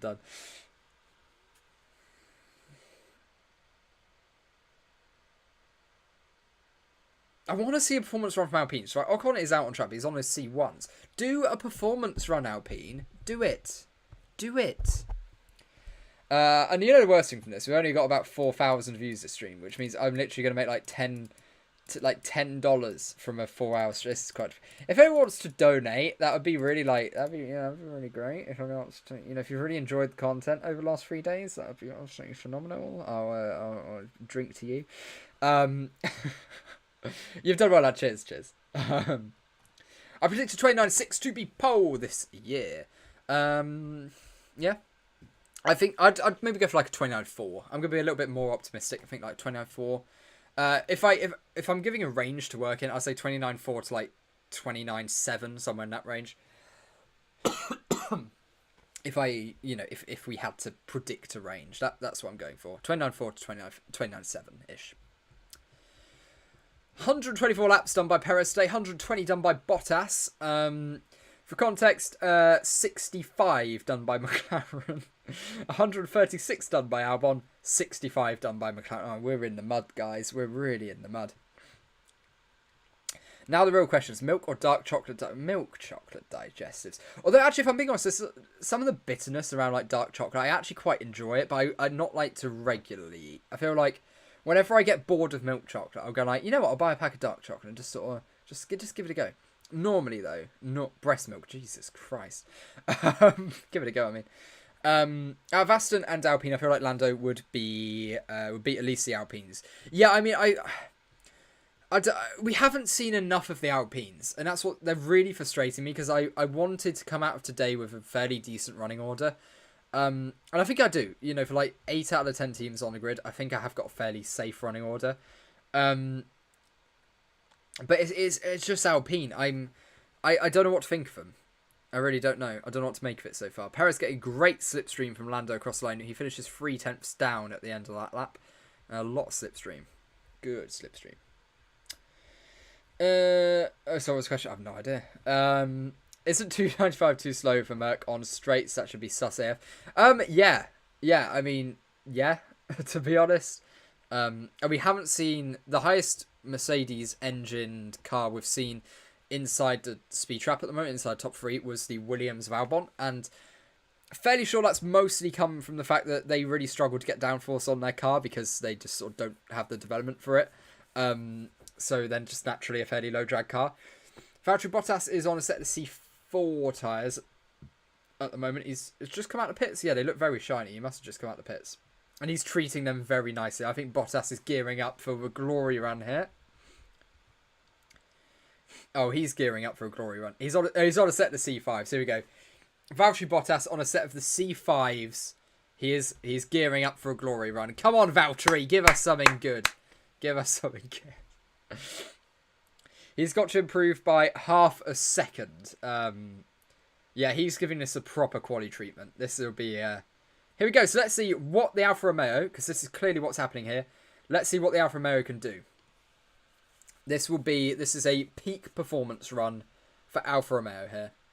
Can he go on the same compound of tyre ahead of Lewis Hamilton in his Alfa Romeo? But I will add, Alfa Romeo I don't think are doing any sandbagging. I think this is the first case of pure pace that we're about to see.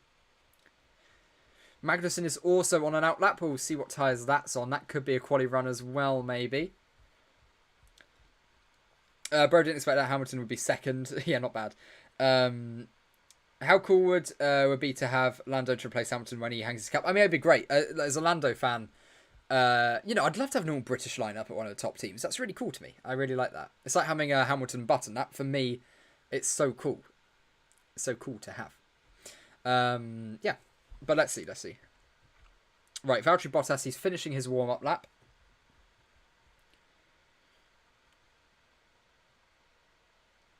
Right, current tyres. So, Max has come out on a set of C3 tyres. So, we've actually got pretty much everyone on lap now. But Bottas is on the C5s. Here we go. He is gearing up for this lap. Valtteri Bottas, what have you got for us? Let's wait and see. He starts the lap now. No, let's see what happens. This is a proper glory run. Like, this is pure glory run. Watch him lock up at turn 1. There we go. There we go. Braking just at the 100-meter board. Nice and neat. Oh, lovely and neat through the first few corners. All looks very neat. All looks very neat from Bottas. So this is proper glory. Like, this is glory run. Like, proper. There we go. Let's get set to one split. Oh, he's 3 temps down. He's 3 temps down. Okay, maybe it wasn't as neat for turn 1, 2, 3, and 4 as we thought, because the camera did break, so maybe there's a little snap oversteer somewhere.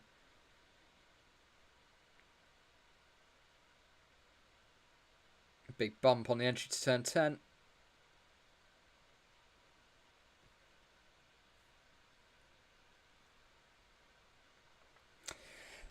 Did you know if there is no new podium sitters in Grand Prix winners and George takes the championship, then George will be the newest podium sitter, Grand Prix winner and world champion. That's really cool. That's a very good stat. Very good stat. He's got the Grand Slam of firsts. That's pretty good. Yeah, Bottas won't improve on this lap. Okay, so his old C5 lap was actually better than this one. May have hyped this one up a little too much because he has dropped a bit of a stinker on this lap, but... There we go, Valtteri Bottas running up to the line. Nonetheless, he does not improve. But he's still doing pretty well in P3. You know, let's not take it away from him. He's still doing a pretty good job.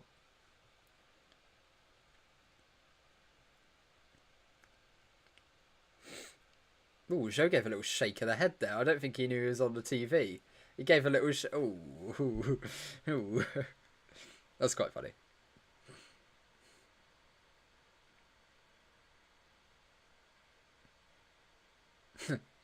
No, not a camera. Yeah, hello. Boss P1, not quite. I was hoping that would be a really good lap. Ah, for God's sake! Ocon's still on the C1s. Put the C5s on, you cowards. Give us a hot lap.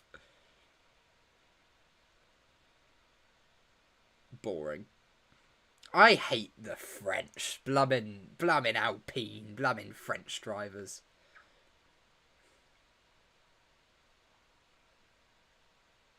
Such a French thing to do, isn't it? Not putting on the soft tyres. Disgraceful. Disgraceful. Bottas is on fire this season. I mean, no, look, he's gone P3 so far. It's not bad. It's not bad going, is it? Sorry, I'm yawning. I'm really tired. Tell me who of them are sandbagging AF. I mean, looking at the speed trap data, right? It looks like Mercedes definitely a fair chunk there, or they're running a higher downforce setup. Everyone else that's there or thereabouts. Bottas, I guess, is a little bit, but you can't say they're sandbagging. They were very rapid. Alonso, fair chunk off on a straight line speed for large portions.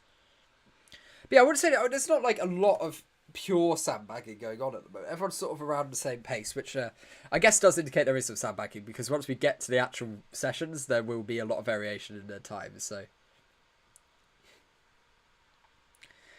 Ferrari must be sandbagging. Yeah, I mean, Ferrari just haven't done a performance run. They just did their performance run really early on, when it was still quite warm. Not really representative conditions either. I mean, they are known to be cowards. World War II. Exactly. The blamin' French. Disgraceful. God.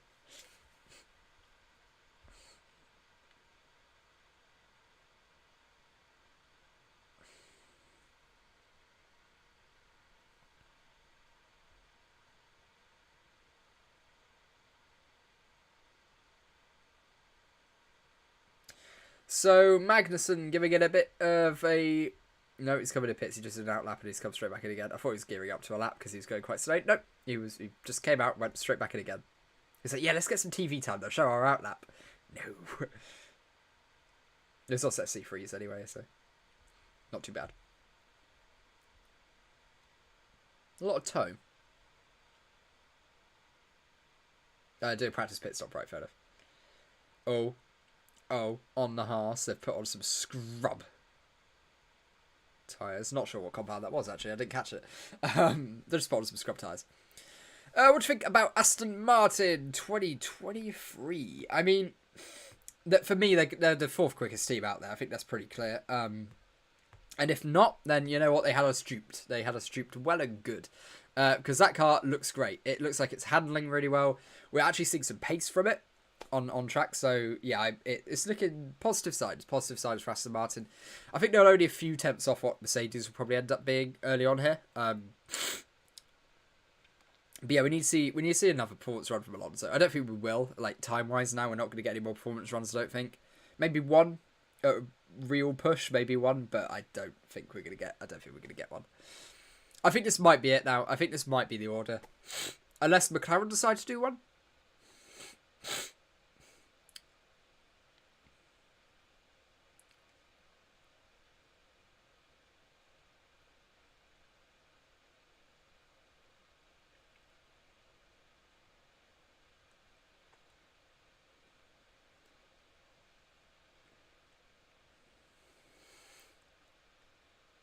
Yeah, straight into pits comes Bottas, so that was just a practice pit stop.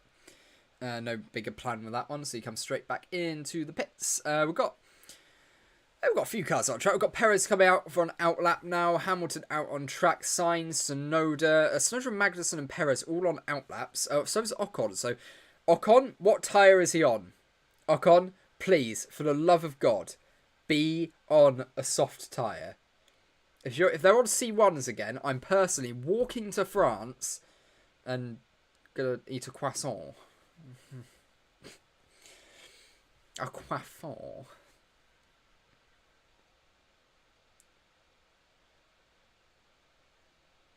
Oh, yeah, so Max is straight back in. So Tsunoda's on an outlap, Perez on an outlap, and Ocon's on an outlap. But what tyres are they on and what are they up to? Practice pit stop at Haas. Putting on a set of medium tyres. Ooh, rear left, there was a problem. Yeah, that's not good. Rear left problem. That was a slow pit stop. That could have cost him a couple of places, so that's not good. I think Alpine is turning into Ferrari. Maybe. As a Merc fan, I am not even sure what to feel at the end of testing. I'm not at all. I don't know. I mean, Red Bull, I think, are the quickest car, so... Let's do the positions that we know. Okay, so Red Bull probably quickest car, Ferrari probably second, Mercedes probably third, Aston Martin probably fourth, Alpine probably fifth, McLaren probably sixth, Haas probably seventh, AlphaTauri maybe eighth, Alfa Romeo maybe not. But then it feels unfair putting Alfa Romeo ninth. Maybe Haas, maybe Alfa Romeo seventh, and then Haas, and then AlphaTauri. But then AlphaTauri aren't that low. I don't know. I don't blimmin' know. We've seen evidence that suggests any of these teams could be about 3 positions opposite of where they are. Mercedes are professionals at sandbagging. The last year I genuinely thought they were doing it to Abu Dhabi. Yeah, that's quite good. Alonso's long run pace looks much better than Sainz's. Well, that's encouraging, isn't it? Because yeah, I wanted to take a look at the long run pace, and then realised really early on when I was trying to keep a note of it that it was going to be too much of a mental capacity job. I should have just hired like 10 people at the start of the stream and said, hey, I'll give you £5 if you keep a note of all the times for me, and then we can calculate it and stuff. But oh well. Didn't make enough from this stream to cover that, actually. That's a bit depressing, isn't it? I thought this stream would do better overall. But this has done worse than the 3 previous streams. That's depressing, isn't it? Oh well. Cool. We gained a whole 6 subscribers from this so far 4-hour stream. It's not gone well. It's not gone well, but I've had fun. That's what we're here for. German teams pulls up with a slight threat. Alpine. Yeah, exactly. Mercedes getting new rear wing update and other updates next week. Yeah, I think Mercedes are one of the few teams that are actually getting a new upgrade package coming in quite early on. McLaren are expecting their first one around Azerbaijan. Not too sure on a lot of the other teams. I know a lot of them are getting fairly early upgrades, but not like first race early. So yeah, that'll be interesting. That'll be interesting to see how that all turns out.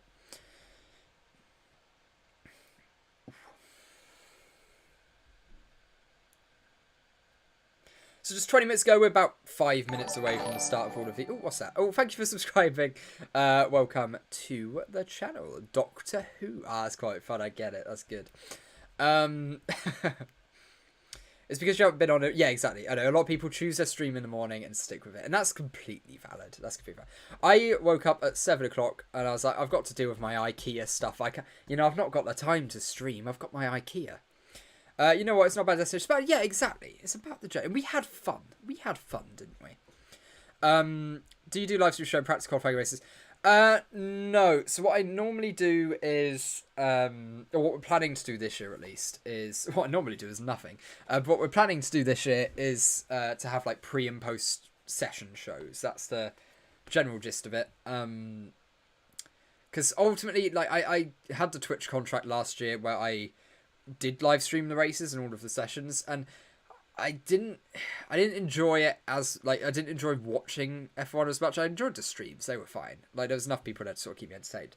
But like actually streaming while the session's on, I don't really like it. I don't enjoy it that much.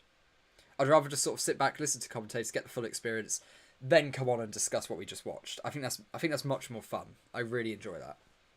So that's what we're planning on doing. There might be a couple of practice sessions where I literally like, at uni or home alone or whatever, and I'm just like, yeah, I'll just stream it, Like there might be the odd session that I do decide to just stream, but it won't happen very often. Is Lewis second place with medium or soft tyre? So we have 6 compounds of tyre being used, C0 to C5. Lewis is on the C5s, Perez is on the C4, Bottas is on the C5, Leclerc is on the C4s, Sainz on the C4, Tsunoda C4, Magnussen C4, Russell C5, Alonso C4, and Drugovich C5. And then Norris C3, Gasly C3, Albon C5, and then the rest are C4. C3, sorry. So that's all of the aero tyres. Did you try Multiview for F1 yet? It's a game changer if you haven't F1 TV Pro. I don't have F1 TV Pro, that's the problem. I'm on Sky Sports. Sky Sports F1. That's what I'm on. So unfortunately, don't have the privilege of that.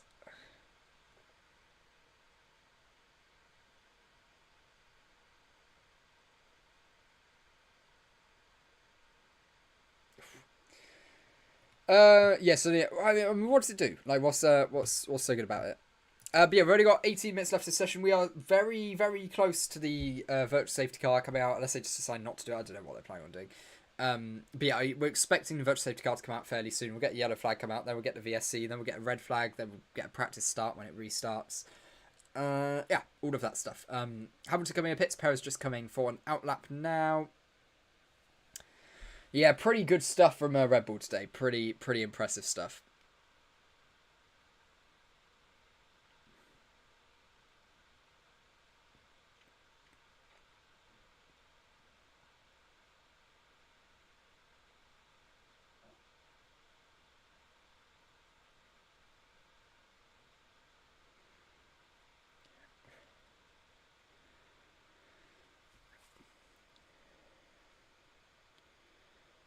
So yeah, Yuki just doing a lap on the C4 tyres.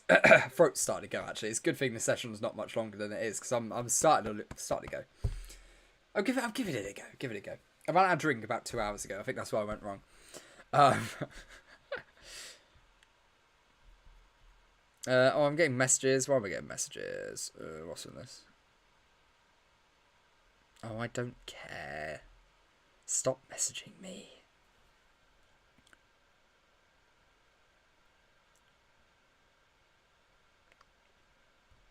There we go. Right, okay. Which Sky Sports logo do you miss more? 2009-2015 one or 2015-17? I like the old classic one because it gives me nostalgia. You know, like any of the old ones always just give me nostalgia anyway. And whichever one is current, I'm like, ooh, it's all new and modern. But then when this one gets replaced, I'll go, oh, I quite like that one actually.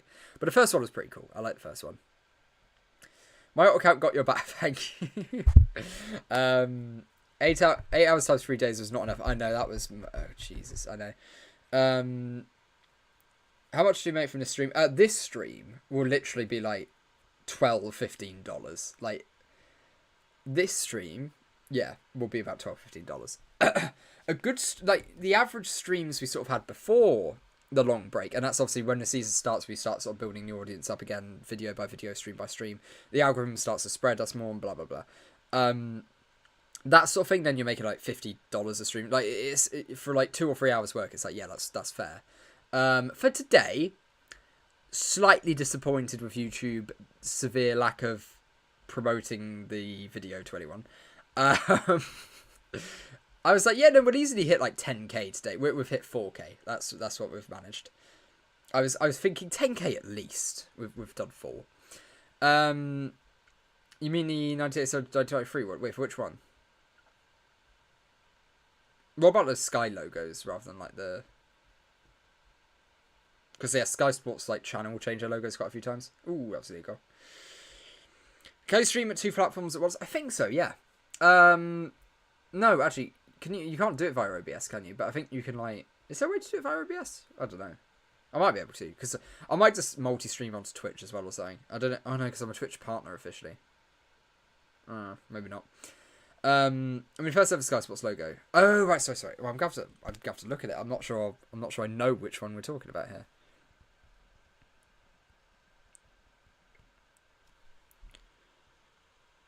Oh, I see what you mean. Oh, that's pretty cool.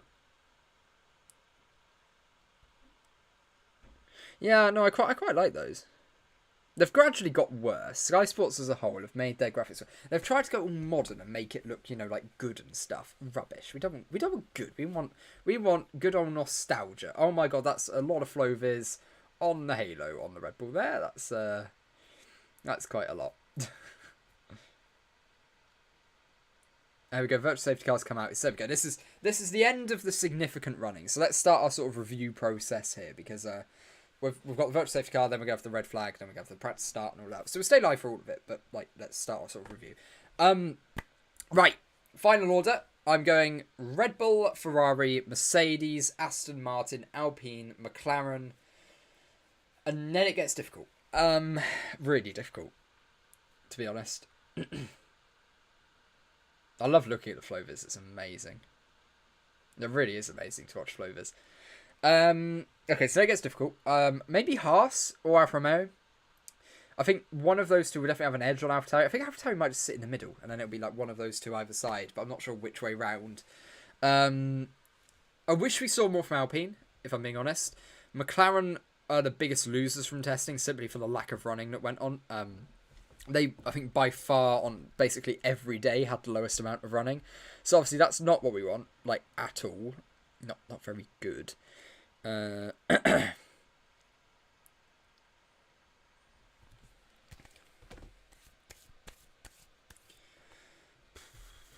It's interesting because like Alfa Romeo have clearly gone for a glory run with Bottas. That's just what happened there. That was a very clear glory run. The Red Bull's looking pretty menacing, isn't it? It's looking pretty menacing. Best case scenario, you're getting paid $3.75 an hour. Dollars paid back. Yeah, that's basically that. Yeah, it's not been financially for me. This has not been a worthwhile stream. I'd been watching this anyway. Basically, what I've just done is been paid about $12 to hurt my throat for 5 hours, but it's fine. It's fine. Oh, that rear wing's looking a little bit loose on Lando there. It looked like it was wobbling a little bit more than you'd be used to. God, Lando's had 82 race starts. That's pretty ridiculous. That's pretty mad how long he's been around. You think Williams has a chance to score some real good points? Yeah, because ultimately this year I don't think there's a clear backmark. We have, normally in testing you sort of go, yeah, they're looking really poor. Like the car looks awful to drive. They didn't get a lot of mileage and all that sort of thing. This year they've, I don't think we're gonna have a backmarker. The Williams has shown pace. Sargent got some good pace out of it. Albon had some good pace out of it when it was still like sort of representative running earlier in the day. Obviously everyone's improved with the track, whereas Albon hasn't. But it's not. There we go. We've got the red flag come out now. So then we'll get the practice start afterwards. And then the running will conclude.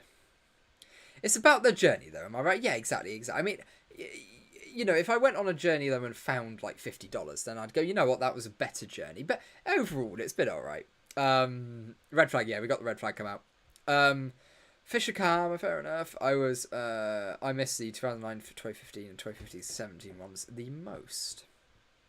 So yeah, Williams have a good point. Williams have a good chance. At least the logos, at least the intros balanced. They are.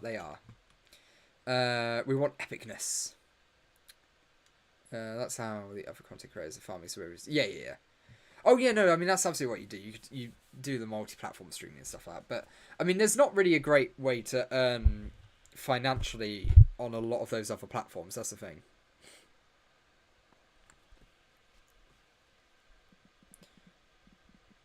I've just been texted. There we go. The colours on fire. Yeah. Tell you what, I've been talking for way too long to try those vocals. That's not happening.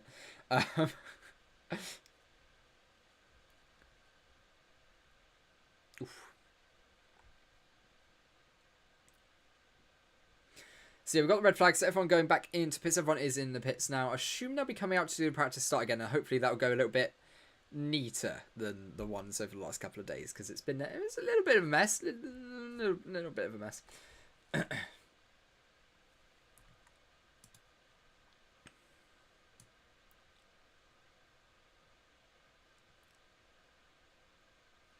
going to change the title, F1 Testing Review, because that's sort of what we're doing now. 2023, Rebel.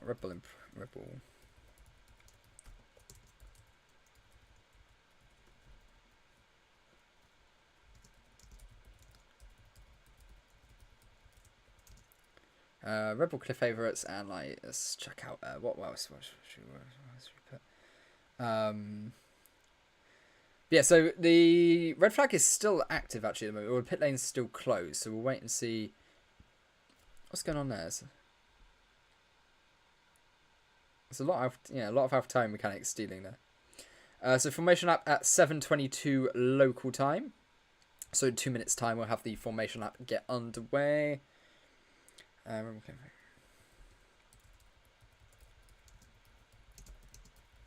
we go. Cool.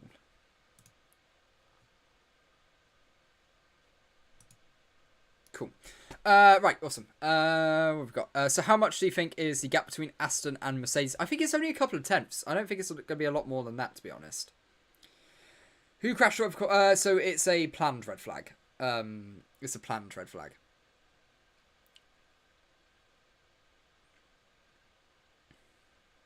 Yeah. So it's basically why the 15 minutes were added is so that teams could still get the extra running in and this could be done. So it was added so teams could get an extra half hour running in, but the actual like 15 minutes itself is being used for this sort of thing. It's all like procedural sort of stuff.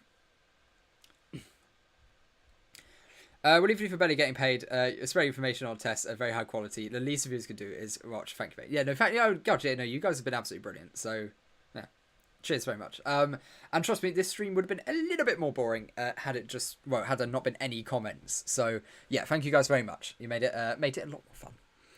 I don't know if it's been asked, but what do you reckon the pecking order is? So, right, I'll go over my top 10 for anyone just sort of joining. Red Bull, Ferrari, Mercedes, Aston Martin, Alpine, McLaren. And then I struggle with the bottom 4, to be honest. I think Williams probably 10th, but 8th. Something 9th. Yeah, 7th, I'll put...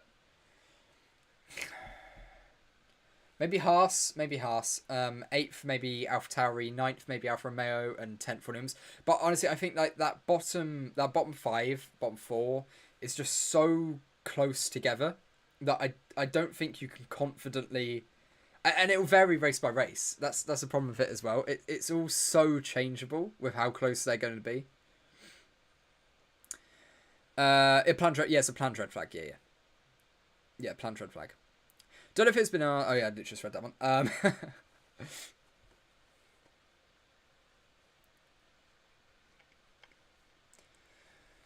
Yeah, so we have got officially 6 minutes remaining in this session. But we're going to get a practice start, I assume. So let's take a look at this practice start, because they're always normally quite fun, to be honest. I do like the practice starts. They're pretty enjoyable.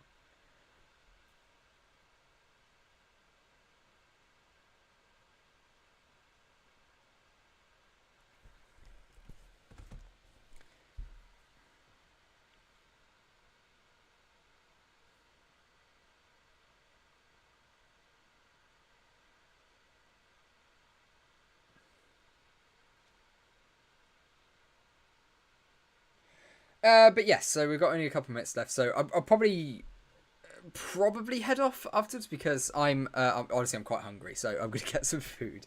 What time is it? It's 4:30. Yeah, that's fair enough. It's time to have some food. Okay, so we're getting no, we're not getting a practice start. They're just sort of running. We get a practice race.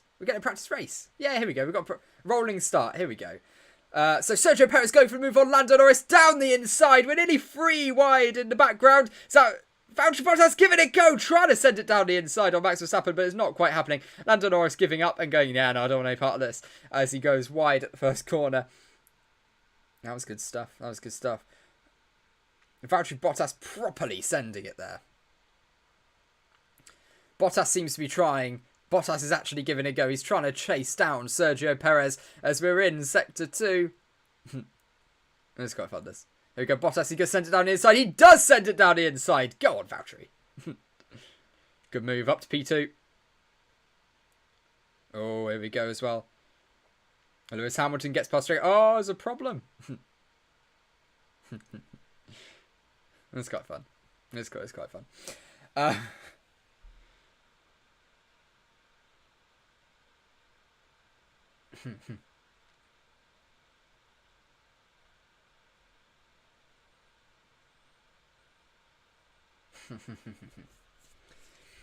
Hate rolling starts, really do. Crofty looking for a new job now. Good night, cricketer. Oh, fair play, yeah. Oh, I forgot all the cricket's on.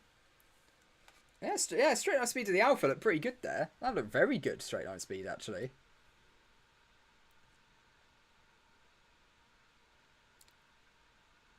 Bottas was properly giving that a go as well. He was really going for it. Oh, that was nearly a crash. What is it with these practice starts where we keep nearly getting crashes? What are they doing? Lunatics. Absolute lunatics they are. Good move though, good move. Ah, here we go. Now we've got a standing start. Here we go. So this will be even better. It's interesting everyone does try to start on the left-hand side of the grid. We get very few people actually moving over to the other side of the grid. Yeah, no, just do it normally, just like normal people. Oh, it'd been so good. If there was content, it would be hilarious.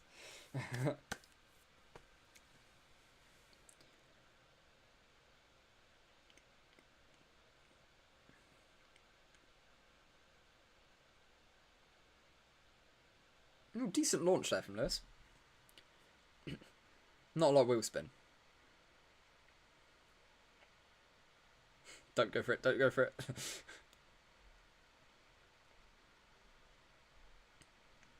Here we go, Lewis chasing. Is that the Alpine up the hill? It is the Alpine up the hill. Here we go. Lewis giving it a go. He's going to send it down the inside of Esteban Ocon. Coming up to turn 4. Oh, he backs out of the move there, thinking better of it. Oh, we've got a red flag out on track. What's that for? What's that for? Oh, it looks like Checo might have been speeding under a red flag in the background now. He's going quite fast.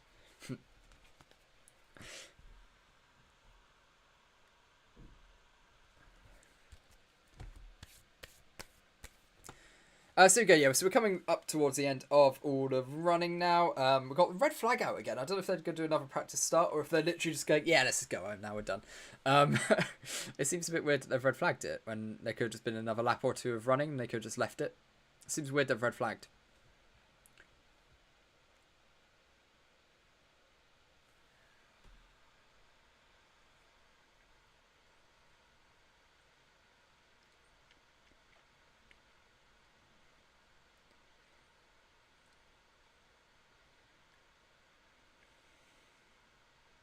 Oh, bollocks, we conceded.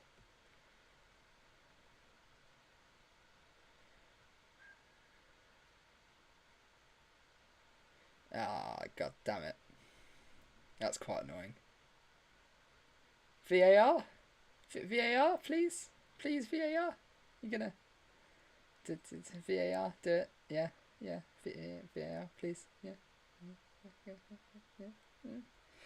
Well, this is going well, isn't it? So Ted's got Mercedes and Aston Martin pretty much the same. So that's interesting, actually. He's going for that as his prediction. That's interesting, actually. He's gone for that. This feels like Bahrain race happening right now. What epic racing, I know. Women's T20 World Cup. I think Mercedes is stubborn and they're going to stick with the 0 pods just to prove a point to us, even if they don't win. Eventually they will. Eventually they will have to just stop. They're not going to keep going at all costs. They're sticking with it because they think ultimately it will work. That's why they're sticking with it. Whether or not it does, that's a separate question. I guess we'll find out a little bit later on.